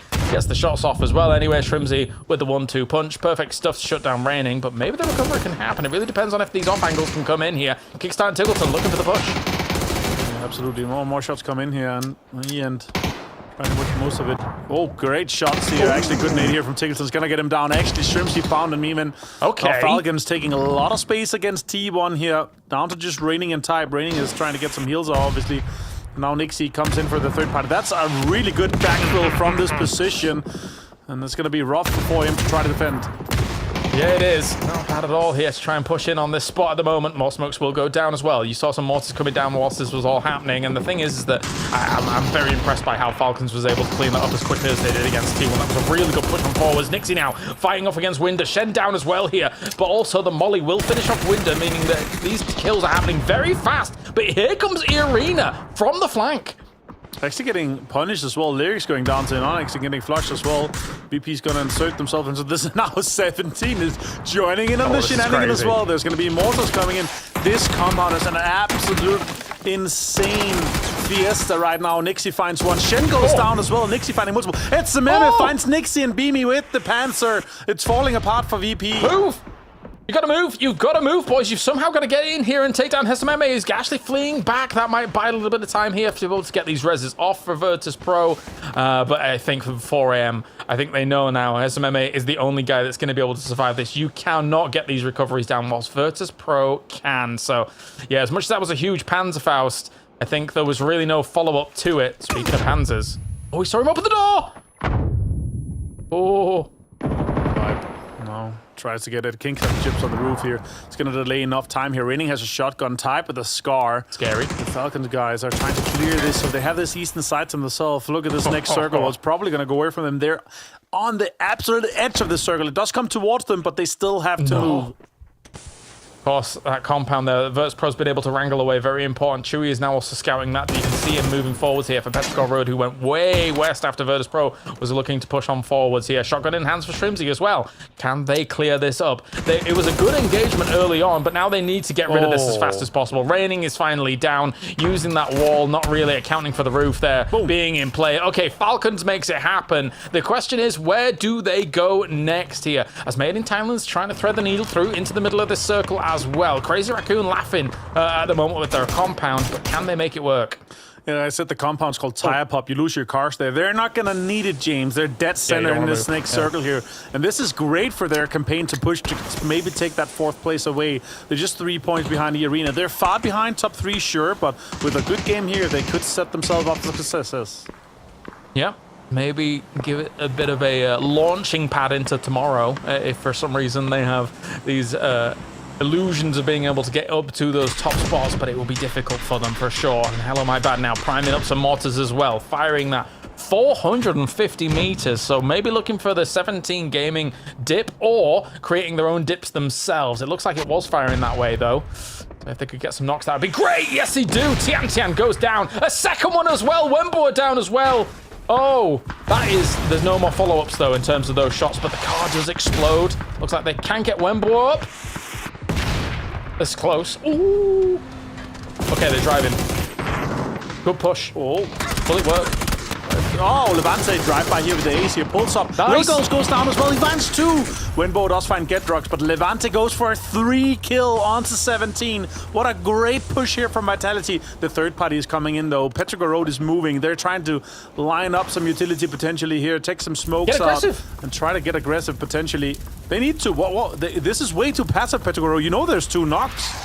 Yeah, I'm surprised they didn't just completely crash into this when they had the opportunity to do so. Maybe it's because 0-4 was a little bit further away, I'm not sure. But yeah, with those 2 knocks going down, you know what happened there. You saw the mortars, you saw Vitality go for the push, you saw the knocks. So they're just going to be sitting on this spot, and I don't know if that is the play here for Petrichor Road. We'll see if it comes back to bite them. But for Vitality, certainly not. They are so happy being able to make this maneuver work. Oh, Falcons kickstart. Oh my god, Falcons. They tried to get a little bit of a ridge here. They didn't have time to set up for mortar. Now more explosions are coming in. It's a little bit of a dip here for him, but it's going to be difficult for Falcons to make the most of it. Now PO lines even more mortars up towards Tiggleton. The king of mortars is about to get mortared onto. Yeah, I think, if anything, this is going to be a little bit left of him relative to the view of PO, but we'll see. Because this, you know, the variance and where it actually comes down could quite easily just hit him donk on the head in a second. As now, Falcons divided up from all this. It's another E-shift. Imagine if Falcons had been 4 alive from that spot. The Expendables take down the DN Supers at the moment.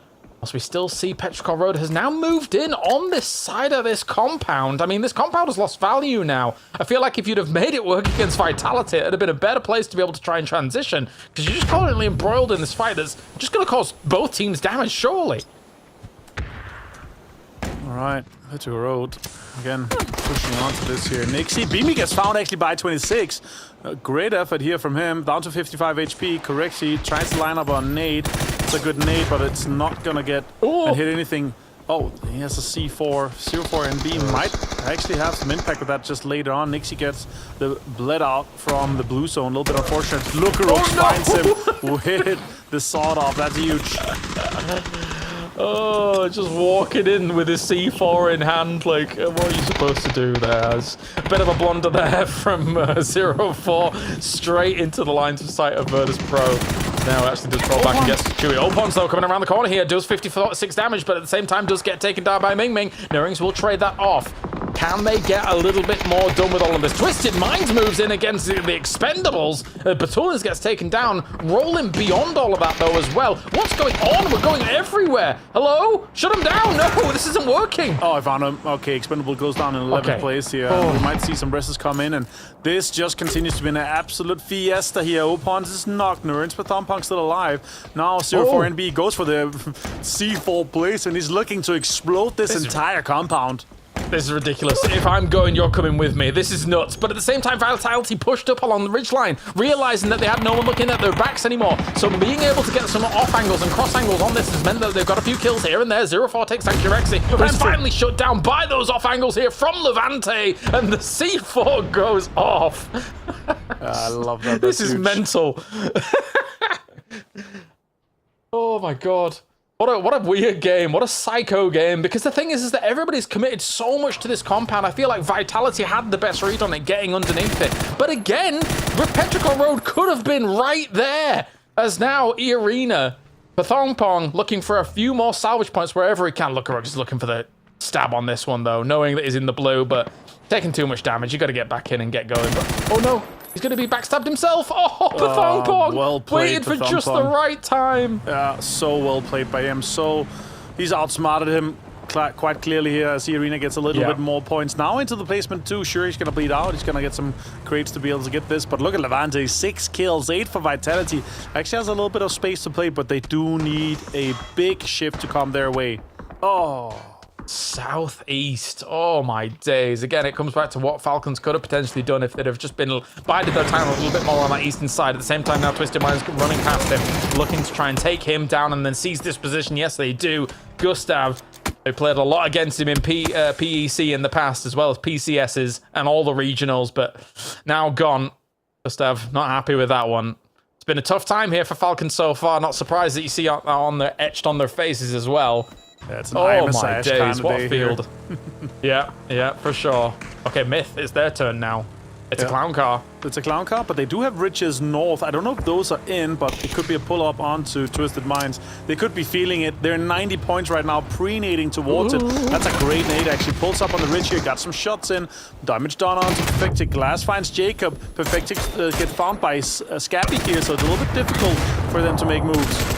Yeah, they need to finish this off quickly against Twisted Minds here, otherwise they're going to keep getting shot at from other angles. Kiss now down here to Example. Somehow Example needs to light up here to be able to save the position here of Twisted Minds. Another name forwards from Scappy. Into the smokes, it's perfect! And now takes down Example as well. Oh, it's all on one more player here for Twisted Minds to try and do something desperate. Yeah, unfortunate for them. I like the idea, but the breach is not the play there on him. It's not inside the circle. But Pio continues. He knows he's in the car. Oh, is it gonna hit them? Is it for them here? Is Batullins gonna? I think it's for Batullins, no? Oh, it's for Batullins. Yeah. Okay, it was. Okay. It's actually close. It's gonna be difficult to hit. He's gonna go a little bit deeper, but he knows exactly where the car is. Yeah, this is scary times. Batullins actually walks straight into the crater as well, assuming, okay, you've probably adjusted for the distance of the car, so actually that was quite smart there by Batullins. Now Vitality tries to dislodge anyone's legend up in these cars at the moment, up by these hay bales. Trying to use the deployable cover for an angle. Perfect stuff by Levante. 6 kills for him. Finally, one of the Western teams is suddenly awake here. And it is Vitality of all names. Coming around the corner. Okay, 7-4. Hello, my bad on Levante. Doing big work here for the Bees. Yeah, it's a replication for what we saw in Survival Stage where Hello, my bad on Levante got all the kills. 20 and 11 on the day. Now, double P90. They tried to get in there. All those P90s. This is Falcons' nightmare continues. Bean does find Scappy here. Myth is getting shut down. It's kind of good for the rest of the lobby here, even though they are looking to have an almost 20-point lead going into the last game on the day. 11 kills. Talk about a light in the dark for the West. Suddenly, Vitality starts to make a bit of a run for it, but the problem is Myth still alive. Kiss still alive. The thorn in the side. It has been non-stop. Whenever it becomes a single player alive, it's Kiss, and then you can't get rid of him. What are you supposed to do? You just can't get rid of him. But this circle might get rid of him. We'll see now. A few solos here and there dotted about. Gen G with a huge flex out into these fields. Yeah, absolutely destroyed there. And again, a situation where You try to heal, you can make the most of it. Sure, you get top 6. You do get 2 placement points for it. Now Myth and Kiss trying to squeeze 1 more point out. But he's the furthest away out of anyone trying to stay alive here. Sure, Gen G has the southern control here. But let's see what Crazy Raccoon is up to. Are they up to something crazy? Or are they going to be making a smart play maybe towards the northern side of the circle? What have they been cooking? What have they rustled up in the trash can? Let's find out, because this is going to be a little bit scary. Where can they go for the cross? The thing is that they also know Vitality has to make a cross as well into some of this circle. At least they have the left side of this road to actually try and play with. If they can get themselves down to maybe one of those hay bale positions as well. Quizzy's trying to scout it out wherever they could potentially go, but there really isn't that much cover. Okay, they're trying to bring down the foldable shields. Get rid of Kiss here as he moves over to one of the Doritos. That's a good move by Kiss here. You don't want to be sat behind those foldable shields once they're currently gone. All right, more utility being thrown. More utility trying to be connected here, but Kiss, 4 HP. It doesn't seem like it's a task that's going to be able to be completed for him. 14 left alive, obviously, here. Zulin's looking for it. Kiss, actually, some shots towards Crazy Raccoon. Now he goes for the first aid here. This is going to chunk even harder here. Goes for the first one. The next one's going to absolutely destroy him here. That's, perfect. The Molotov from the Tulins. Finds the kill, finds the confirmation on the placement too. That's 2 more for Twisted Minds as they move into 40 points to Rain. Yeah, let's be honest though, they need every point they can get. I can't believe we're saying that about Twisted Minds, but here we are. As now Gen G also needs every point they can get at the moment, currently in 8th place, and they've got themselves a good setup currently. Soul is going to be their anchor spot in the middle of this circle, and thankfully for him, there isn't too many off angles other teams can take here to be able to dislodge him. Batulins tries to be annoying though, and indeed he does. Takes down Glass to start things off. Pio will shoot some shots through these smokes here, but that nade could be big depending on the range for it. That's not his nade though, that's Salute going up against Vitality here. Levante and Gedrock's down. D follows it up as well. Hello My Bad has gone here. Vitality had a very difficult cross to try and make here into some of this circle, and Gen G is punishing it completely. That's huge. Huge for them to lock this one down, to get the points here and take that western control here, James. This is exactly what they needed. Look at the utility being thrown directly towards Crazy Raccoon here, trying to finish it. Batulik gets found by Bean here. This is a huge game for Gen G. They could put themselves into top 5 quite easily with this game. Even top 4. Look at these flex ounce as well. They have full control of this circle, so much so that they can swing all the way wide around this. Links in hand. Soul takes down PO. This has been crossing the T's, dotting the I's for Gen G. If you give them an opportunity, they will take it. It's just when those opportunities come here for Gen G. And now this will move them up the leaderboards quite nicely. There's no way Crazy Raccoons gets out of this one. Yeah, we can talk about it. Maybe it's time for the Korean teams to do well here. And here we have it. It's D and Soup, it's Crazy Raccoon, it's Gen G. Obviously, Gen G is going to win this. I don't see a world where Guyon and Anonic survives this onslaught that's coming to them from Gen G. 5 kills from Bean. Salute with a Lynx finds Guyon here. Now it's about full sending it to get that extra point confirmed here. They don't want anyone to deny. And he gets fouled. It's Gen G for the chicken dinner. And 12 kills to come their way, James. What a game for them.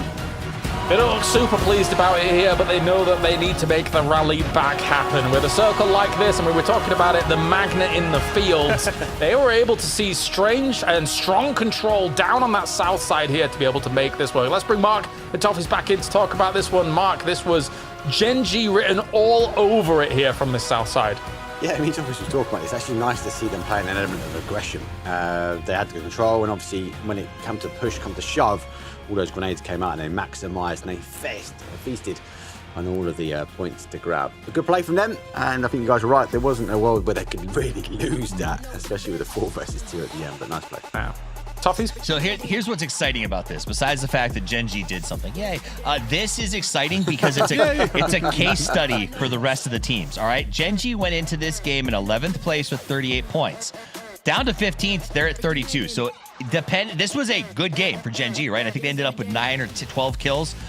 If they can move into a position that strikes towards the top of the leaderboard off the back of this one, then all of the fans out there can say, okay, see, Gen G did it.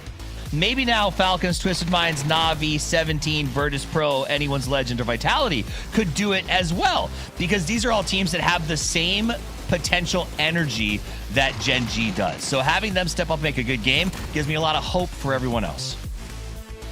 No, for sure. For sure. Let's take a look back here. Vitality is super important. Wow, what a performance by them. I mean, we were hounding on it, Avenger. I feel like Petrogor Road could have backfilled their position, but they were just a bit slow, not even bothering for it. Yeah, this Levante pull up here to then jump out and get the last one. Absolutely insane. And you know what I love so much about, especially here in Miramar, like Dips is already good. Teams know that they're so strong, and when you go there early, it's just gonna get bombarded like that, right? The mortar setup, where you drive that onto a location where your mortars are coming, it's actually such a huge strike because all the guys there, you know, their ears are ringing because they have just been mortared by so many explosions, and then the pull-up, it's just so impossible and so difficult to do anything about. But yeah, obviously Gen G being able to lock down that. They had to move again and again here, Vitality. If they actually had one important shift come their way, I could have seen them take this game, but Gen G too strong in this one, and 22 points total is huge. Oh yeah, big move for them, 21. And 21? Of course, Team Vitality with the 15 Twisted Minds finally gets themselves some decent points on the board. And Crazy Raccoon from that Compound Toffees, you would hope that, you know, with the 9 points from them, it's be able to push them up a little bit more. Admittedly, it's an okay compound until you have to move away from it. Yeah, Crazy Raccoons gets a for me on that end game, all right? They just waited it out. It was the opposite of Gen G. Gen G, though, is going to move into 4th place off the back of this game. Jeez. They were at the start of that last one. Again, this is that case study. They were all the way down in 11th with 38 points, and now they're literally in the fight, not only for top 3 potentially. It's a little shot, but, you know, we'll give them some props. They're also on the bid for EWC. So that means that any of those teams that are on the right side of the leaderboard, one big glow up and they go to EWC. So it's not untenable, and that excites me because it means that teams are going to start to make moves, right? Last game, we saw D shoot Bean in the face with a Panzerfaust by accident, and that maybe activated them as they came out this time, and they were like, you know what, maybe all 4 of us are going to try to make clutch plays this time. Okay, let's see who's going to be able to take our man of the match, though. Will it? I was hoping it would be Levante, but it might be Bean, considering he got 5 as well as 800 damage as well here. So good stuff by these boys. And again, Bean is like the longest standing member of this roster, Mark. I thought that Gen G was gaining traction last year with the previous roster, and he's been the one that's been here for the longest. Yeah, no. I think this day 2 has been kind of night and day. If you look at obviously day 1, go on, lad. Go on there, lads. We're clutching. Flex of the lobby. Look, day number 1 for Gen G just wasn't there. Down the bottom of the leaderboard, they couldn't get any points. They couldn't control the zones. They couldn't control their rotations. They've come back now. I'm looking obviously at day number 2 minus that last game. But they're in 3rd place, right? They're up the top here with Made in Thailand with DN Supers. So arguably, it is a polar opposite. Can they keep it up? We're seeing teams fall off the pedal. We're seeing Petrol Road obviously let off the gas slightly as well. They're starting to fall down when it comes down to their point average only for day number 2 as well. So there's a lot of opportunity, but it's really nice to see Gen G obviously skyrocket up into that top of the league. Yeah, really impressive, all things considered. But we've got an opportunity now as well to talk to Hello My Bad from Vitality after a great game from them. Hi guys, it's Bella standing with Vitality's Hello My Bad. Well, that was a great game. You guys tried to put up your fight and you got 11 kills. You and Levante put it for the team. Seems like you guys might be a little bit under the weather. Like, how's the team today? We feel kind of bad today since every single player on the team is sick, but we're doing our best to keep playing same way we were doing before, and that's our plan for today. I mean, there's a little bit of a point gap to overcome for you guys to be the contenders for the trophy. What's the one thing that you want to do going into our last Tago of the day then? We're just going to do our best to make our comeback easier for the last day and hopefully going to win the game. Maybe a chicken might help? All right, thank you, Hello My Bad. I'll see you in the next one. Bye. Never mind a chicken dinner. We need a chicken soup if they're all feeling ill. This is crazy scenes going on. I mean, wrong team.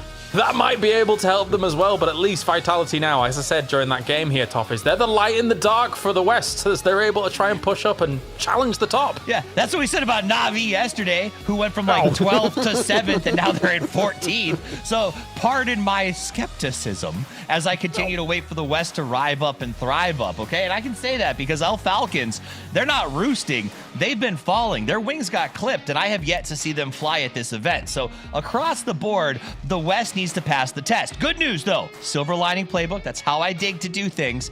It's not EWC. This is going to give a lot of these teams the kick in the crotch they need to be ready for one of the biggest events of the year, because the whole West is going to go home after this, regardless of how it ends up, and go, whoa, those guys got something we don't, and we got to figure it out. Well, the West's pretty good when it comes to EWC or Gamers 8, so just saying, just saying. All right, we are going to a short break. When we return here, one more game for day 2. Let's get it going.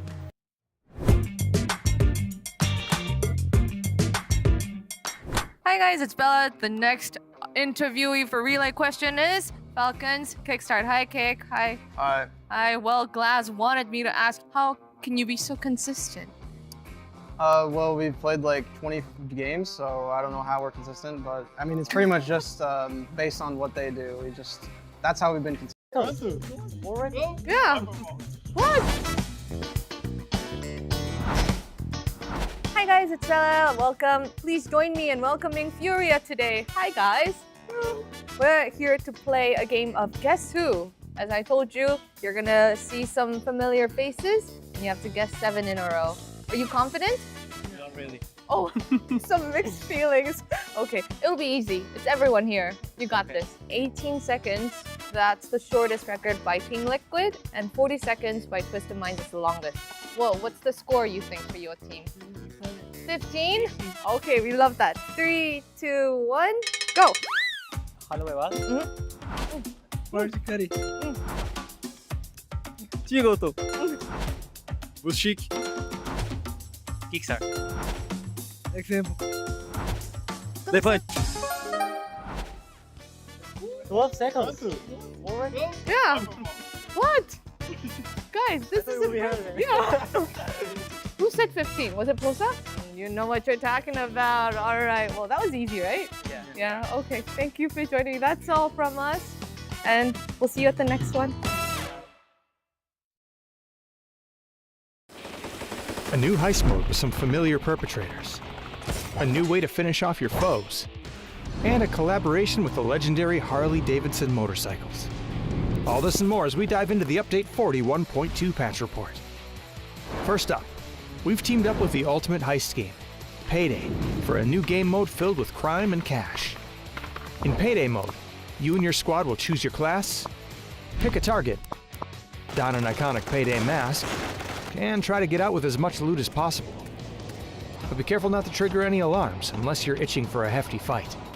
Completing objectives will award money that can be used to unlock more weapons and equipment. So complete as many as you can to up your arsenal. There's also a special Payday event pass for you to unlock even more cool Payday themed items. Next, finishing off your enemies just got a little more stylish. When you approach a downed enemy with a melee weapon out, you'll now have the option to perform a finishing move with a special animation. For now, executions can be performed using the crowbar, sickle, machete, and of course the pan. But other melee weapons and additional execution animations will be added as time goes on.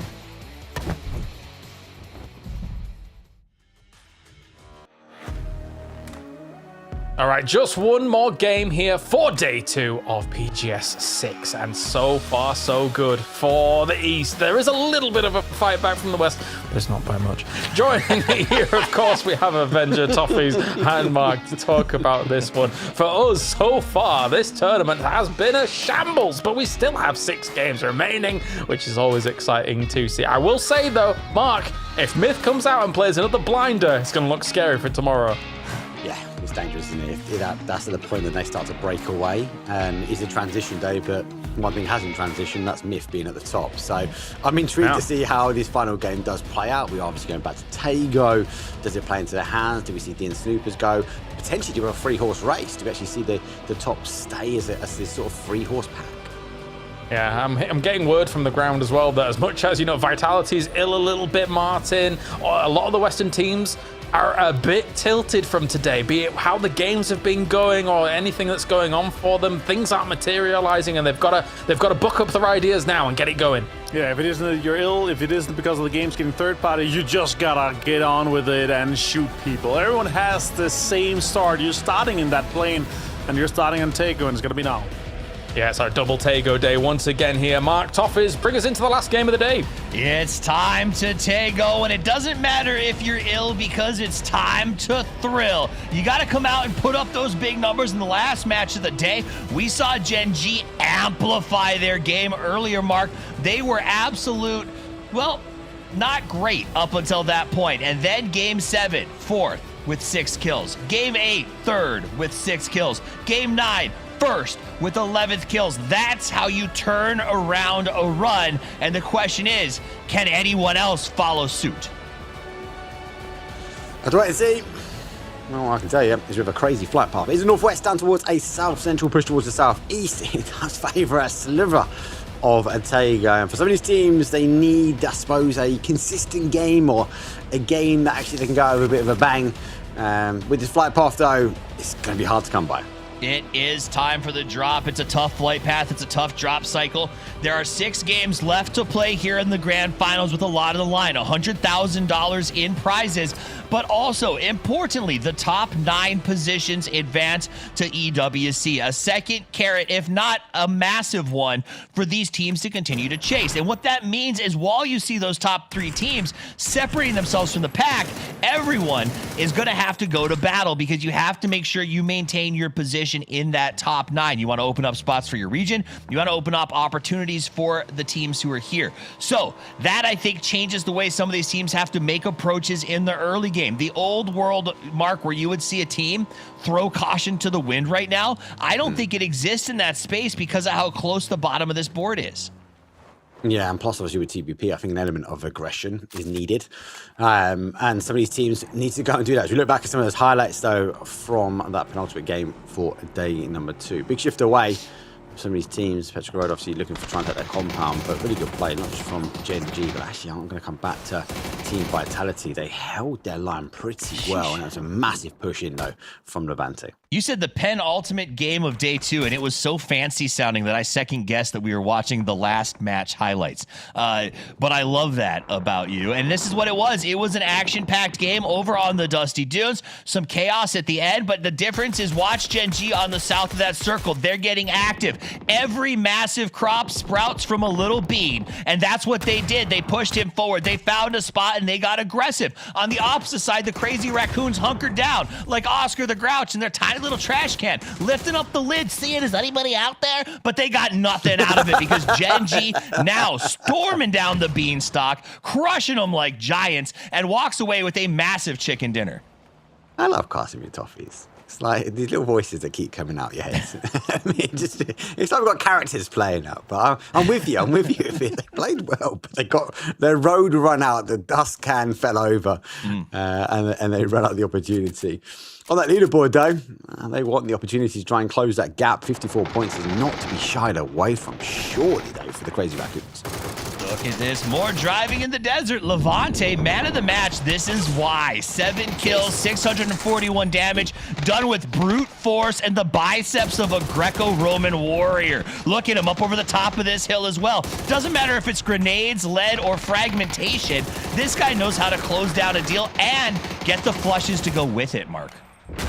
He is holding the West on his shoulders. And that is exactly what he's doing. And for a team coming into this event, you'd expect would be a contender, but definitely not holding up the West. Let's see if they can hold on to that in this game, and more importantly, hold on to that coming in to tomorrow. They are in the southeast corner of the zone, so did pop quite south, late on the flying path. Obviously, we do have the river in the northwest corner, so I think a lot of these teams might look at that as a potential. The zone might shift quite heavily towards the north. I am worried. Songam, we've had a lot of endings around Songam, and there is a bit of water in the south, so will we see the zone play aggressively? That might play into the hands of Vitality. Yeah, I do think that this circle has sort of re-marginalized the flight path and made it a little more fair for everybody as it opens up that north side. Inox taking a couple of shots at the Legends as they like leave this location. Vitality has been a breath of fresh air for the West. You got to go all the way down to 10th place to find the next highest performing Western team.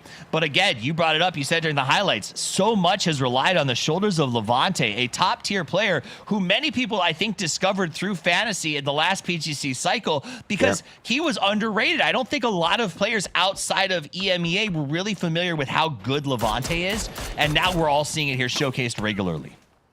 Yeah, he's been on our circuit for a while, so he's jumping around different teams, but he's definitely coming to his own, and I feel like it's breathing confidence, the ability that he can flex out, and he knows he can sort of bring it to the top tier tables. Himas brings the 5-5-6 to Bean.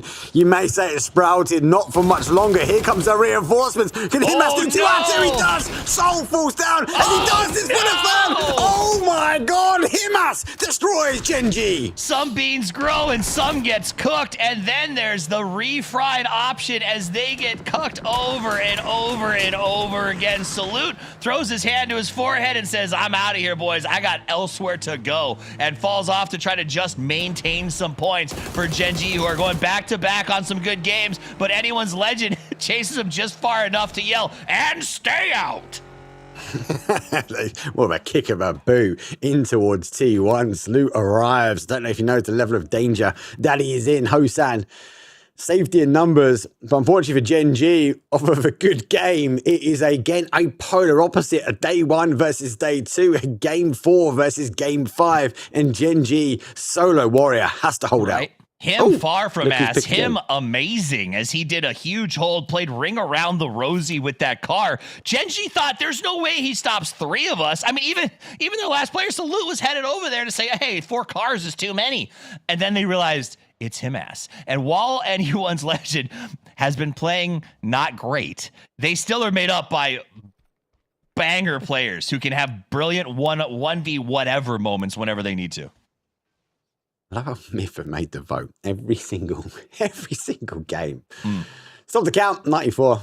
Salute. Here's the footsteps now. He has to be careful. He has to try and hold out the door, but obviously with a Panzer inbound, he won't be fully aware of that, but they've got a read on exactly where he's going to be.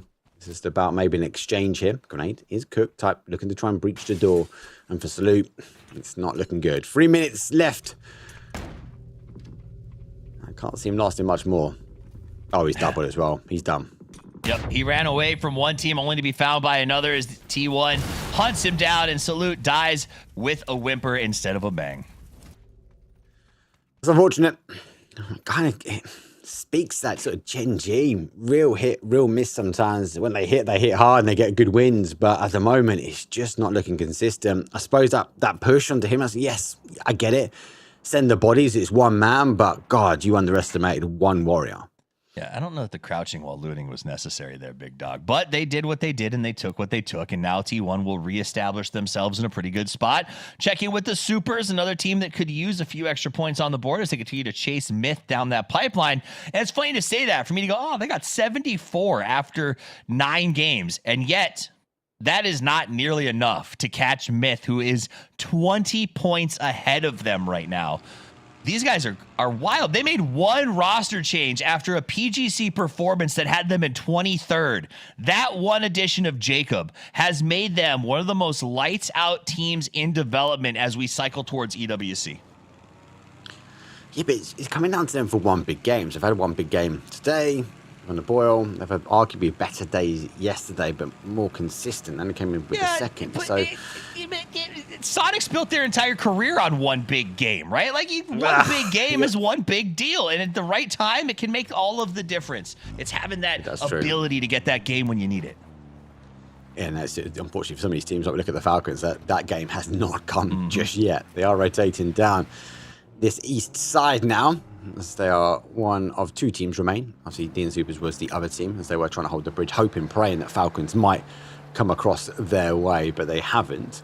I feel like, Toffee, though, Falcons have played well. I know it's really weird to say. I feel like they're in the right place. They've got the numbers up, but it's been like one thing that's sort of allowed the tower to fall each time.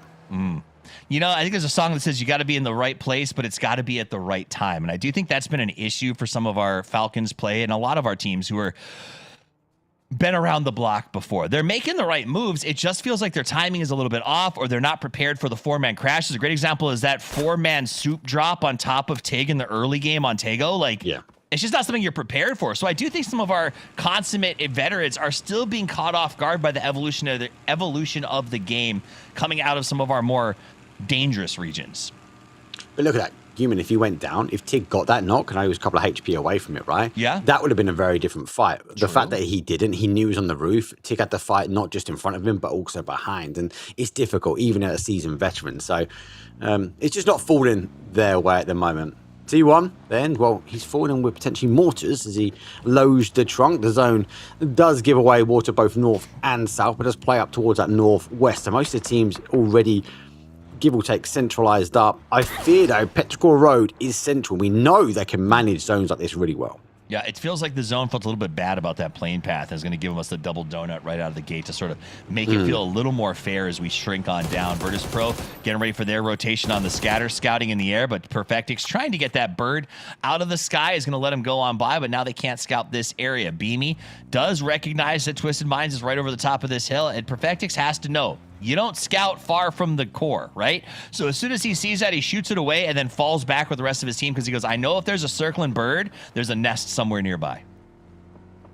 Oh, there's a nest nearby. Falcons talk about the nest. They are taking an emergency pickup across this zone as well. And they've got a complete clear path from Buxam. Team Vitality taking the shots now towards Myth. Only a little bit of damage here from Dead Rocks. Jacob able to find safety in the next bowl over, but for Myth, they have parked up. They're willing to take the fight, and why not? They're on 94 points. They can do whatever they want. Yeah, Myth doesn't care. They have, you said, the freedom to just rotate however they like, and if it goes badly, they have at least one, if not two, bad games they can throw away. Everyone else is trying to play 5D chess right now with these rotations. Where do I go without hitting conflict? I want to preserve my top 9. I want to manage my points, and I want to give myself a shot at both PGC points and big money for this event. So it is really tough to be in the mid pack right now. You have to manage expectations, but also try to find 20 points before tomorrow. Like, I don't know how you do that without exposing yourself to extreme risk. I think it comes down to the style of play. If you want to go aggressive, you want to go risky, the reward could be great, or you're going to fall. You've got to not forget, these are the top 16 teams, right? Yeah, but the fall, you can't have the fall. Half of these teams are signed for EWC. Their organizations expect them to be there. So the normal risk-reward scenario, you can say, well, let's just go for it. Worst case scenario, we lose, is not really on the table today. It's bigger. Bigger fish to fry, should we say. 4 a.m. These teams now sort of neighbouring on towards Navi on the adjacent side. Kick did go for the scouts. He took to the air on that emergency pickup. Was able to find that actually pretty much in front of them and all the way past Buksang Sa is free. So they have taken it. I wonder if they have picked up, though, that rotation coming in from behind them. As it is Dean Supers. That will be there. Falcons have a lot of decisions to make here, Tuffy, so. Yeah, you know what? Let's check in with them. Everybody else is just driving in circles. What the Falcons up to? Run to yellow and peek into them. Yeah, just be careful. There could be with being 3 cars, I think it's going to be a big team. I think there could be one right under you. IGL forehead. I think so as well. Tig, can you get info on green compound leaving? Sorry? Yeah, I think we just go peek it.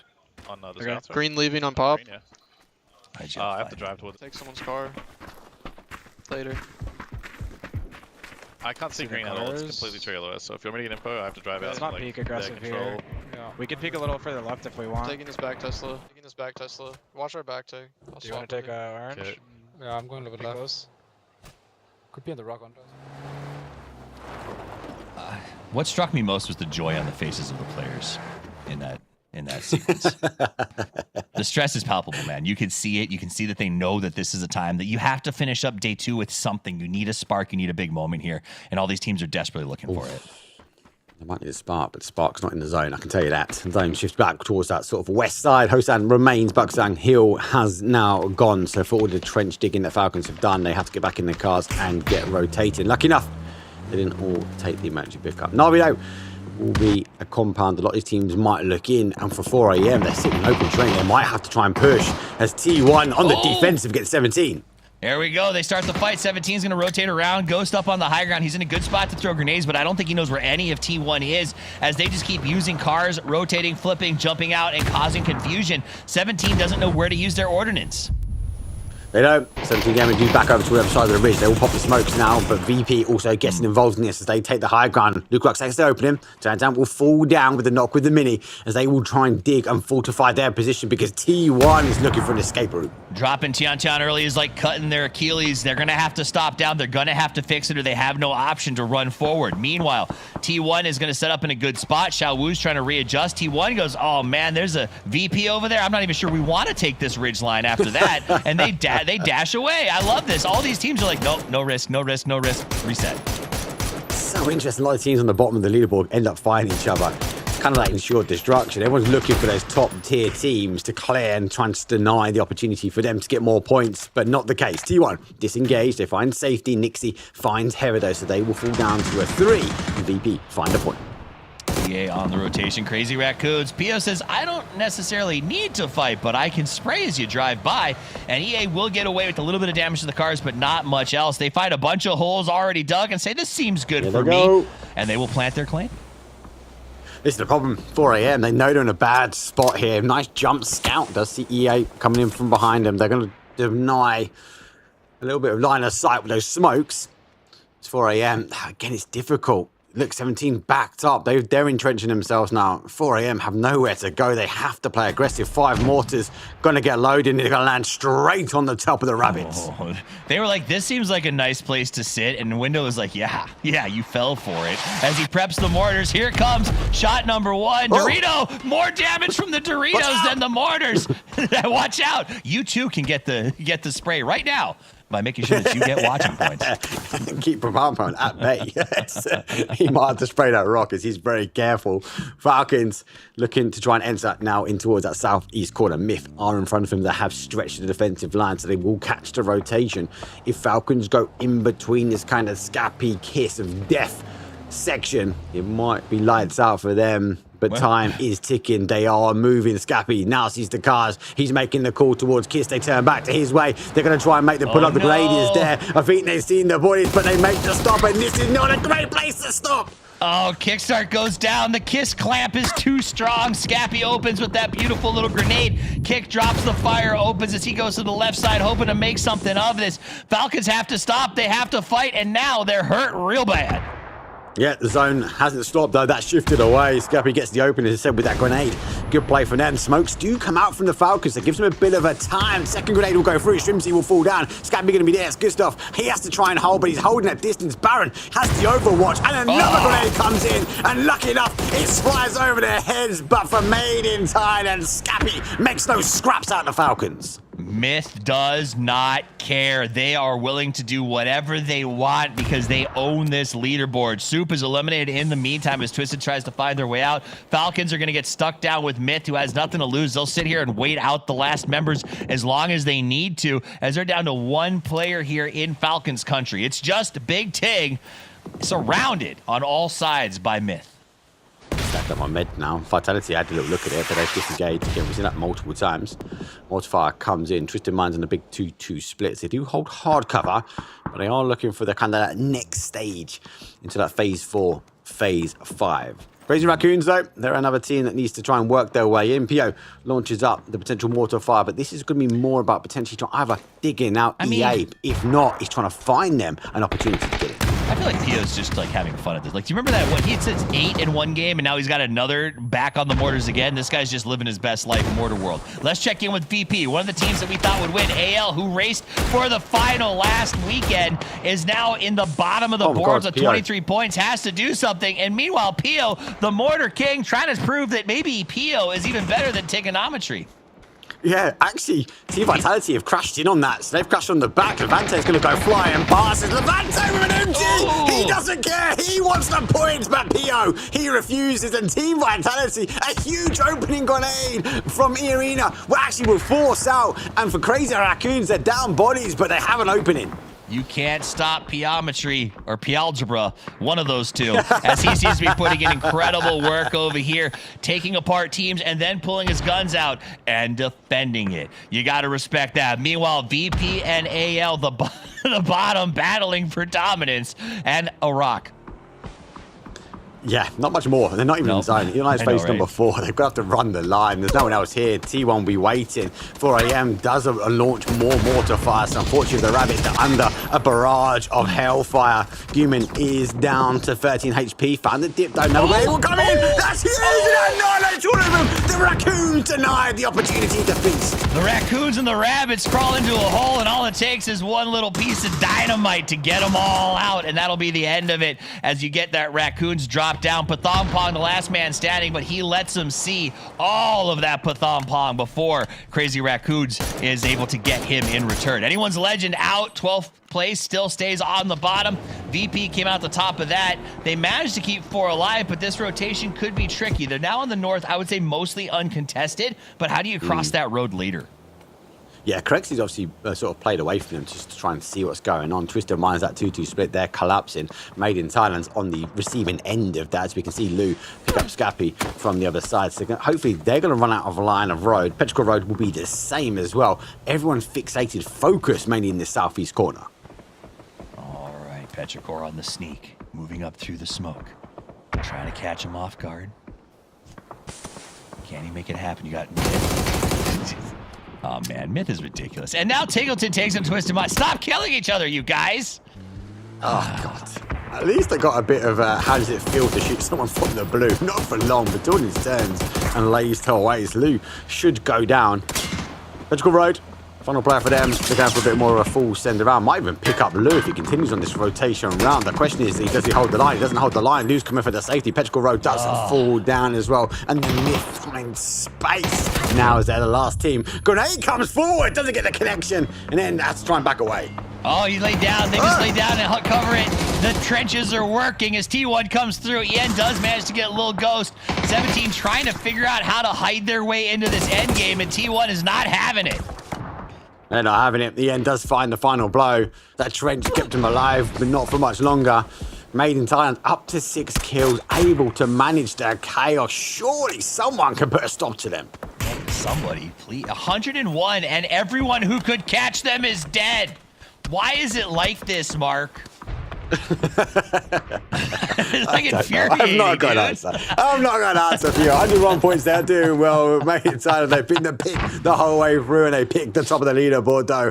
Hakatori for the boys of Na'Vi. They found an opening with 1, but they found safety in the compound. No one has breached as everyone is stacking up on the south. The problem with Myths is that they are always bigger than life, but this Myth is living up to legend. I don't understand how they're fighting this point leads. 87, 97 to 101. They're almost 30 points ahead of their nearest competitor, and everyone who's alive is just trying to play catch up. At the top of this hill, a Myth, this is how you become legends. This is how you start the path to a dominating EWC PGC run, and they have to feel crazy confident. Look at that. Baron steps up over the top and goes, easy, triple headshot. I don't even care anymore. He does not care. He plays peekaboo over the top again. Tambu puts him back the other way. Grenade comes over the top, puts him down, but straight away there's another Myth. There's another Thailand legend, though, to take the fight, to take the reins as they're putting those 50-point average per day to waste. More will come through. Jacob has to dodge this one. His brain will go down, but they're holding the high ground at the moment. As they fight against teams that are known for their aggression, you got on one side, the Expendables trying to get them from behind while they hold it off. You saw a little bit of work from Kiss to try to make that happen. Baron will get picked up here by Jacob. So Expendables on one side, 4AM on the other, and Myth just holding the top of the hill. And as long as they make both of these teams limp, they'll happily watch them grind up the bottom of that board, because none of this, after they saw those top 6 go out, are threats to them. It's like every team we throw at this Made in Thailand team refuses to go down. Na'Vi looking to try and enter into the fight. They will get rid of T1. That opens up some space. Gappy does get jerked. He will work his way around. GTE running out of line of sight as they apply pressure, but they didn't apply enough. Na'Vi, as I say, already leaving the compound, looking for the kills because they can't go down in the compound with 0 kills. Na'Vi had a chance, and VP kills one of their players. You know, the Twisted Minds had a chance, and Falcons kills one of their players. 6. It's just trying to recover over and over again. 4AM is down, and the Na'Vi grind continues. They did save the man. They're still 4 strong. This could be it. Forrest holds that north side for Na'Vi, trying to stop that VP push. For GTE, again, they've run out of zone, they've run out of players, and they're going to, unfortunately, tip out now. Those meds are not going to help. 5th place for them. The Myth still alive somehow, some way, and we enter to a top 4. There's only one team that's getting richer, and that's the Myth. You can't kill a Myth. That is the true challenge of these guys. They keep popping up. They keep having an impact. They keep changing the culture of the game, even though they don't really have any skin in it. 106 points. They can try anything they want, and no one can stop them. Twisted Minds, a legendary team, one of the most fabled in the history of PUBG, often argued, are they the GOATs? They want a PGC to prove that they are, but they got to get through this first, and right now, they're just being dismantled. I love that. Look at the left side. Myth first. Then we've got a 10th, a 12th, and a 13th. 3 of the 4 teams eager to try and break away, but unable to do so. Hakatori, well, he has an opening. He's a bit of a legend himself, and Spyro will try and finish that one off. There's a 1-2 combo. Myth down to a 2, but as you say, they don't care. They are going to send it forward, and they're going to send it to whoever they want to. But Boostic says, no, you're not getting away from our clutch. All right, so they all 3 teams have turned their attention to Myth. They're like, these guys have to die. Then we have to just let this fight happen, as Baron, the last man standing, is going to suck up a ton of the blue. He did get the heal off just in time, but he's getting tic-tac from both sides, so he will grab a few more reds and sort of try to keep his health up, but everyone's just staring. Look at if you look at the mini-map, Twisted and Na'Vi and VP are all staring at that one spot. What are you talking about? There was some kind of code, a signal, like the Batman light. Get rid of Myth, because the EMEA teams, the Western teams, must hold the line. We'll fight each other out after why, because it will make an impact to our leaderboard, our opportunities of going across towards the EWC, and the Myth say no more. I will be my own legend. I'll see you guys tomorrow. It's a leaderboard-shaped bat signal as Myth does go down. All 3 of these teams breathe a sigh of relief, but the crazy part is this is a 3-team final that we would expect to see at a world championship fighting for first. Instead, they're in a battle for 9th. I don't think there's an advantage. They know how each other play, and they play the game style that they want, so it's not going to be that kind of chaos that we normally see. VP on that position. They've had the potential. Hakatori, though, catches the overpeak from Lucarux. This allowed Twisted Minds to rotate, not just from one side, but they mass migrated to the other side of the zone. What a sexy rotation, and that knock really opened the door for them to get away with it. I think they might have got Clown Card, but they stopped that VP with that Lucarux hit, and so now Batulin can smoke up and try to get to the top of that hill. Twisted Minds had to choose who to fight. They chose VP. They're going to try it out. Batulin up to the high ground. Kurexi and Beamy both putting in work. You see Batulin get dropped and flushed. This looks like it's going to be a VP fight despite Twisted Minds' best efforts. I love it. I absolutely love this. Na'Vi know this. VP know this. They want to try and come off the back of it, so they rotate their way around. Spyro, blue zone in the back pocket. Grenades will go out. Blue zone soon to follow. The car gets most of the damage dealt with the damage as they will work through. Example, refusing to fall down, but Forrest finds Nixie. Example gets the exchange and puts another point on Twisted Minds. Example maximizing that push from Na'Vi. He knows VP is locked in, tries to get the kill, got the flush, goes for the res. Maybe it'll work out as he dodges and jukes those grenades. Here they come. Twisted Minds is out as Boostic is the one that takes that kill. More than happy to do so. Now Na'Vi versus VP. VP down to 3. Na'Vi with 4, but a bit of a high ground advantage. Huge game yesterday. Remember that 14-game win from Na'Vi. They looked to try and do it, but they got the numbers. Hakatori puts the currency down. Lucarux has to try and make the peak, and he makes the peak at the perfect time. Hakatori will fall, and it's a 2 versus 3. Peeky weeky, sneaky, sneaky. Kurexi's crawling. They're going to use him for information. Boostic up over the top, tosses the ordnance, the Molotov, the flash, everything they can do to lock him in place, and Ferris is going to finish off Kurexi. Arain, stand up. When you stand up, we get the victories. It's a 3 versus 2. Lucarux goes down to the gross, and he digs deep. Spyro will fall. 2 versus 2. The grenade will go out. Beamy will the hold, and Na'Vi get an explosive win. Arain's not standing. It's a 12 kill. It's not as good as yesterday, but 22 points. A salvation. Toughies from the West. Boo, boo, boo. Boostic came in spades. They did it yesterday. They were in 12th. They moved up to 7th. We just talked about how they fell to 14th. They're probably going to move up to 5, 6, maybe 7 off the back of this game. Martin, James, Na'Vi looks so good one time a day. Oh, a huge finish to the day here as Virtus.pro, Na'Vi, and Twisted Minds challenging for 1st, 2nd, and 3rd on the leaderboard. Wait a minute. Let me check my notes. The bottom. 9th, 11th, and 13th. No! This is ridiculous. Oh, dear me. But yes, they do show up in the last game. Finally, Avenger. Yeah, we replicate former greatness, what we've seen from them before, and they're doing it again here. But you know what? EMEA is a day 3 region, so I'm just excited for tomorrow, James. You know? What does the copium smell like over there? Yeah, the copium, it is strong right now. The odor, it's pulsing through the microphones. Like a gas leak. A gas leak. Oh, all right, okay, let's take a look at this game and how everything goes down. Because the thing is, yet again, Mark, as much as, the West fights back for this one, Made in Thailand still gets a boatload of kills, and now they're like 30 points ahead of everyone. Oh. It doesn't matter what team these guys throw at them, they refuse to go down. They're always finding themselves in these top spots, and if they're not quite on the top, they've got the kills to match it. I just there was a kind of calming. It was like we need to get rid of these, and then we'll fight each other out at the ends. But everyone tries to focus. If individual teams and individual players want to try and take on the Myth, there's something that's been said for the last 10 games, you're gonna fall. Tough stuff indeed. T1 tries to put up a little bit more as well, and the kill feed, Baron still lighting things up. T1 with a good hold there as a whole, and then Boostic and the boys here, Toffees, being able to round out a game. Admittedly, from that compound, they should have been able to, right? And then they were able to consolidate on the right sides of these compounds to shut down anybody coming close to them. And theoretically, Na'Vi is doing what you would do to win a tournament traditionally at 15, right? They're playing consistent spots, they're getting their big game, they're having these big moments, and we see it yet again here. The problem is, and it's working in the sense of they went to 12, they got back to 7, here they were at 14, they're going to be back to 7 after this game.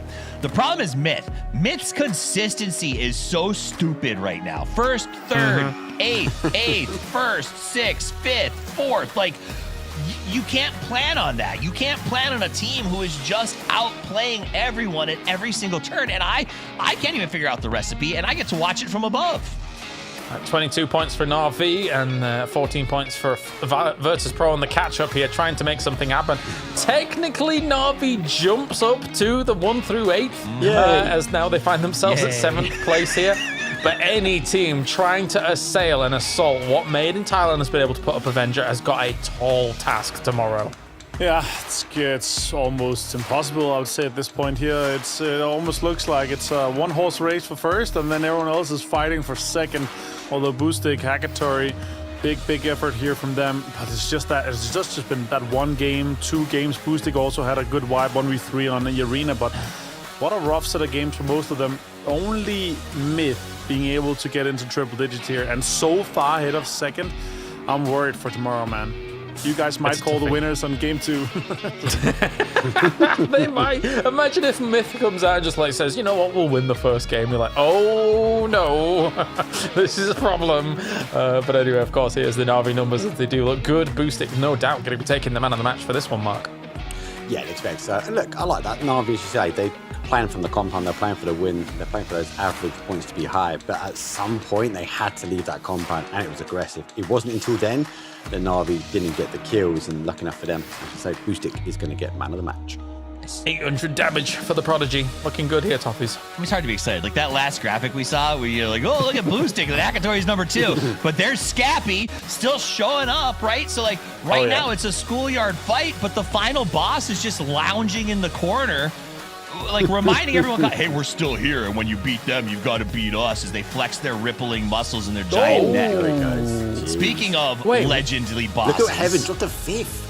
Yeah, that's exactly what stood out as soon as I looked at it as well, Mark. The fact that he was at 90-some MVP points and has gone all the way down to 79. And Martin, obviously, Kiss has looked amazing here. Scappy alongside him as well. But Opons being able to jump into 3rd, he has looked brilliant for E-Arena, hands down. Yeah, he's been looking very, very good. I really love what we saw from him throughout multiple games today here. A lot of clutches, a lot of big moments here. So it could be cool if E-Arena could strike back tomorrow, but Kiss, man, looking like it's very certain here. And remember, it's $10,000 for the MVP here off the circuit finals. I'm really scared who we're going to get for the interview, because either it's Made in Thailand and they were like, yeah, lol, we've won the tournament, or it's going to be maybe somebody from the West and they were like, we're having a really bad time, Toffers, this isn't going very well for us, what are we going to do? It's true, but okay, but here's the thing about Kiss. If it actually was an interview with Kiss, he'd be super humble, be like, we're just trying our best. I remember when Kiss was excited at PGS for us to even say hello to him when he showed up as Forest Natural Gaming, like coming over and being like, this is so cool to be on this stage. And now to be in a place where he's dominating this stage, that's gotta feel amazing. Hi guys, it's Bella here. I'm joined by Made in Thailand, Scappy, Sawadika, Nongways. All right, excited to talk to you because of the way that your team has dominated today. It must feel electric on your end even more. How was your day today? วันนี้สำหรับการแข่งขันรู้สึกยังไงบ้างคะ วันนี้ก็รู้สึกสนุกครับแบบว่าทีมเล่นกันดีแล้วก็ทามมิ่งวันนี้ดีมากเลยครับ So I feel I had fun today. Our team has played very well. I think our team got very great timing. Great timing, luck, and you had the firepower because it's not every day that we see such a giant lead in the leaderboard, especially at the grand finals. And I did hear from a little birdie that Kiss has been eating the same thing the whole time here. Is that the hack for your team? Can you tell me a little bit more behind that story? คือเราไม่ค่อยได้เห็นคะแนนของทีมที่ห่างกันขนาดนี้มานานแล้วโดยเฉพาะ2วันที่ผ่านมาแล้วก็ได้ยินมาว่าคุณคิสเนี่ยสั่งไก่กินทุกวันเลยอยากรู้ว่ามันเป็นแบบเคล็ดลับของทีมหรือเปล่าคะอ๋อไม่ใช่ครับคือผมก็ไม่รู้ทำไมเขาชอบสั่งไก่มากิน Well actually it's not our statistic or anything but I also don't know why he got to eat chicken every night He literally eats it every night. So it's just him, not you guys as a team? เขากินคนเดียวหรือว่ากินด้วยกันกับทีมคะกินด้วยกันครับแต่ว่าถ้าวันไหนทีมไม่กินเขาก็สั่งไก่มากินคนเดียว We actually eat together but even other players don't eat he will still order and eat himself It's just Kiss doing his own thing. All right. Well, it seems like you guys, share a meal every day, and you have been with the same team, say switching orgs as well. But is it the teamwork that's enabled you to be so consistent because you guys just won a PGS trophy 2 weeks back, the beginning of this circuit as well?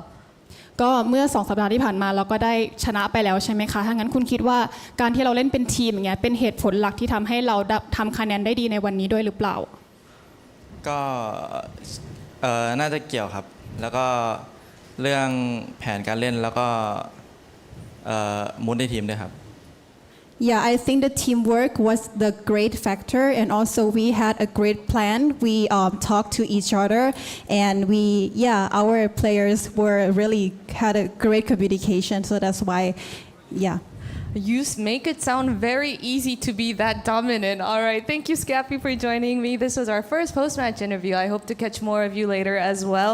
But before I let everyone go, we have our Twitch Drops announcement. PGS 6 Grand Finals Twitch Drop still goes on tomorrow.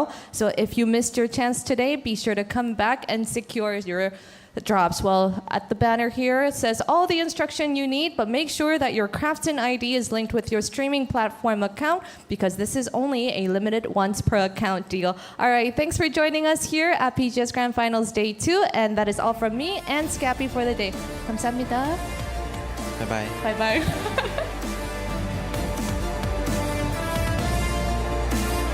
Oh, the big bye-bye there from Scappy. He wasn't having any of Bella's chaff there. No kamsamnida at all. Of course, now as we take a look, will it be Made in Thailand that is going to be the first repeat champion of PGS for 2026? It's looking likely. As Toffees is repositioning just one individual hair there. Say kamsamnida. Say kamsamnida. So, what have you got? Is that a toilet roll? Anyway. I got one too. Oh, great. Brilliant. It's all gone. Toffees, though, it is looking likely here that Made in Thailand is going to make it happen. Yes. I mean, they would have to it would have to be an epic failure tomorrow for them not to be in the race for at least the top 2. Like, there's a world where one team makes this close tomorrow, but I just don't know how. Myth would have to literally just show up without a mouse and keyboard, or maybe make each of them play one side of one plays mouse, one plays keyboard. They kind of all sit in between. I've done that before. Like, that could it's work. Hard. That could work. Yeah. All right, let's get some final thoughts then before we wrap up today as well here. Mark, starting with yourself. Final thoughts of it's all about Made in Thailand. They've got an extra 10 points from day 1 to day 2. Will they do it again? I did like what I see with Gen G, big performance for them, but they're going to need some major games to anyone else, and I'll be really interested tomorrow. Will people and teams focus on Made in Thailand? So if they get in a fight, will other teams try to shut them down quickly? Avenger, your thoughts?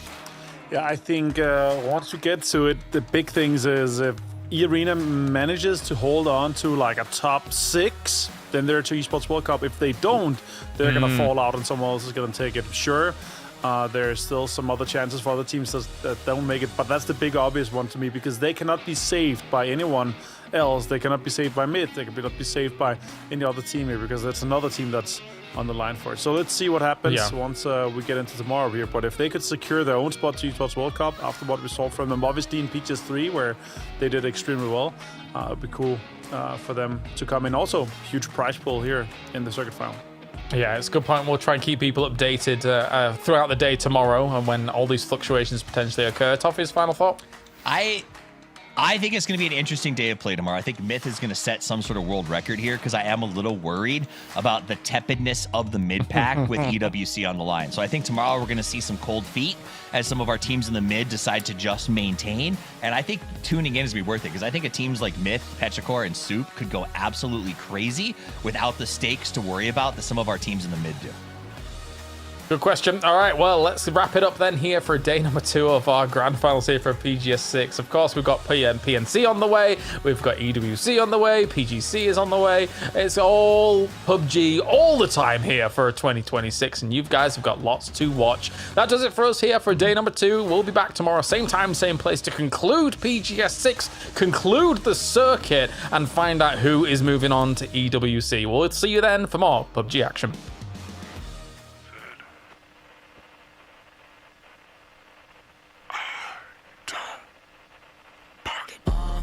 See me in a shiny flash. Who got this pretty face? Got something dope, hurt you mad? I don't really wanna understand. Got a missile aim, got a pretty face. I don't partake with them fakes. I don't like that, you heard me say. Repeat again. Bargain, sat him down and raise a bargain. I beg your pardon. I make it nauseous about this. My homemade but I'm breaking that. No debate, the pressure elevating, got no time to negotiate. Never Jesus at the pace. I'm a 5-star kid from the quick to the great. You wanna see me in the shining flash? You gotta sell a pretty face. You gotta sell a dope rich man. I don't really want to understand. Got a missile lane, got a pretty face. I don't partake with a face. I don't like that, you hear me say. Repeat again. 열심히 뛰어봐 나는 놈이 구며받지 않아서 해줄게 인사 반응도 못해서 쓰러져 down wanting I'm fairy and yes I'm a 신사 기상 pack it up 기상 긴장 shoot it up 비상 산책은 대신 그 티삼이 판이 so boring 내가 할 말은 피사 locked and loaded like my gun you toted take me to the battle my team you know it pull up and glow it I'm all day with it no I never get off everywhere I go is drama all the business diamonds booster up the pot pretty face don't let it fool ya they say I paid me really wanna now gotta keep going they'll never walk got a missile aim got a pretty face I don't partake with them fakes I don't like that you heard me say repeat again